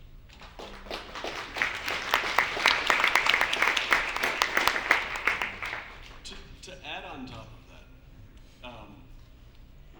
serving the community, right, there's program spaces, like Stanley said, that serve the residents, that serve the community, but then there's also just the benefit to the community of its presence in the neighborhood. Previously it had been an empty lot. Now it's a well-designed, good-looking building that looks like an apartment building. It doesn't look like the fortress from the 1980s. It also has benefits just as simple as lighting the sidewalk, right? The ground floor offices have their lights on, the lobby has its lights on all day, all night. Lights the sidewalk for added security of folks walking down what was previously a rough strip. People wouldn't walk down that block. Some other important facts: it's built in an existing residential community. It's not out in a manufacturing district somewhere, which is unfortunately where a number of shelters have been designed. So that speaks, that all goes back to the self-image issue, right? If someone's coming home to their apartment here and they can get off a nearby subway They can go down a commercial strip. There's other services in the neighborhood, and they come to a building that looks like an apartment building that does wonders for self-image and helping reduce anxiety in the residents and the staff. One other thing I want to add too, one of the things we heard from the community was that providers would come into the community and make all these promises about who they would be and how they would show up and how they would be invested in the community, and then when the funding dried up, they would go away. So what we heard from them is they need to know that as a provider, we're going to be invested as much as we are in our population, and we're going to be invested in that community. We're going to be good neighbors. And we have said to them, Joanne Page, our president CEO, and myself, we gave them our cell phone number. We gave the community board chairs our cell phone. And we said, we're going to be good neighbors, and we are making an investment in this community. This is not an investment that we're doing now because we have the funding to build this particular building. We are making an investment in this community because we want to be good neighbors. And so as we use design and as we build supportive housing and thinking about the broader community, really beginning to listen to the community and then factor that into design and operations. One of the aspects of that I want to point out, this is the floor plan, first floor plan of the building. There is one entry into this building. One entry for the residents, for the staff, and for people from the neighborhood that are coming in. Again, that starts to blend everyone together to really, you get to know your neighbors, right? I mean, that's a huge part of someone coming into a new building. It's also a very nice residential looking lobby. We don't have, there's no big security glass and all the things that you used to see. All that does, so when someone comes into this for the first time, they've come out of incarceration, their defenses are up, adrenaline may be up. Coming into a space like this immediately starts to try to pull that back down. That's right. That's right. Another aspect of it, two other aspects of it. One, seems simple, but circulation is incredibly important. Everybody comes in the same location. There's clear circulation in this path around the building, because the minute people start getting confused, they end up in maybe a building that's sort of a maze inside. They get confused, adrenaline comes back up, and their defenses are back up, which you want to avoid. Right? And the apartments are all mixed, so there's no floor where it's just formerly incarcerated. They are all mixed. No one knows who's formerly incarcerated, who's coming from the community. All they know is that's my neighbor, got a key, that's his or her apartment. And I think that was really important. The other aspect is what Stanley mentioned earlier, flex space. That's that big blue, there's all this is a support service space, but then the blue dot on the far right, that's flex space. And what we mean by that is just space provided for programs that's not necessarily hyper-defined. So the community board comes in, they use some of these flex spaces, right? But then also programs change over time. Nobody knows what the program 10 years down the road is going to need in terms of space. So providing that flexible extra space is used for a variety of purposes, right? Absolutely. We have the neon probation in that space. So every Thursday, community members who are on probation from Community Board 9, they don't need to travel all the way down to probation. They can see their probation officer right there. Their probation officer sees them if they need drug treatment. We have a drug treatment program located in the building. They can walk them right around the corner and get them enrolled in drug treatment. They can get them enrolled in any of Fortune's additional services. And we don't charge probation. It is space, and it is the commitment, again, we made to the community that we're going to be a resource. And then, just the last slide on this project, Stanley mentioned the apartments. These are full kitchen, private bathroom apartments. They're designed out as any regular apartment would be.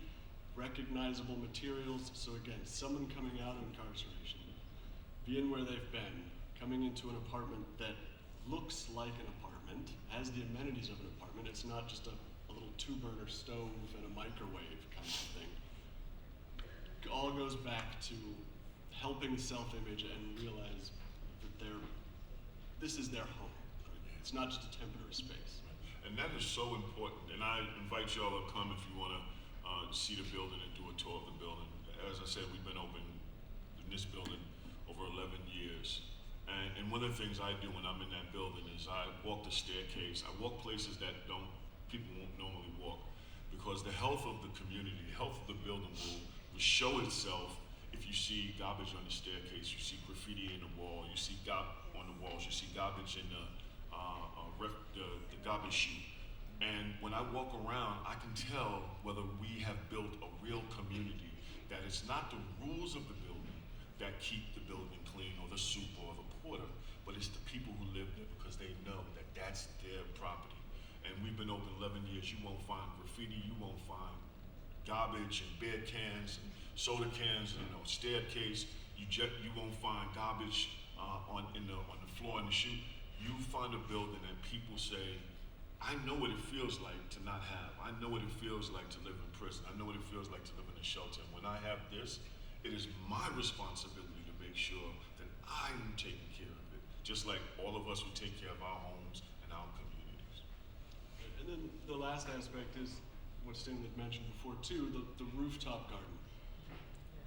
Proximity and exposure to nature has demonstrated reduction in anxiety in people. And so there's rooftop garden here, it's open to everybody.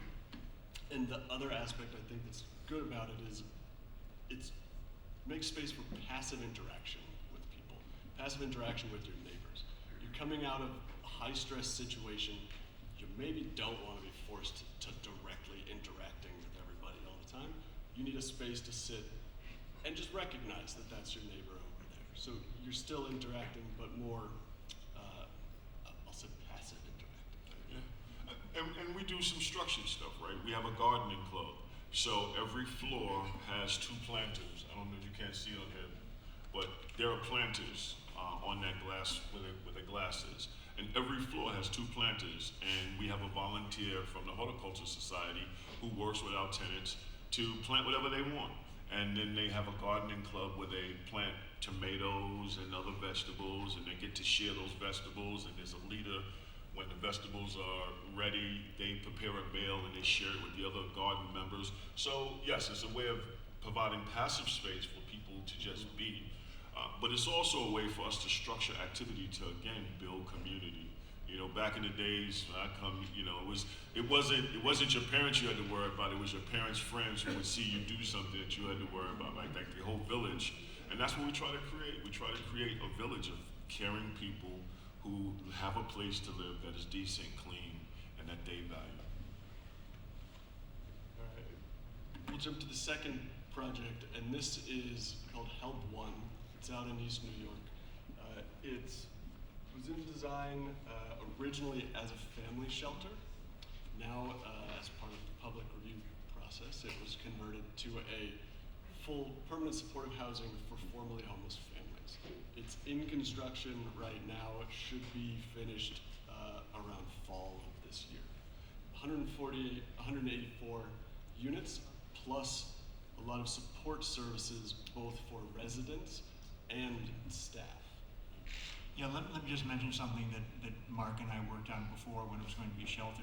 We made 200 unit shelter, which is large. And my experience working in shelters that large was that the lobby was often not a welcoming place. It was a place of tension. And you had a lot of families and a lot of kids trying to get through a choke point, which was the check-in spot where people signed in that they were in the facility or out of the facility, et cetera. So first thing we did was made 2 100-unit shelters in a very simple way by putting a lobby at each end of Sutter Avenue. So the long side of the building then had an entrance on the closest to the subway and an entrance on the other side. So now your experience of walking in and out of the building is you are a member of a 100-unit shelter rather than 200. We then took and put the social services, because this is a vertical building, it was 7 stories high? 8? 9 stories high. So we took the social service spaces and put them on like the 4th floor and the 5th floor.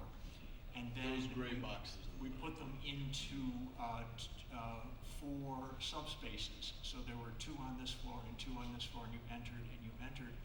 And that way your relationship to your case manager, your housing specialist, your support staff, et cetera, everybody who's working with the family, you were a member of a 50-unit group. And so the impetus throughout was to reduce the size of reduce the numbers of those that you interacted with on a daily or a weekly basis, increase the probability that you knew them and would get to know them and would consider them as your neighbors, if not your friends, and to reduce the effects of what we considered a traumatizing, much larger, more commercial feel setting. And unfortunately, we never didn't get to finish that because the city made us change it to permanent housing, but a lot of those elements are still there. One more thing. We also, Matt and Stanley were talking about creating space, and then whatever you're using it for, you can change the use, but if you don't put it in, you'll never use it because it won't be there. One thing we were going to do in the shelter, and I can't remember if it's made it into the permanent housing, was to create 2 family intake rooms. And so in the evening, when families are typically coming into shelter, it's typically a mother with 2 children, so I'll just use that phrase. It's not always that. So mom comes in with her 2 kids, it's 10 o'clock at night. Everybody's tired and cranky. And used to be 30 years ago, 25 years ago, women came in, they went into the assistant safety supervisor's office. Behind the assistant safety supervisor were 37 walkie-talkies charging on the back wall. It looked very military, shall we say. So we created a room, 2 rooms actually, and we used the second one for different purposes, where mom comes in with the kids, and my wife, who's an architect, made me do this, and she was very smart. She said, make sure that room has windows and that the windows overlook the central courtyard. So the first thing a kid sees when they run in that room and they run to the window is a tree, an open space, a play space, a mural, something like that, and they say, Mommy, Mommy, Mommy, is this for me? And the answer is yes, that's for you. We'll go there tomorrow morning. So those are some of the kind of things and the ways we're trying to think about using space to, from the first few minutes in, that the new family has a different sense of where they're going and how they're being received. Right. And so to that end, this is sort of a sequence diagram, right? Like we talked about with Castle Gardens, the importance of that first image of you come into the front lobby, it looks like a residential lobby, there's a desk, there's not a security checkpoint or something. It sets people at ease. And to Tom's point about how you go from that lobby to the rest of the building, you'd come in, go to the front desk, and then you're brought to this family welcome room. That's the one in the top right. Tom said there's a space set aside specifically for children to play while the parents talk to the folks who are helping them do the intake and talking to them about the building. And there's the view to outside. The idea being that if you can make the children feel at ease about being in a space, that will do a ton to make the parent feel at ease about being in the same space. And again, try to drop that adrenaline sort of defense mechanism that comes with coming into a brand new space, coming out of a traumatic situation, whatever it had been. The other thing that Matt did was this is on a block which is 1 block away from the Sutter Avenue stop on the L, and a block away from more of a neighborhoody commercial area with stores, et cetera. Across from us is the East New York Industrial Park. And our block is basically a dead block between the subway and where you want to go. So we have double height space windows. They encompass about half of the block, and they come around the corner, 24-hour light, and they're designed to make that block a space of light, and then we'll do plantings along there too, but to take the deadness out of that block and make it a place where one is pleased to be or it's okay to be here as opposed to looking over your shoulder and trying to make your way down the street as quickly as possible. Right, and that's the entry here, again, trying to make it the polar opposite of what that 1980s shelter had been. But also on the far side of the image, that's a commercial retail space in the building. So to Tom's point, this had previously been just a void in the existing commercial strip, the red line that we've got there. And so we put a commercial space into the building to, one, fill that void, but also encourage interaction from the rest of the neighborhood to come in and interact with this building. So they familiarize themselves with the building. Going back to some of the points Stanley made, trying to make the building a value add to the neighborhood goes a long way in both the neighborhood's feel about the building, but then the residents and the staff's feel about the building that they're in also.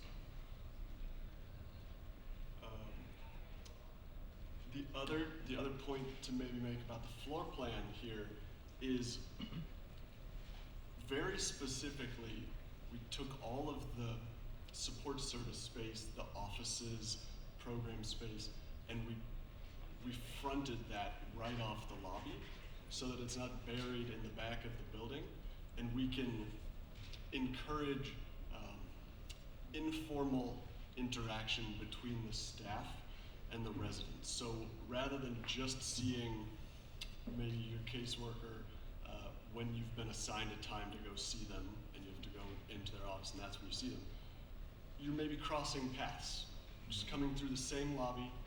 Maybe you're coming back from work, someone's going out to get a cup of coffee.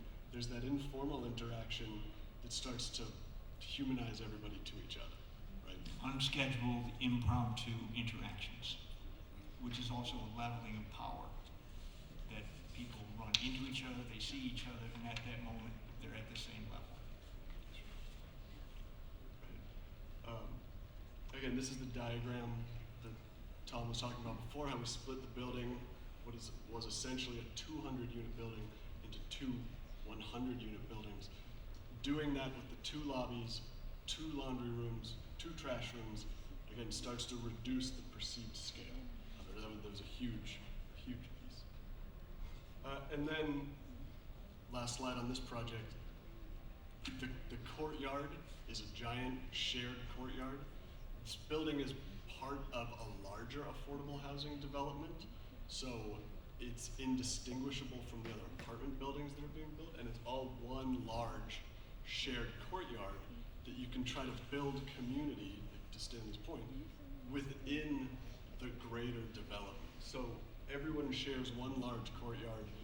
Kids can go out and play in a safe, secure space and have their own backyard of sorts. We did this a few years back with the Navy Green project out in Brooklyn with a large shared courtyard, and you get a lot of good interactions between residents and start to build community that way. Last slide. Again, we all know we need to build a lot more housing, but the way to really make change and improve things is to use this trauma-informed design to improve the buildings that we're building so we can start to de-traumatize people, help mental health, and really try to make better communities by being value adds to the neighborhoods we go into. And I want to add 2 points, and I know that we're on to questions, and we're going to close it out. 2 things. I think when you think about the design and you think about that open shared space and the courtyard for people to interact, I think that is critically important. With the advance of technology and the way in which people have isolated over the years, we need to get back to creating communities where communities are built on the connections of the interactions and not through FaceTime or some other use of technology. I remember, as I said, I grew up in Soundview projects, and it was horrible, it was all of those things. But when I think about my upbringing, one of the things it did have in each of the sections of the projects, we had like a little park where all of our people, all of the people who lived in the building would come down, we would play in the park, we would play stickball, we would play basketball, we would play Skelzy. And it was a way of us building, I didn't realize that then, but it was a way of us building connections. And to this day, the folks who lived in that building where I grew up, we are still in contact. We live in different states, we are still in contact and consider ourselves like family. We're not blood family, but we consider ourselves family. So that aspect of supportive housing is so important because I think we are living in a time where people have really become comfortable with the isolation as a result of some of the technology that we need to get back to some of the basics, and that's about building communities. The second point I want to make is that I think we need to build more supportive housing and we need to build more housing. But building more housing without policy changes will not get us to where we need to go in terms of addressing unhoused, unsheltered people. We need to make sure that our political leaders are consistently pursuing policies that reduce the discrimination and isolation and stigmatization of populations who are now currently being served in the shelter or in our prison system. And at Fortune Society, we have been advocating for a bill in New York City called Fair Chance for Housing. It is a bill that will prevent landlords from using someone's criminal conviction to bar them from housing.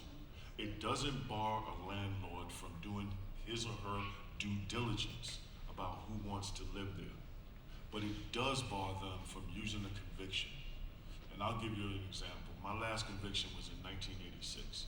I got sentenced to 9 years. I own a house right now, but if I applied for an apartment and they ran my rap sheet is pretty long. And whether or not I would be able to get that apartment is an unknown. But what is known is that my rap sheet is out there.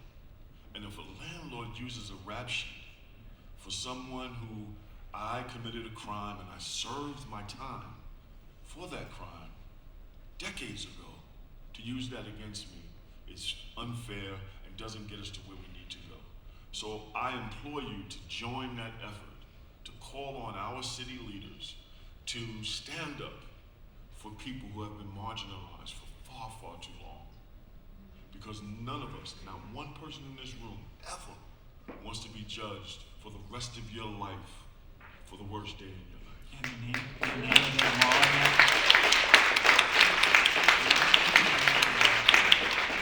The name of the policy is Fair Chance for Housing.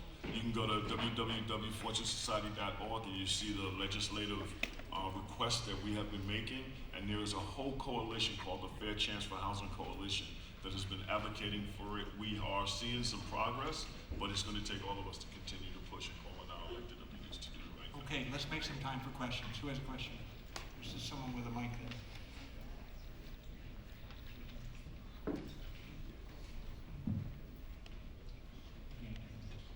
Hi, it's me again. So one thing you mentioned, Stanley, in regards to the housing, and I really liked it because it's almost like a physical way to support community cohesion. And I studied criminology, so the first thing that popped into my head was social disorganization and how isolation can really encourage crime. And so what I do now is I work with parents. I'm a prevention provider, and so I work with parents to teach them strategies on how to prevent substance use and underage drinking for their children. And one of the things we do is we go into families with children's shelter and work with parents there. And recently, we were working with a large group of parents, and it's kind of a 4-week cycle. And so by the end of the cycle, the majority of the parents were recent migrants, monolingual Spanish speaking. And one of the main concerns that they brought up to us was the feeling of isolation that they had. And if you think about it, migrating to another country can be a very traumatic experience, especially under these circumstances. And so the question I have is, how do you see this playing into the approach for recent migrants and their isolation coming into America, and how do you think this can benefit them in reducing the trauma that they may experience? Yeah, I think first as a country, we need to stop otherizing, right?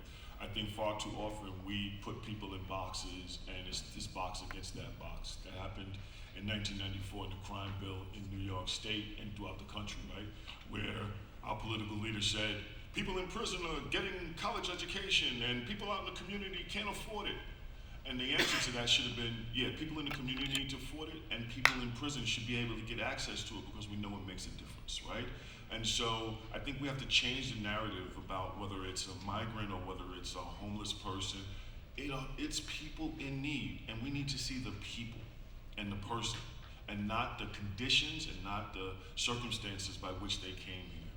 And I think when we begin to start talking about the general language about caring for people, then we can begin to develop a holistic approach to dealing with folks who have come here through the travels of other countries or people who were born here and just happen to be in a homeless shelter. So I think we need to start changing that language, because language matters. She's on her way. Thank you very much. This is great, great stuff. I'm wondering two things. One, this costs money. All that extra non-unit space costs money. So have you found cooperation with your government financing agencies? And secondly, are you seeing this in the design specs coming from government? And if not, are you advocating for that? Well, the buildings that we're building on, between Blake and Sutter and Snedeker and Hinsdale in East New York, it comprises an entire block. So we have 540 housing units in 4 discrete buildings. To dedicate, make up a number, 400 square feet, 300 square feet here and there, or even on the lower levels where they are not allowable for residential use, we have much larger spaces. We're thinking of maybe a community theater space for building 3 as a possibility. But Matt, I don't think I'm too far off. If you're building a 10-story building that's an entire side of a block, having 2 or 3 spaces that are relatively unprogrammed. Now, for funding purposes, you may need to identify a use, but it doesn't mean that anybody's going to incarcerate us if we don't actually use it in that way. We use it in accord with any tax credit regulations or home funds or other grant funding that we're getting for the building. But if we're using it for an early childhood learning program or for a mother's group or for a support for people who've been incarcerated, funders don't care, in my experience. And I would just add, you keep your eye on the goal of what you want to build, and you get partners like Curtis and Ginsberg, who are amazing architects. And we said to Mark, we want a champagne building on a bare budget, and they delivered. Mark is one of my partners. Yeah, Mark is one of the partners, and they delivered. We got Chardonnay. He got the champagne. Hey, shooting for the stars. But the other thing it required is diversity in government funding, because government, they want to pay for what this costs, and what you want to achieve costs this. And so, for Castle Gardens, a $43 million project, we have over 20 government funding sources to help us build what we envisioned. I'll add to this. The big benefit to Health One was definitely scale. Right, it's an enormous development. So we were able to say, oh, look, what's another laundry room? What's another lobby to this? And talk about the benefits there. In terms of, are we seeing these spaces called for in requirements for these buildings? No, but there's space definitely that is required for some support service offices, but it's kind of bare bones, and so I give it up to the development teams from Help USA and Fortune Society, David Cleghorn, who had been was here earlier. Yeah, the capital stack for developers and developer speak, right? The capital stack was gigantic in the amount of programs that had to be used to fund these. But it's doable. One more question right there. Yeah, my question is, first off, I think it's wonderful what you're doing. It's so creative. And I was very interested in finding out how this housing was different from regular housing. So I have a few questions or comments. The first thing I'd like to say is, it's a wonderful concept. And I worked in the school system. We have schools that stay open like almost 20 hours a day. And basically the same concept, get people involved, get the community engaged, get the kids engaged, keep them out of trouble. And this is basically the same concept. And what I'm thinking of, particularly in marginalized communities, that too bad this model could not be built for regular people living in those communities. That's a good model. And then I was thinking about some of the people that I know that live in very wealthy co-ops in Manhattan, and they have all those things. Yes. They have all those things. So that's the and the last question. It's a question. The last question is, no matter how nice everything is, there's always someone who ruins it. So the question I have: do people agree to a certain set of rules to live in this community? And what happens if somebody consistently breaks the rules? Tenants, no matter their income level or no matter the capital that they have in the bank, are subject to the same rules that any other tenant in New York City is subject to. Conduct rules are usually not included. Arson is generally frowned on and can be a disqualification for entry. But it's really a No, I mean in the building, when they're in the you know, building. I know, it's really working as a community and having your property management people on top of what's going on and responding quickly and appropriately to issues, suggesting ways of moderating behavior or indicating that, you know, certain rooms are off limits at certain times or noise levels. But it's typically not done too punitively except for in extreme cases. I don't know what your thought is. Yeah, no. People have a lease. They get treated like every other New Yorker. You have a lease. Badly. If they violate the terms of their lease, what we have added is the support services, right? So we could intervene and try to be supportive of them. But they have the legal right to that unit. That's their unit. And you can't, say you can't come back here because you got into an argument or something like that. So they have the same rights as everybody else. Was that it? Before one last thing I just want to say is this could not be done, and these designs could not be done without the help of all the program providers and staff that we talked to in this. So I want to shout out some Help USA people that have been instrumental in this. Ronnie, Gina, Nicole, Angela, who might not be here, Abby, Mike, and Steve.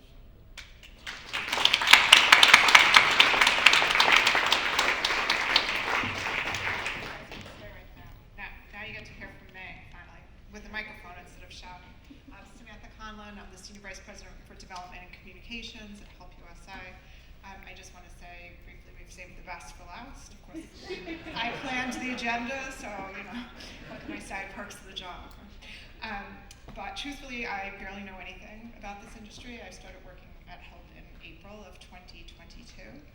And what I can tell you is that my colleagues, peers, people in this room, across the city who are working right now, this very minute, to help people, house people, provide solutions for people, you're all heroes, right? You're all heroes. We put on a show like this today. All I did is turn the light on so we can hear all about the work that you're all doing. So give yourselves a round of applause.